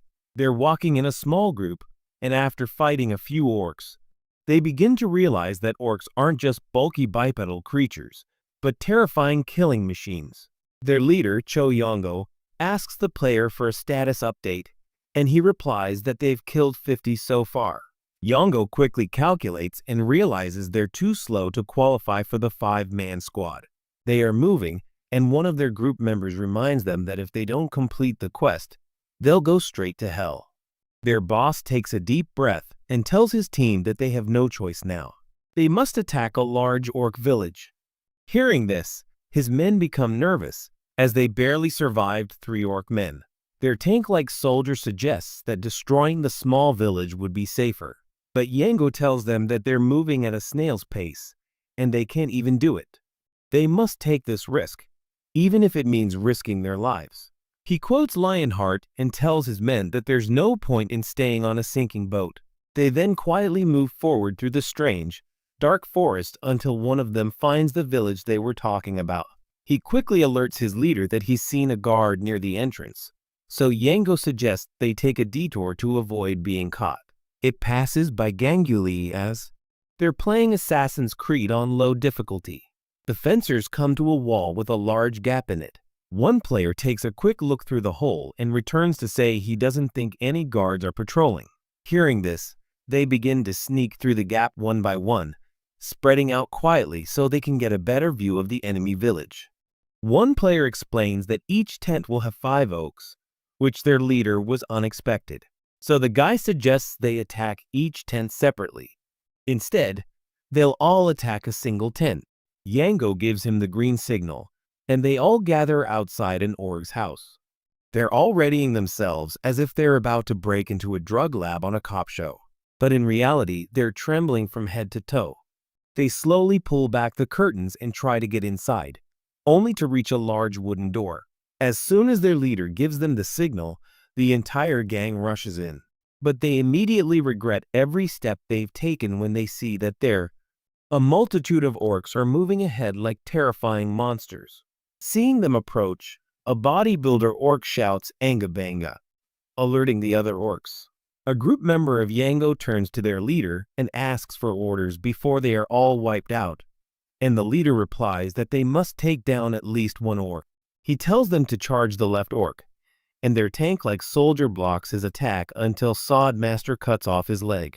Another soldier quickly finishes him off. They display the kind of teamwork every PUBG player dreams of. Seeing one orc fall to the ground like a sack of potatoes, the rest of the orcs go berserk and attack the gang. They roar like they're watching Indian Idol. Then, one orc lands a powerful punch on one of their boys' shoulders, causing him to fall to his knees in pain and is left utterly injured. But Yango proves he's the boss and doesn't leave him alone. He slashes the orc's neck with his sword, killing him in a single blow. He knocks him to the ground in a flash. The remaining orcs start screaming in anger. The group members huddle together. Young Ho looks at the remaining 8 orcs and wonders if his team can defeat them. Just then, his tank-like soldier gives up and yells for everyone to run. Without a second thought, they all start running, but the orcs chase after them. Moments later, they're completely surrounded by orcs. Seeing this, one player thinks their time is officially up. It's over. But Yango isn't one to give up. He tells his useless teammates, who have clearly given up, to man up and say goodbye. Their leader motivates them by saying they fought the orcs well and tells them to look past the smug smiles on their faces. Yango says they're laughing at them because they're behaving like little girls and asks if they're ashamed. He confronts the monster, who is twice his size, and tells his men to face them head-on. Fight and die with honor. Hearing this, his team is reignited. The orcs laugh as if they were watching caged monkeys. Nevertheless, Young Ho tells his team to attack whoever he tells them to. But as they get ready, all the orcs suddenly start running around like ants.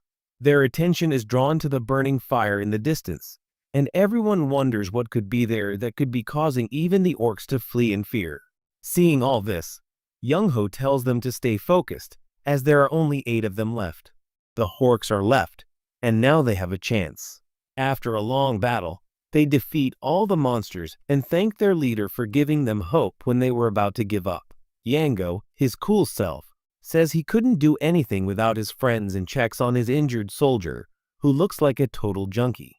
Yango takes command again and tells the team to leave their injured friend in a safe place while he figures out a way forward. With that, he heads towards the place where they were. There was a fire a while ago. When he arrives, he wonders how everything suddenly became so quiet and not a single monster is visible. He goes inside the village and looks around. But the scene he sees there shocks him completely. The corpses of orcs are scattered on the ground, and there is a strange aura around the place. As he passes through the scene, he wonders who could have done this, when his eyes fall on a boy standing there wearing full black armor. It doesn't take him long to recognize that it is Black Sith. Min is also a little surprised to see someone else in the village. But the real shock comes when he reads his player name and realizes that the boy is Choyongo, better known as the Mercenary King. Mercenaries are a close combat class that, like warriors, can use various weapons. But their real advantage comes when they form contracts with allies or mercenaries. At that time, there was only one person of this class. Therefore, Choyango has a unique power that allows both sides to connect through contracts. Bonus rewards are available, which benefits both sides. Yongho can't believe he's meeting the world's most powerful player casually and approaches him like a shy girl. He composes himself and tries to plan how to talk to the top-ranked player, while Min looks at him sharply, thinking that this guy got his class because of his natural leadership skills. Yongho asks if he was the one who destroyed all these orgs, and Min says yes. The leader starts sweating and he quickly bows and thanks him for saving his party. But Min says he didn't even know they were there. Yongho thanks him again for his help, and Min tells him he should get his men out of there before more orgs arrive. The Mercenary King is shocked and asks how he knows about his team members.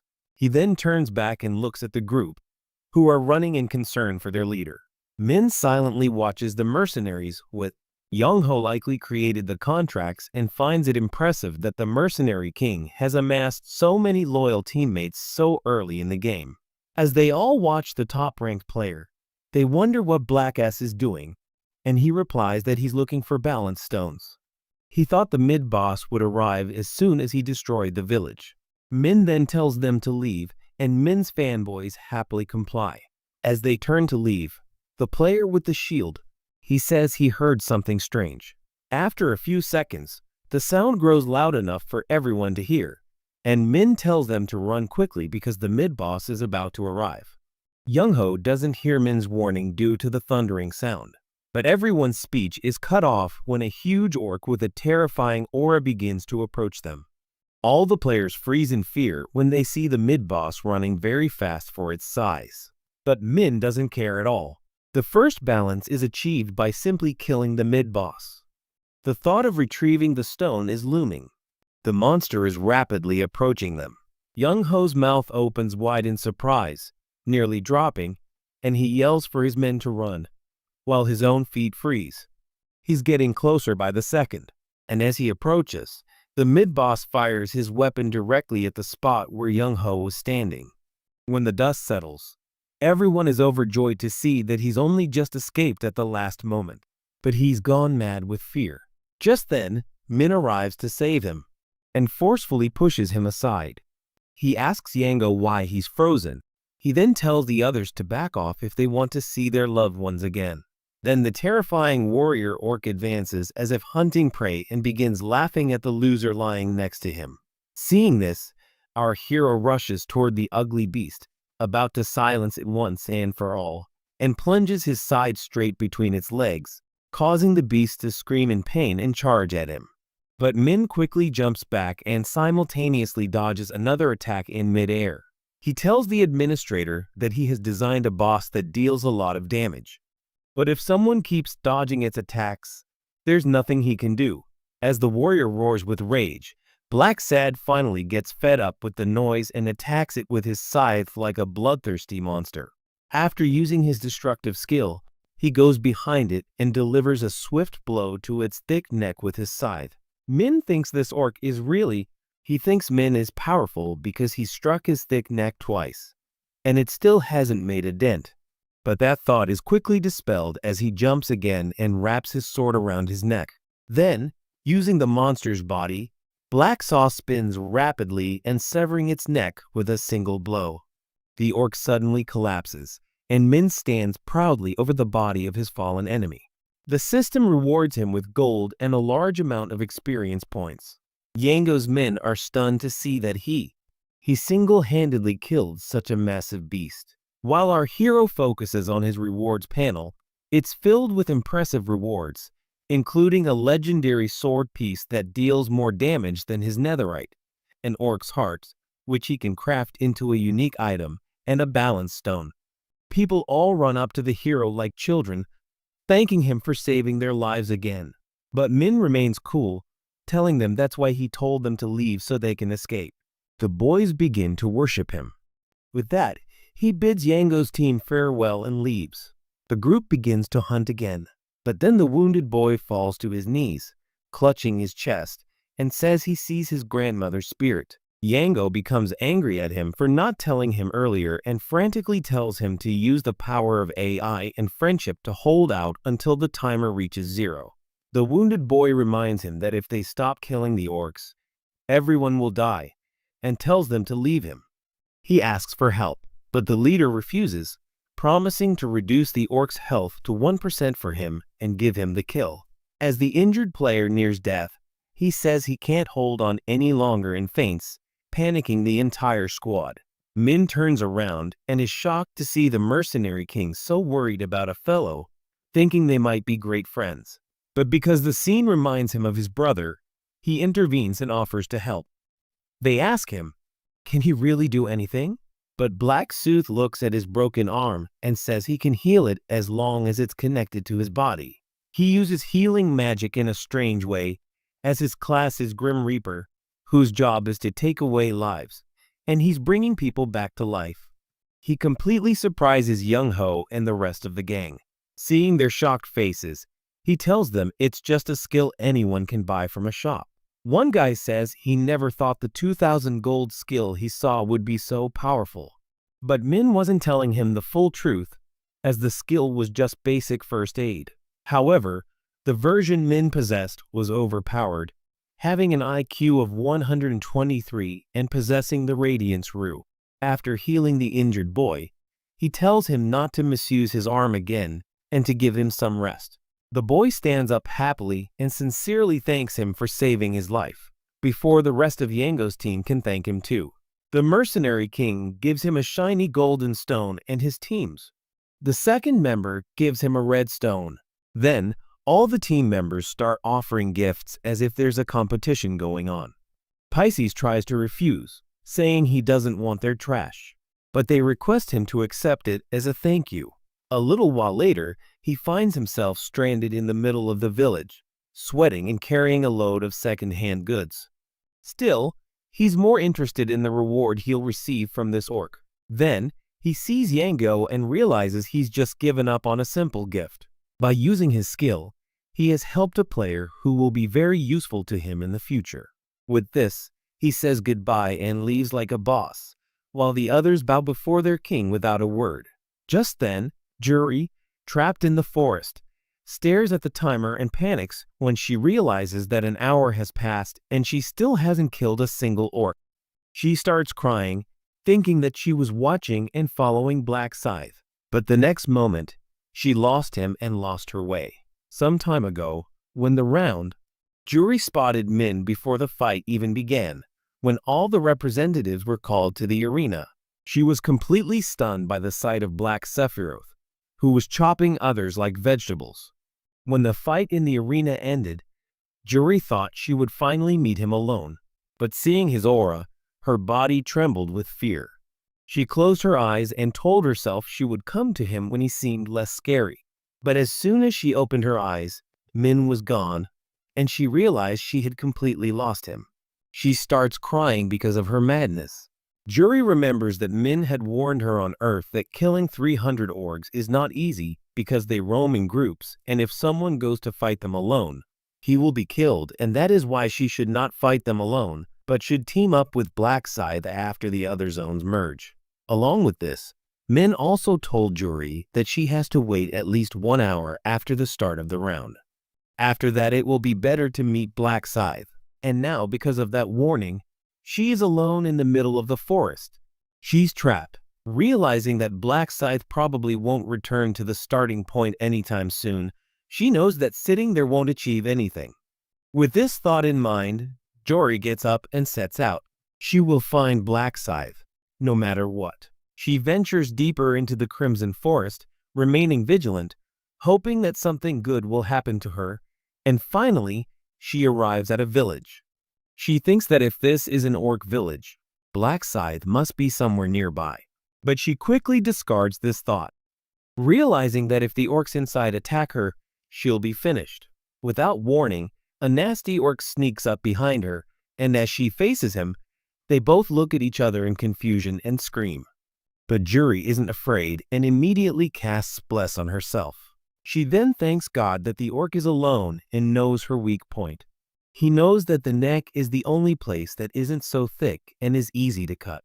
Juri worries that she's a girl whose aim is very bad, so her attack might hit another player if someone is nearby. She knows that if her sword misses and gets caught in the orc's muscles, it'll be game over. So she uses all her power. But when she attacks, the orc dodges her attack and her aim fails miserably. But Juri still escapes because she didn't push her sword too far. The orc attacks her again and again, but she keeps dodging his blows, until Juri also gets a chance to strike and is defeated without any chance. She hesitantly moves towards him for a final blow. She delivers a sharp blow to the orc's neck. This causes the orc to scream in pain. Seeing this, Juri's confidence grows even more, and she swings her sword forward at full speed until the orc's neck is like Swiss cheese. The terrifying orc falls at her feet while she stands there, still trying to process that she actually did it. Then suddenly a familiar figure in black appears. When he sees her coming towards him, she looks up. She wonders if she's dreaming. Maybe all the fighting has made her so tired that she's daydreaming. Or maybe the hero she's been searching for so long has really arrived and is heading straight for her. But this dream is shattered when he passes by her as if she doesn't matter. Gathering all her courage, Juri calls out to him. Black S gives her a look and says she has only 10 seconds to explain or he'll leave. She panics. She twists her words and says she wants to fight him, which makes Min wonder if she's gone crazy fighting an orc. She quickly corrects herself and asks if he'll team up with her. He tells her why would he? What reason would he have to team up with her? Then she shows him her unique skill and explains that her blessing ability is the strongest stat booster in the entire game. Black Scythe simply looks at his screen and confirms it like a pro. So she asks, is that enough to convince her? She then says that if he teams up with her, her stats will be boosted and they'll take down the orcs together. Min bluntly replies that he can use his authority to command her and tell her to cast the blessing spell whenever he wants. Zari's mind immediately short-circuits, and she begins to sweat. Then our hero says that he just needs to confirm that she won't betray him. She nods without thinking, and the deal is done. She accepts. Black S extends his hand to seal the deal and tells her his name, and Juri also tells her name. She's level 13 and her game name is Democracy. He tells her that maybe Juri doesn't need his help because he saw her kill orc. But she innocently explains that it was almost her first kill. After an hour, feeling sorry for the poor girl, he promises to help her quickly complete her target. They then start walking towards the next village. Min asks her to stay with him. He tells her it's for her safety. Seeing his kindness, she thanks him. Suddenly, a gang of orcs arrives, making her tremble with fear. Black S tells her to relax, and he runs toward the 3 ugly orcs. He then cuts off their legs with a single blow, as if he were preparing a barbecue. One by one, he disables each orc and then asks Juri to finish them off. But she stares at him in astonishment. He tells her to hurry up. So Juri hesitantly grabs her sword and aims directly at the orc. As soon as she kills the orc, a lot of experience points start coming in. She thinks that killing orcs is much easier than she thought, especially with the help of the Black Scythe. It seems like child's play. Min just looks at her silently and tells her to either act quickly or sit quietly in a corner and wait for her death. With this, he moves forward, and Juri also starts running after him. A little while more, after killing the orcs, Juri happily reports that she killed 52 orcs in just 30 minutes. But Black Scythe still thinks this is too slow by his standards. He still thinks it's better to be careful, as Juri could get hurt if they get caught attacking an orc village. He thinks it's best to go to the orc shaman to complete the quest. He tells her that at this speed, they won't be able to kill 300 orcs. If they fight the orc shaman, they'll be finished in an hour. He can't. Juri is confused and asks him how that's possible. He explains that they just need to find an orc shaman who will endlessly spawn orcs for them to die. That way they won't waste any time running around. Min completely surprises him when he casually says he'll even fight a shaman to help her. She then asks him how he knows all this. He tells her he's fought one before and says that as long as Black S is around, he's always safe. She's completely captivated by him and begins to think he's even better than she thought. When they arrive, she asks if a shaman could really be hiding in such a small village. Min replies that this kind of setup has tricked many players into death, as the shaman attracts them like flies. Her mind flashes back to the scenes of being caught in the orc shaman's trap. Back then, no player could escape the orc shaman. But he knows how to use her spawner to his advantage. As they're walking through the quiet village, he explains that most of the houses are empty, and only one evil shaman is hiding in a large building. Like a simple trap.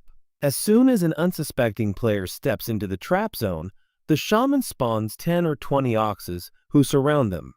This leaves Juri wondering how she'll escape. That's when Min thinks it's the perfect time to have some fun, so he approaches her very close until she turns red with embarrassment and throws a brilliant plan reveals how she'll fool shaman. Intrigued by the attention she's receiving from her crush, she promises not to disappoint him and shocks Min when she says she can handle it all alone. Black Sath grimaces and tells Juri she doesn't need to act so mean.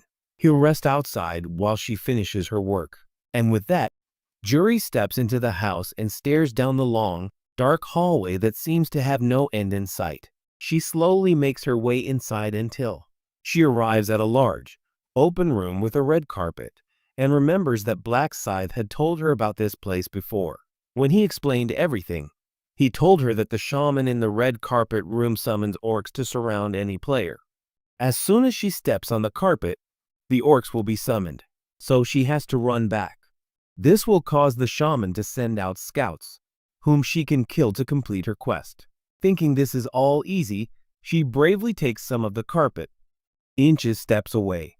But as Juri steps forward, Shaman casts a light spell and blinds her.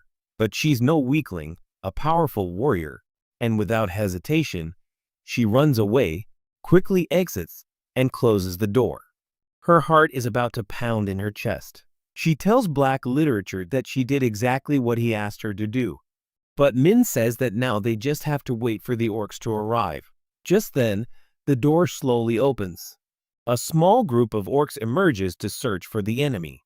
As soon as they all emerge, Min cuts them down in the blink of an eye, finishing them off. He turns to Zari, tells her that everything is safe now, and asks her to come and confirm the kills once she finishes off the first batch. She asks him if Shaman is so stupid that he'll fall for the same trick again. Min tells her that the thing is dumber than stone and has an IQ lower than that of a Logan Paul fan. But all her doubts are put to rest then. They leave when she sees his smile. After a while, Juri finally kills 3 orcs, and Black Sit boasts that it only took an hour. She repeatedly thanks him for his help, but Min is more concerned about her level. She tells him that she's level 19, so he casually tells her that she'll rank up in just one more level up. In fact, she's excited about the new skills she'll gain from ranking up, as they'll be even more useful to her because Min has to learn more about the world. He needs an extra boost to set a record, so he says he'll help him reach level 20. Juri, under the misconception that he's a genuinely nice person, stands there awkwardly, like a love-struck girl who doesn't want to betray her crush.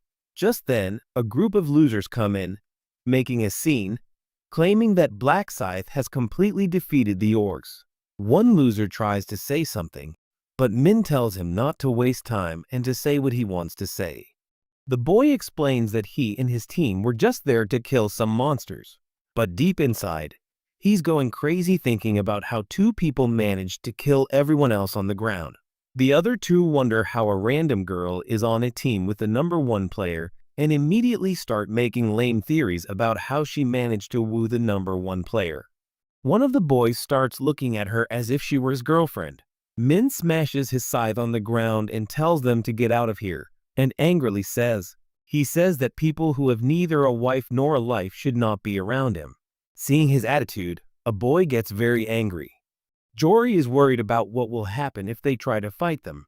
But Min doesn't let them talk anymore and quickly strikes the headband-wearing idiot on the forehead with a warning blow.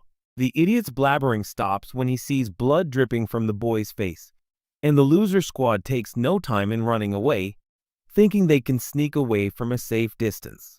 They will keep an eye on them and steal his kills as soon as they get a chance. But Black Sath already knows what they are up to and plans to make a mess of them when they try to steal the boss's kill.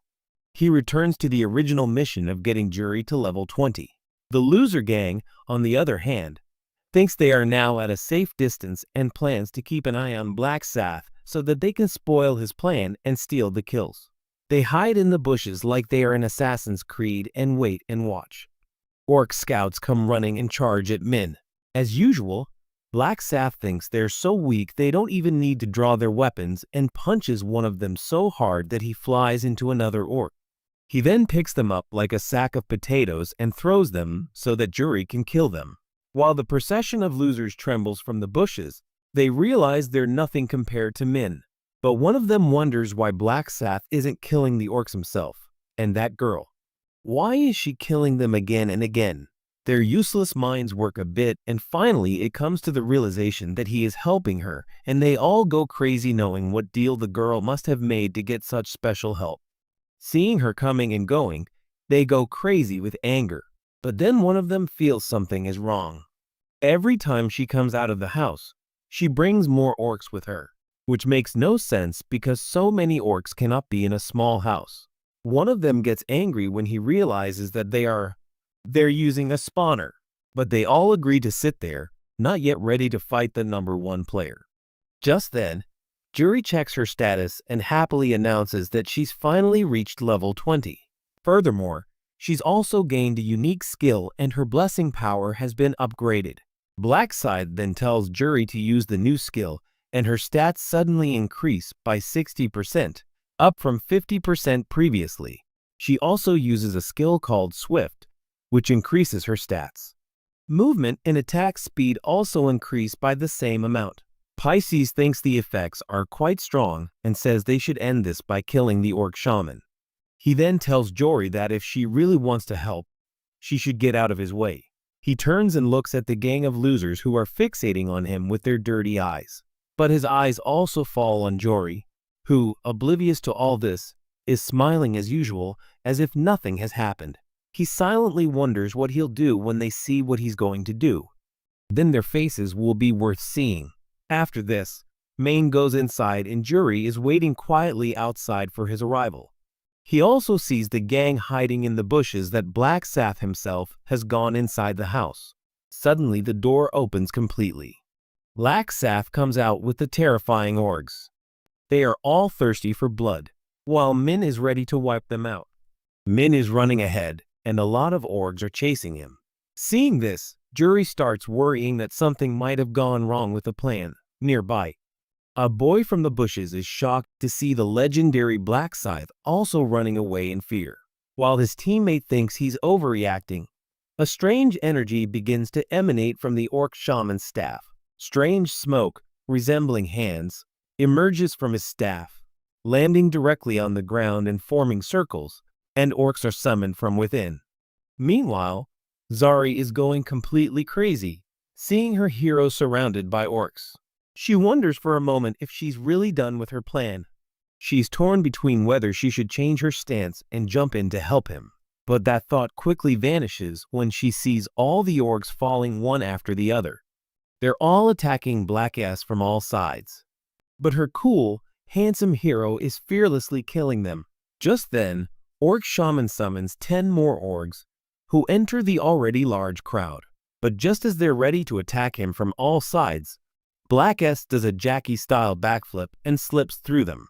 Seeing this, the gang of losers, he's completely shocked. Just then, one of his teammates leans into his ear and tells him to stop being a Black Sahid fanboy and focus on the plan. He thinks this is the perfect time to attack the shaman. Suddenly, their fearsome leader turns around with a devilish smile and tells them to keep stealing Black Sahid's kills while they still have the chance. But his teammates panic and quickly express their concern that their fate could be the same as the orcs. But their leader arrogantly thinks that Black Sahid is busy killing orcs and he can't touch them right now. He can't even do that. Hearing this, a coward says that if he gets angry, they'll say they were just trying to help.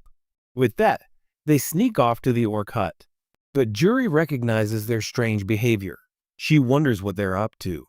Suddenly, she realizes that perhaps they're planning to secretly kill the orc shaman. While Black Sath is still handling the mob that has attacked him, the scene flashes back in time to Juri shyly asking Black Sath for his help. She thanks him for doing it.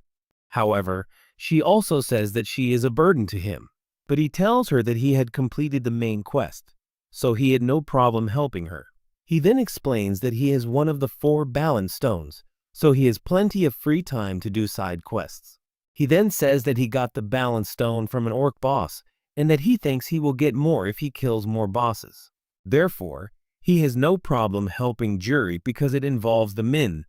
She's also benefiting from the good loot she's receiving.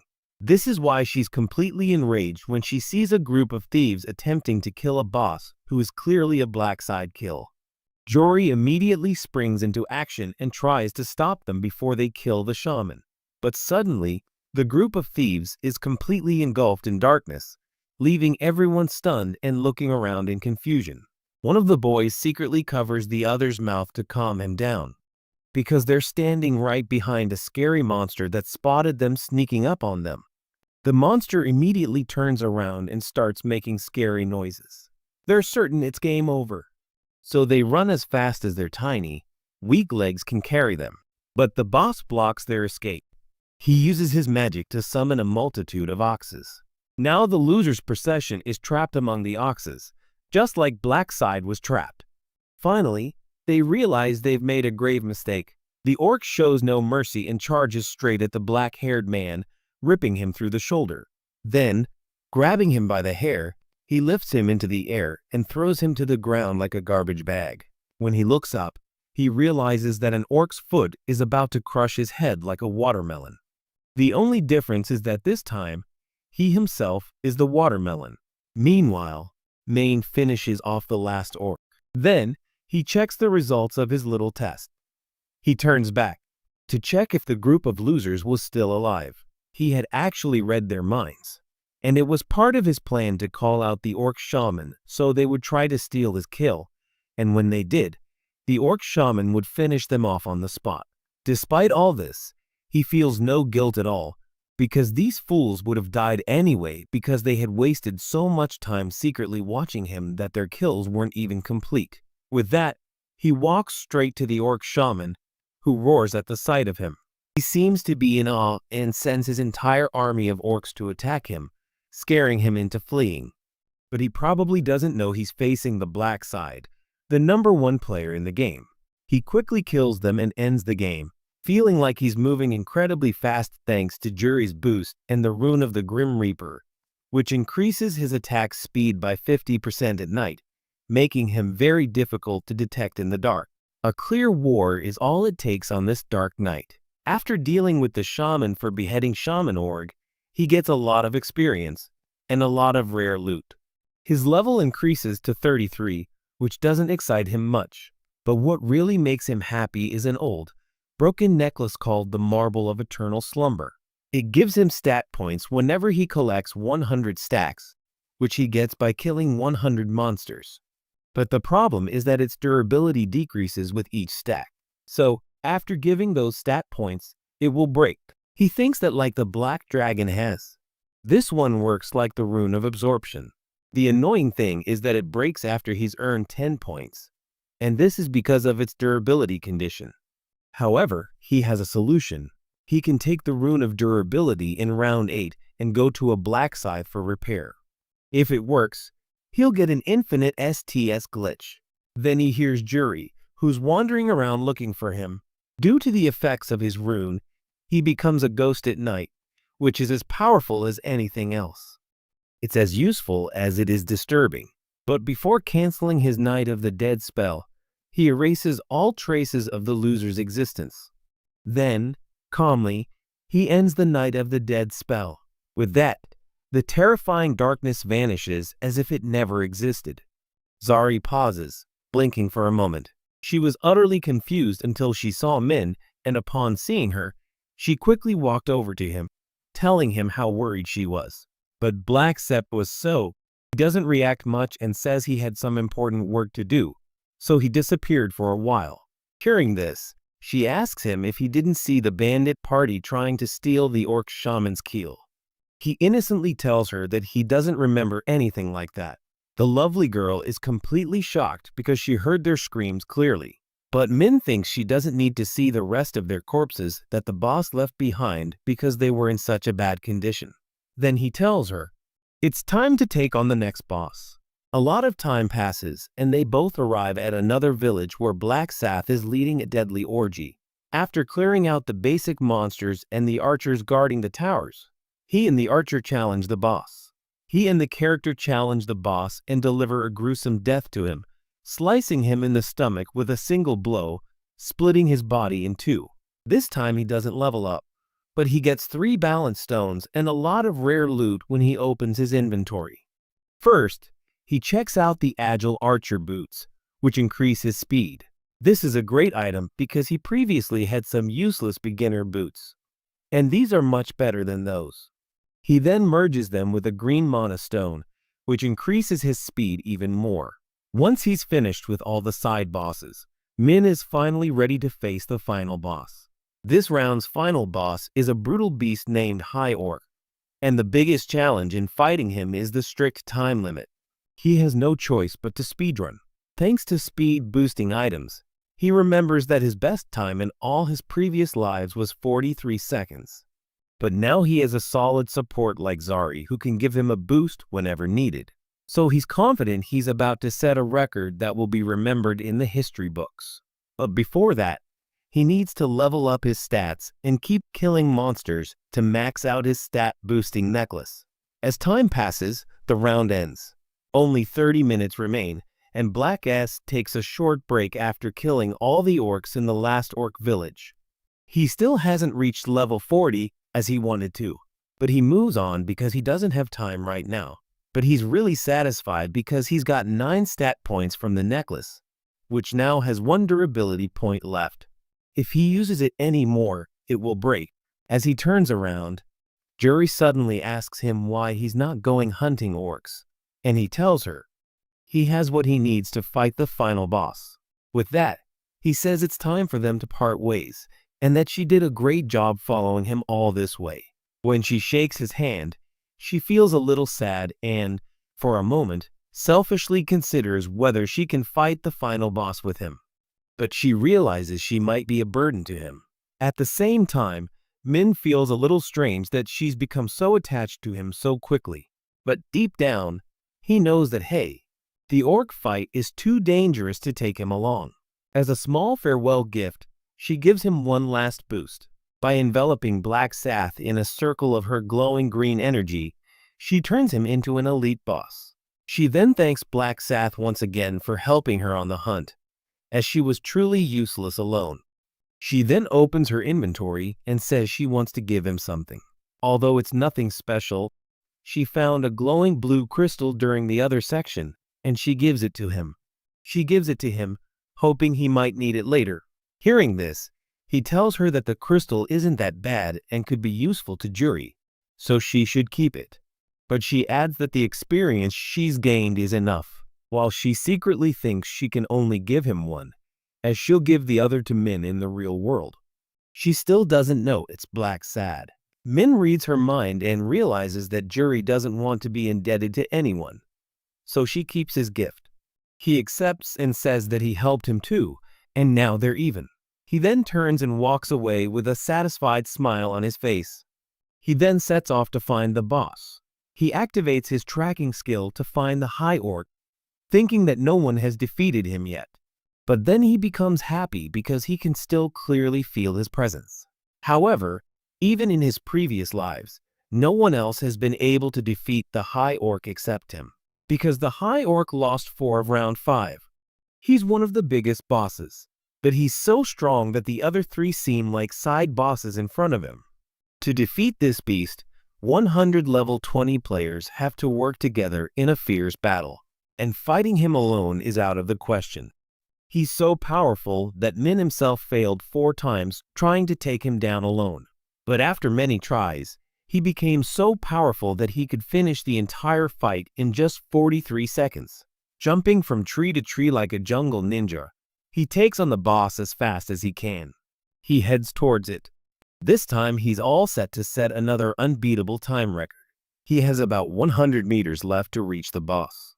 Suddenly, he sees the large body of the high orc from behind the trees. But his eyes widen in surprise when he hears the scream of a player being crushed in the boss's hands. The high orc has a terrified look on his face as he crushes the player like a soft toy. And the rest of the group is terrified. They wonder how all this happened. A while ago, a group of players began inviting other players to join their group. A player with a sword introduces himself as Yahello and says he's a level 12 warrior. Then another guy comes forward and says he's Brady the Archer, while the guy in the hood says a name that sounds like he just hit his head on a keyboard. Everyone joined for their own benefit. But somehow, their group starts performing quite well. Their confidence grows so much that they get angry at the orcs, saying they're so. "Why are they weak?" he said, immediately jumping between them while the spear girl finishes off another one from behind. With this unstoppable power, they go on another hunt, which lasts much longer. Each of them completes 3 stow and count. But Yahello still feels bad about being weak. He offers to continue the hunt, and the gang gets back to fighting because they want to reach level 20. After this, they unlock a new skill that makes defeating orcs easier than small children. It turns out to be as easy as picking up candies. The hooded guy suggests they should target something bigger now. But before they can decide, a warrior suddenly points to something in the distance. The blonde-haired guy looks up and sees a huge monster. He thinks it looks like an orc, while the warrior guesses it might be a boss. The girl with the spear asks if they are strong enough to fight it, while the other player says they should take the risk and thinks the reward is worth the risk. He says that after killing the orc, the loot will be divided equally among all of them, and the rest, without thinking anything else, nod their heads and set off to hunt the monster. Suddenly, the two-headed beast sees them and lets out a loud roar, which freezes everyone in place in fear. He runs towards them and with one jump, flies into the air, while the group of warriors just stand there like statues. He falls down with a powerful landing, sending shock waves everywhere. But the girl with the spear, she barely manages to dodge in time. The high orc wastes no time, swinging his ferocious claws and ripping the spear girl's body into 100 pieces. He turns his head and sees the other girl, who had collapsed in fear at the sight of the monster. The high orc slams his hand down like a hammer, smashing her flat like a pancake. Only then does the blonde boy realize that this monster is the final boss, and they aren't powerful enough to fight it. Then the high orc grabs the archer and squeezes her hard, almost to the point where the warrior is simply terrified. He stands there frozen in fear. The hooded boy tries to act like a hero, but the high orc smacks him with his tail and smashes him into the ground like a toy, sending him straight into his friends. Yahello begins shaking like crazy, screaming in his heart that he doesn't want to die and yelling at the monster to stay away. He goes crazy. He screams in his mind that he doesn't want to die and yells at the monster to stay away. He shakes from head to toe with fear. But the high orc is absolutely. He also shows no mercy and raises his hand to crush it. Just then Black S appears in the air behind that terrifying monster and saying to his Sath, AYIM, comes down with Sath in attack form, and in a single blow he cuts off one of the monster's heads. Seeing this, the other head starts roaring and gets angry. But Min does not waste even a second, and in the second blow sends it also to its twin brother. With that, the monster's big body falls on the ground, while the player standing nearby tries to understand what just happened. He stares at Black Sath as he lands in front of him. He's giving off a proper Demon King vibe. Black Sath is a little disappointed because he thought the high orc would be more powerful than the other bosses. But he turns out to be even weaker than he expected. And just then, the system notifies him that he's reached level 40 and unlocks a ton of new features. Both the damage and range of his Seal of Death skill increase, and he gains even more awesome new abilities. Finally, he unlocks the Moonlight Destruction skill, which is the only true attack skill available to players of his class. However, having only one attack skill is very risky, as missing the attack can cause serious trouble. However, Moonlight Destruction covers a large area, making it a very useful skill. It can kill multiple monsters in a single attack. This skill combines magic and physical damage, which means Min can defeat all types of enemies, regardless of their material or protection. He thinks this skill will come in handy against the overpowered bosses still waiting for him in the next rounds. He then moves on to the next two rewards. Just then, the side quest is completed, and he unlocks the Rune of Balance, the one he's been searching for all along. Black S absorbs the rune into his body. He knows it will only work properly if he keeps all 4 of his stats balanced. So, he promises himself that he won't let any stat lag behind the others. When he's done everything, he's gone to Bay with Lasada. So he looks at his updated stats and is almost delirious with surprise, seeing every single one of his stats above 300. He's shocked that only Superman is now higher than him. Even though he knows that Jury's Blessing ability and Round 5's boost are both active, he realizes that using the Rune of Balance is the fastest way to get stronger right now. And then he looks at the time attack reward. For defeating the Round 5 boss in literally 1 second, he gets a special. He also receives a reward of 8,000 hazard gold, the maximum amount a player can earn, and 4 times his previous record of 43 seconds. Just then, the system informs him that he has set a new world record, and as a bonus for registering his name in the Akashic records, he gets a chance to choose a unique item of his choice. Black Scythe is stunned by the pop-up, having never seen anything like it before, and he can't believe the ticket is actually there. It will let him choose any unique item he wants. After opening his inventory, he taps rewards, which gives him the option to choose from 8 equipment categories. Min sees that the choices are almost unlimited and decides he shouldn't choose a weapon because he plans to go back to the real world and craft an upgraded weapon. So he decides to get a helmet instead. Meanwhile, the boy he saved just stands there, watching him finger the menu. He's so shocked that he can't believe that a single man came and took down that huge monster in a clean war.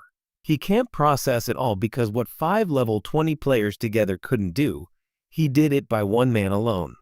He starts wondering what Black Sith's real power level is. However, he tells himself that now is not the time to think so much and he should thank his man. But by then Black Sith notices him, glares at him, and calmly walks away without saying anything. After a while, everyone returns to the starting point. Angel comes down and asks if everyone has completed their quests, and she seems quite happy to see that the players have taken a heavy beating this round. She nods happily, knowing that the players were much stronger than Ox. So one thing is clear, most of them were busy fighting each other. With that, she moves on to the results of round 5. Black S is ahead by a wide margin, 15 levels ahead of the number 2 player in the world. Everyone is talking about his level and the amazing time he had. He's completely shocked by the record. He hears players around him spreading rumors that it's impossible to hunt so many orgs so quickly. He sighs, wanting to simply claim his rewards and leave in peace. Suddenly, a slew of system notifications pop up, congratulating him for coming first in almost everything, which earns him an epic necklace choice pack and a special reward loot box. Then, the system congratulates him once again for his many achievements. Because he's consistently ranked first for 5 rounds, he earns the cool title of the one ahead of all others. Min has long coveted this title, as it increases his experience points by 50%. He then opens his inventory to choose from 3 epic necklaces, which aren't particularly special to him, having used them all in previous lives. He selects the Necklace of Java, which boosts all his stats. But the artifact's biggest advantage is that it grants him 35% boost to every attack and magic effect. It provides protection. Protection items are very rare in this game, so even if he doesn't need it, he can sell this necklace later and make a solid amount of money. He then opens a special reward loot box and finds 3 items. The first option is to triple his experience in round 6, 6,000 gold coins, or hidden information about round 6. But as usual, he chooses the triple XP boost. Suddenly, the angel starts clapping, which confuses the players, and she then asks if anyone has checked the rankings, because 1,600 people have passed the quest, and that can't be right. Suddenly, some players go up in flames. Angel announces that every player ranked below 1,200 will be eliminated. The burning players beg for their lives, but she laughs at these useless little flies, while Blackside secretly laughs, thinking that if Angel were in their place, she would probably be just as weak. Then she announces that no one has checked the side quests. They haven't completed it. But she suddenly regains her alpha when she sees Blackside. He was the only player in this round who was able to complete the quest. With this, she bids the players goodbye and tells them she'll see them again in the next round. All the players return to Earth. The next day, Min is relaxing at home after a nice dinner with his younger brother. Now that he's energized, he gets to work, gathering materials to upgrade his weapon, where he encounters Grim. Ripper chooses the scythe as his base weapon, as he's going to upgrade it. He then selects an orc's heart, a mysterious wooden totem, and even a high orc's tooth as upgrade materials. This setup alone will make it an epic rank weapon, but adding the black diamond he received from the young man will elevate the weapon to unique rank. Once the combination is complete, a powerful unique weapon called the Death Scythe appears before him, and the man is so overjoyed to see it that he starts laughing. He's happy that he's finally upgraded his Grim Reaper scythe, which actually looks pretty cool. Then he spends all his remaining money on buying general skills. He starts with the surrounding search skill, which gives him the power to see every player and monster nearby, like a mini-map. Next, he buys the dynamic vision enhancement skill, which improves his eyesight in real time. Finally, he buys basic resistance, which increases all his skill effects by 15%, and another skill, which reduces the chance of his attacks missing. After all this, he still has 14,000 gold left, and he thinks he doesn't need anything else. He has his eye on an epic item that will be arriving in a few days. After doing all this, he ends the day and opens his status window again to check his stats. He's still impressed by how much the Rune of Balance has boosted them, and the Rune of Slaughter will double this entire power. Now that he's as strong as he can be, he decides that. He checks his business with Kongrokma and then goes after the young man. But he remembers that he has no idea where the young man is or if he's even alive. He uses his track skill on him and picks up a signal, confirming that the man is still alive somewhere, which means he can still use him for good. But he vows to use the worthless man one last time to his advantage, and then throw him in the trash. The next day, Jury is sitting in a fancy cafe, waiting for someone, and she wonders why that rich boy wants to meet her again. All sorts of romantic scenes start to play out in her mind, and she shakes her head vigorously to get rid of the dirty thoughts. Just then, Min walks into the cafe as if he owns the place and asks if she waited long for him. Jury is still a little nervous, but hesitantly offers her a treat, and Min accepts without hesitation. He gives her an innocent smile, and as she begins to sip her drink, she wonders where all these strange thoughts are coming from. Min interrupts and asks how her round 5 went, and she replies that she teamed up with Black Sath, so everything went very well. She admits that she thought she would be a burden to him, but Black Sath turned out to be a very nice person. Min reassures her that her blessing is very useful, and she reveals that this was the first time she came in second on the local map. This thought starts running through Min's mind, and he asks what reward she received, and she proudly states that there is a mid-ranked necklace that speeds up, and then asks what he thinks about it. He tells her that it seems like a useful item, and the shy girl gives him the necklace without a second thought. Min tries to refuse her because she earned it herself, but she disagrees and says that Black Scythe helped her the whole time. Min suggests she give the necklace to Black Scythe. but she thinks that the item is so low level that it won't be useful to her. Min turns her down, saying that his rank isn't that high yet, so this necklace is of no use to him. This immediately piques Juri's interest. He lies to her, saying he's still stuck at level 19 and barely made it through the previous round. Juri assumes this is true, as the seer class isn't actually a combat class. Then, a bell rings in her head when she asks, "How does a seer fight?" Min replies, "He has some decent magic abilities." She racks her brains, and after a while, realizes the necklace doesn't fit his class, and she suggests that if he seriously plans to use magic, he should increase his intelligence stat. She then summons a red crystal and offers it as a gift for his help, which Min accepts so as not to feel bad. Juri blushes and quietly says that he always cares for her, so she wants to give him something back. Then Min remembers something and says that he also has something to give her, which makes her happy. He says he can give her some information about the 6th round. This piques her interest, and she's ready to delve deeper into the information. After they finish their important meeting, Zori asks if he wants her to team up with Black Scythe again. Min tells her that the boy won't refuse to team up with her now that he's proven himself with his powerful boost. Zori starts to think about this. Min teases her, saying that he thinks he'll have a job with Black Scythe. It's really fun to do.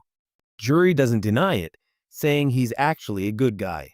Then she goes on to tell him all the bad things about the mysterious number 1 player, while Min just sits there quietly listening.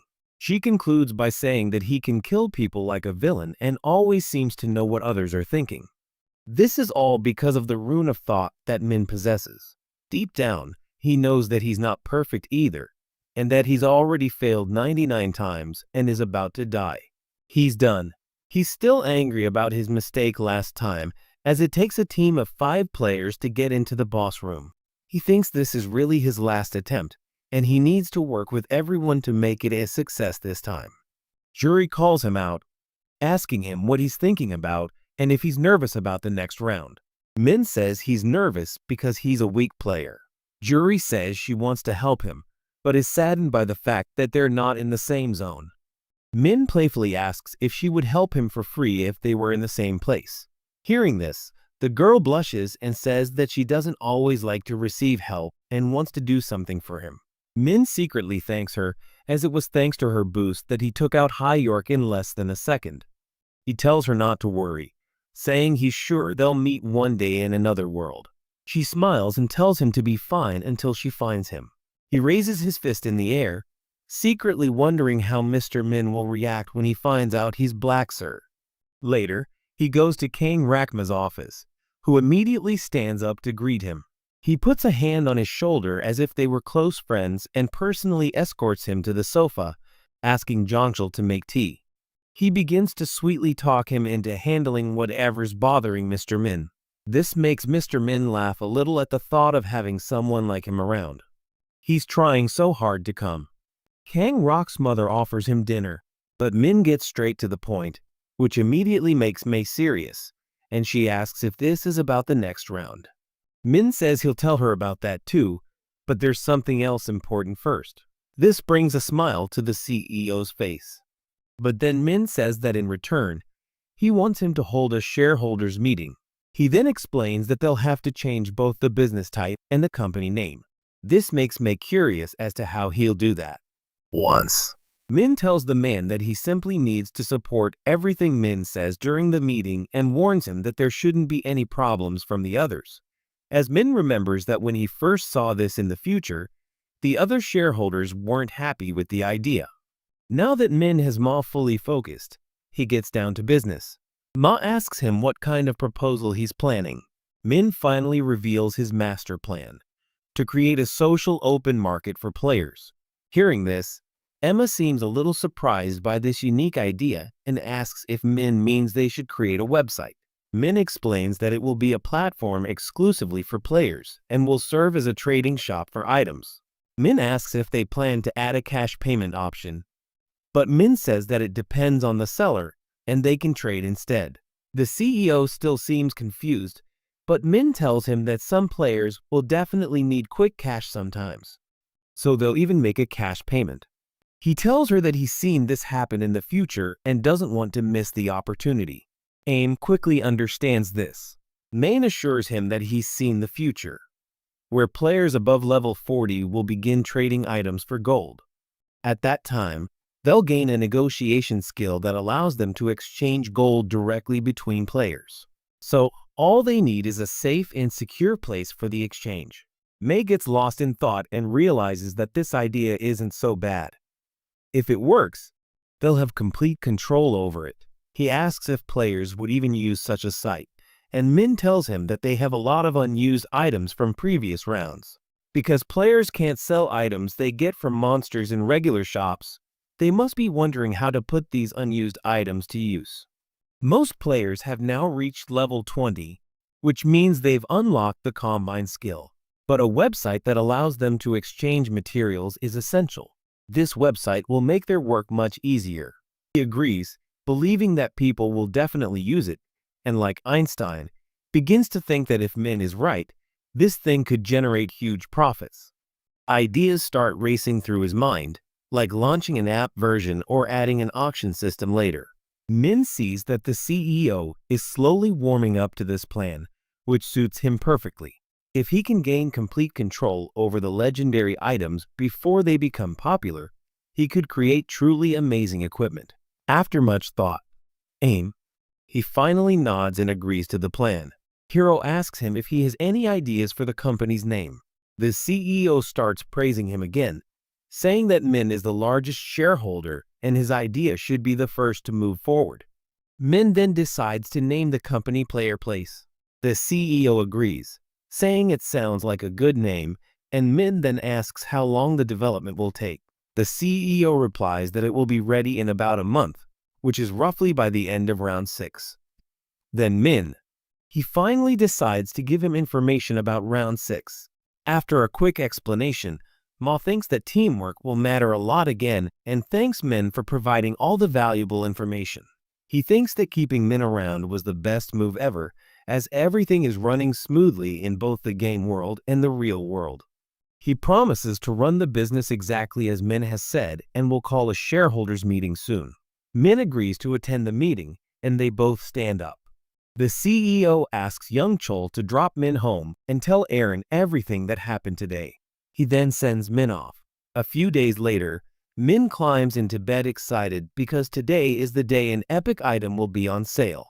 He logs into the store and goes straight to the item of the day. The item appears to be a fancy-looking shirt that significantly increases both attack and movement speed. He buys it without thinking that 20 gold for an epic item is no joke. It's a once-in-a-lifetime offer. And soon, the time will come when he won't have to rely on the shop at all. When that time comes, blueprints will also be easily available. These are basically instruction manuals that explain how to make and upgrade items. They will also start becoming available for sale. This way, people won't have to combine materials willy-nilly, and they can easily sell blueprints through the social market. Mine lies in bed and thinks that a good meeting is essential to making that dream come true. The next day, the meeting begins, and the meeting is packed with shareholders. Min then takes the stage and delivers a speech that deserves an Oscar, just as everyone expected. Initially, the others are annoyed, but he answers every question smoothly and convinces everyone. After the meeting, Ma comes to him and says he handled everything like a pro, while Min says it was nothing. The CEO reassures him that he can handle the rest of the business himself and tells Min to focus on surviving the next round. Hearing this, Min is a little taken aback. He smiles because the man genuinely cares about him. After all this, they both decide to have lunch because he had finished all his work for the day. When Min leaves, he thinks that there is just one last thing he needs to do, which is to use young Min one last time. The scene shifts to the group meeting whose interviewer Min killed. Suddenly, Yumi enters the live chat with her usual energy and greets everyone happily. But something seems a little strange in the group chat. A member asks, "Hasn't she heard the news yet?" He then tells her that Mr. 30 and the other guy are probably dead because no one has heard anything about them. Yami finds it absurd that they're all acting so sad when they didn't even know each other except through these video calls. But then she realizes they're just acting so good to look good in front of the president. And these creeps are trying to woo the emotional boss who actually gets sad when someone dies, and she decides to play this game too. Channeling her inner drama queen, she gives such a fake performance that it makes one person cry, and the others start crying too. Yumi feels a deep cringe inside, thinking about how fake it all is, and relishing in seeing how easy it is to manipulate humans. The chairman then joins the call and asks why everyone is crying, as if someone has chopped onions in front of them. Lost York, scrunching his nose, delivers the bad news. This dampens the chairman's mood, and he reveals that there are now no members in their group. Only 6 people remain. A long-haired player suggests choosing new executives, but the chairman flatly refuses, saying there's no one left with that much talent. And the 3 players they recently tried to recruit have also completely gone silent. Lost Yark says he tried to contact them, but no one answered, which can only mean they died in round 5. One executive disagreed and said he didn't know the rest. He doesn't know about the other 2, but he's 100% sure Black S is alive. He shows the results of the previous round and argues that Black S is actually alive in the real world, further confusing the chairman as to why he suddenly disappeared after joining their community. None of the executive members offer a convincing explanation. One laughs it off, while another suggests that someone must have impersonated Black Scythe and been killed in the previous round. The chairman says that this is a bit far-fetched. Understandable. But before he can think too much, a member named Hamal Mukbang taunts him, saying that a top-tier player like Black Scythe wouldn't waste time in their group. This strikes the chairman squarely in his ego, as he can't tolerate the disrespect shown to his illustrious community. He created this group from the ground up to guide and unite all players as a noble overlord. Before Hamal Mukbang has a chance to back down or apologize, the chairman permanently expels him from the community and tells him to. He declares that he's on his own from now on. As the poor fellow is ushered out in tears, the others continue the meeting. But the meeting doesn't progress much. Lost York suddenly turns into a statue when he discovers another guy has registered under the name Black Sad. All the board members are shocked for a second, and Lost York quickly reveals that this time his full name is Young Min Hong. The chairman tells them to let him in. They can at least check if he's real. Then they think. He says that if this turns out to be another charade, young men will regret trying to play them. Meanwhile, the real Black Sai Young, after entering Min's name and address, relaxes behind him and wonders what the executive's next move will be. He believes the executives will be coming to his house soon to meet him face to face. Min doesn't like a group that is killing people and planning to turn all civilians into their personal slaves. He leaves the building and thinks this is disgusting. This behavior will destroy society, and he won't stand by and let this happen. He decides the best option is to eliminate the PCW community's executives and take complete control, as the group is poised to grow even larger in the future, encompassing over 30% of the world's players. Min believes that instead of eliminating the entire group, it's better to lead them and keep everyone under control. Therefore, he plans to use young Minsung as a pawn. He'll summon the executives and kill them one by one, and won't rest until the chairman falls so he can easily rule the group. Just then, the doorbell rings at Jury's dad's small shop, and the old man looks up from his newspaper. He greets a customer. Just then, the man throws a black bag on the counter. A masked man stands in front of him and tells him to put all the money in the bag. When the old man asks him if he's a player, the man angrily throws his punch on the counter. He hits him, and the entire counter turns to dust, just to prove he's not joking, to save his life. The poor man takes out all the money from the register without any problem, but the thug isn't satisfied and demands more money. The old man tries to explain that their business hasn't been doing well since the lottery was discontinued, but the robber doesn't care. He looks at him angrily and announces that he knows there's a safe hidden behind. The old man quickly runs to the back. He goes into the room and returns with all the money he can, which is about 10 million won.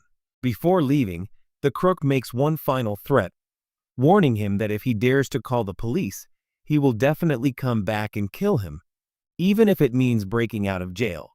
He exits the store, takes off his mask, and reveals the robber is none other than young Min-hyung. He begins to praise himself for his loot, thinking it will be enough for a month. But then his smile vanishes when he thinks about how he's barely getting by in real life and whether he'll be able to survive the next round. His mind drifts to Black S, whom he blames for lowering all his stats and ruining his friend group. He vows that if he ever meets the guy outside the game, he'll beat him up on the street without any shame. He goes home and freezes. The moment he sees someone waiting at his apartment door, he asks him who that guy is. But he's further confused when the stranger asks if he's young Manang. He stares at him silently, and the man takes his silence as a yes. Youngin is now clearly nervous.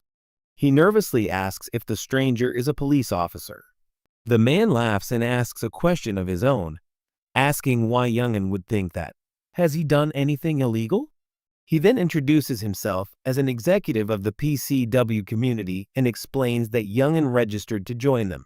Hearing this, the young man stares at him even more, thinking he's probably drunk because he doesn't understand anything.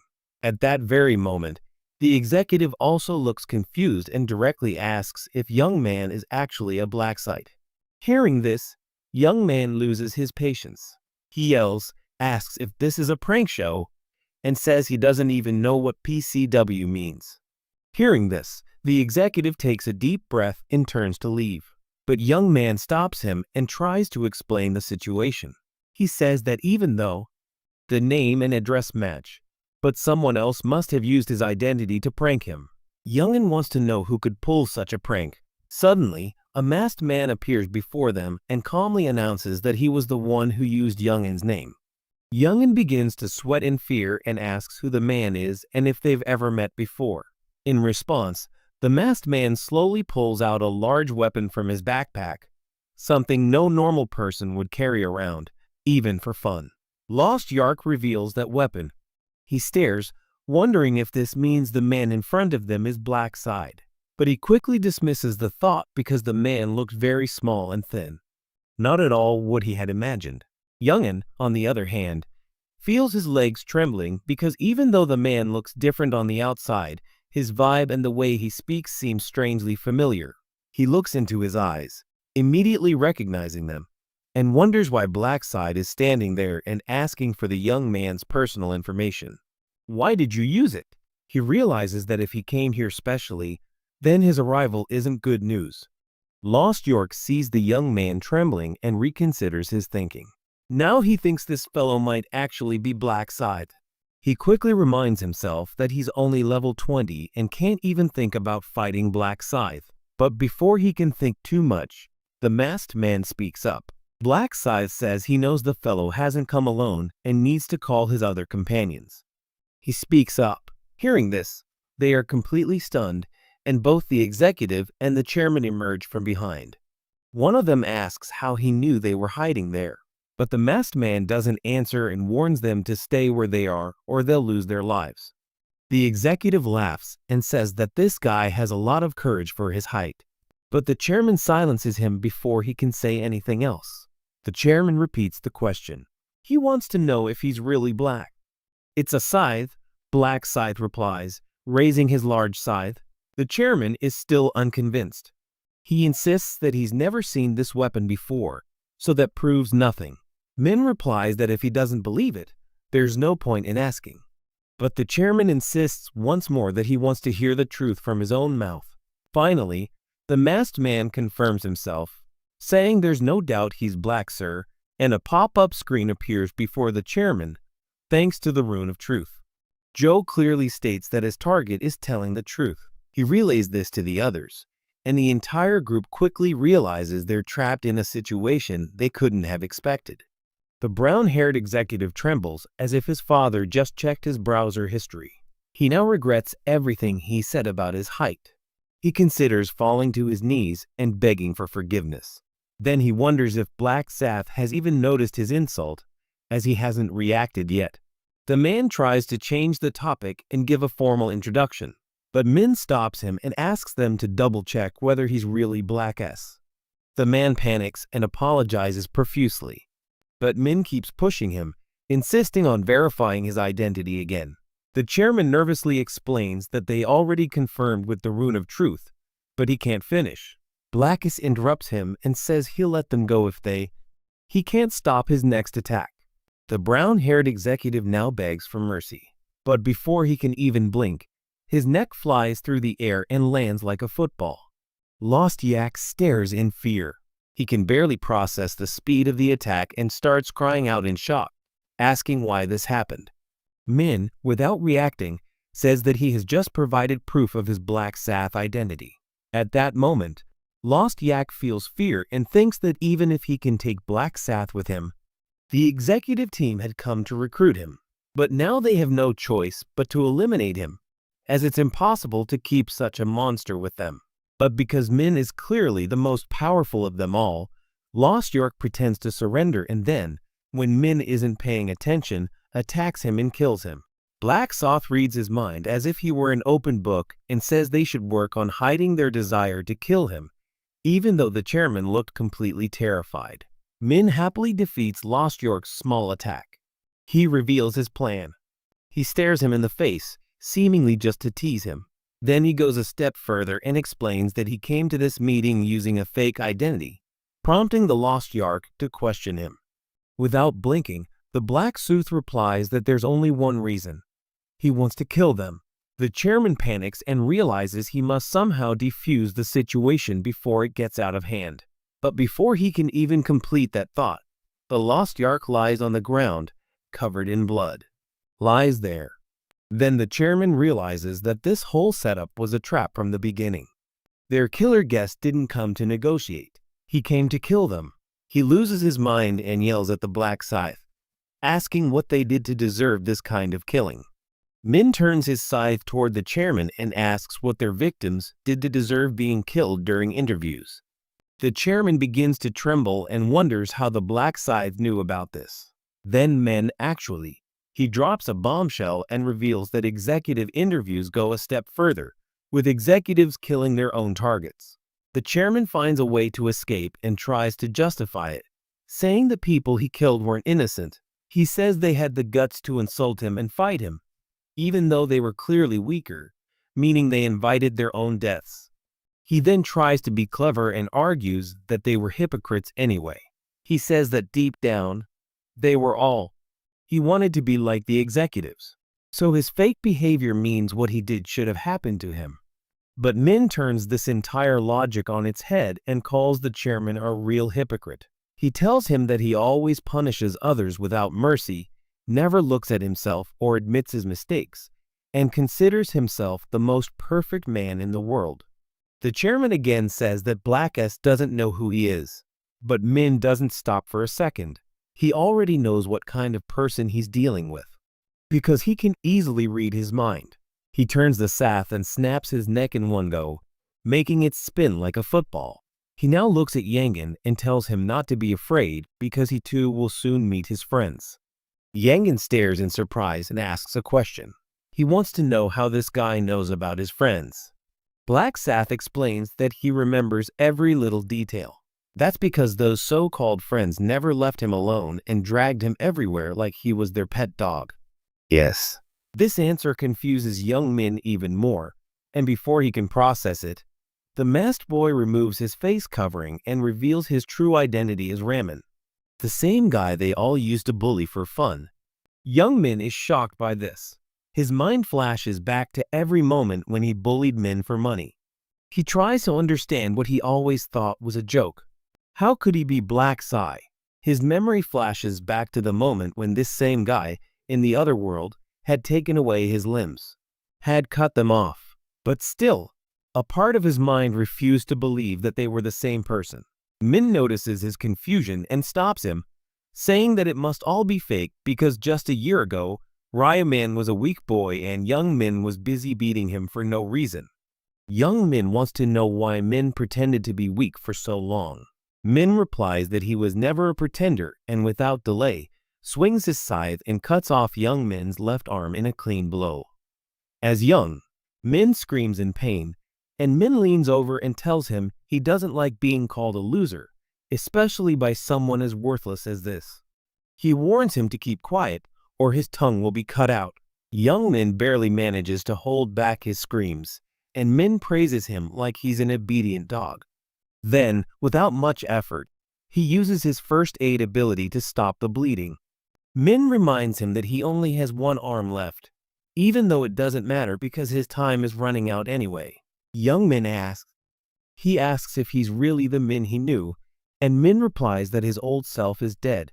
Raising his scythe again, he prepares to kill him. Young Min panics and screams. He tells him to stop, saying that even though he bullied him before, he feels bad about it now and realizes he truly did wrong. Min raises his eyes and asks if he's hoping to escape with this excuse. Young Min insists that killing him won't do any good and says that he can still be useful. When Min asks how this will happen, Young Min replies that he is ready to become his slave and will do whatever Min says, even if it means crawling on the ground like a worm. Min remains quiet for a moment.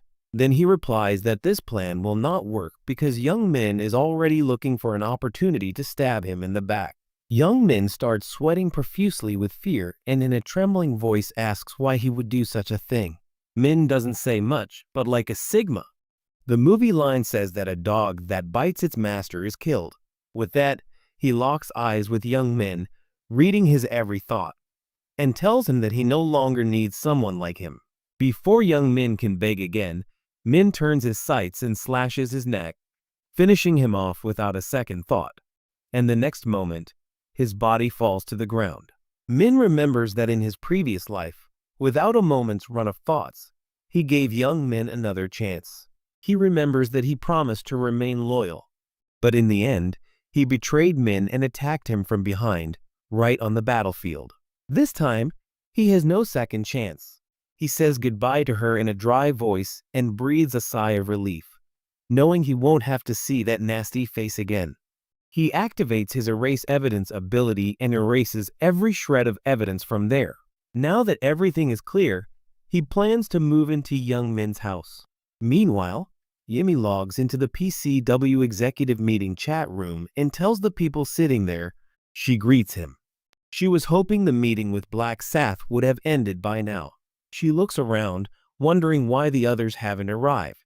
Another executive responds, explaining that everyone else was gone during the interview. Yami is stunned by this news, and before she can ask who did it, her mind clearly makes the connection. The executive confirms without hesitation that Black Sath did it and says he's already gone to hunt down the rest of the team. Yami immediately asks about the remaining teammates. It turns out they're both dead too. Her face contorts with fear as she tries to understand what they did to cause this. The executive explains that there's probably no solid reason and thinks Black Sath either did it as a joke or didn't like their plan to form an organization. She falls silent and tries to understand, but her mind spins. She knows that some people can't stand seeing others succeed, and perhaps hatred is what ruined everything. He must have wanted to. Whatever the case, one thing becomes clear. They have to eliminate him. She takes a deep breath and then asks if the boy deceived them from the beginning by only pretending to be a JO. The executive says yes without hesitation. Yami, clutching her hair in frustration, angrily says that she was excited to meet him. She never imagined he would turn out to be a crazy killer, but she realizes that it's a good thing he didn't join their team. Otherwise, everyone would be dead today, and the executive would be in trouble for it. He fully agrees. He reminds him that Black Scythe is now their official enemy, and it's their duty to avenge the others. But Yami questions whether he was the real Black Scythe all along. Just then, the executive springs a surprise, revealing they have an eyewitness.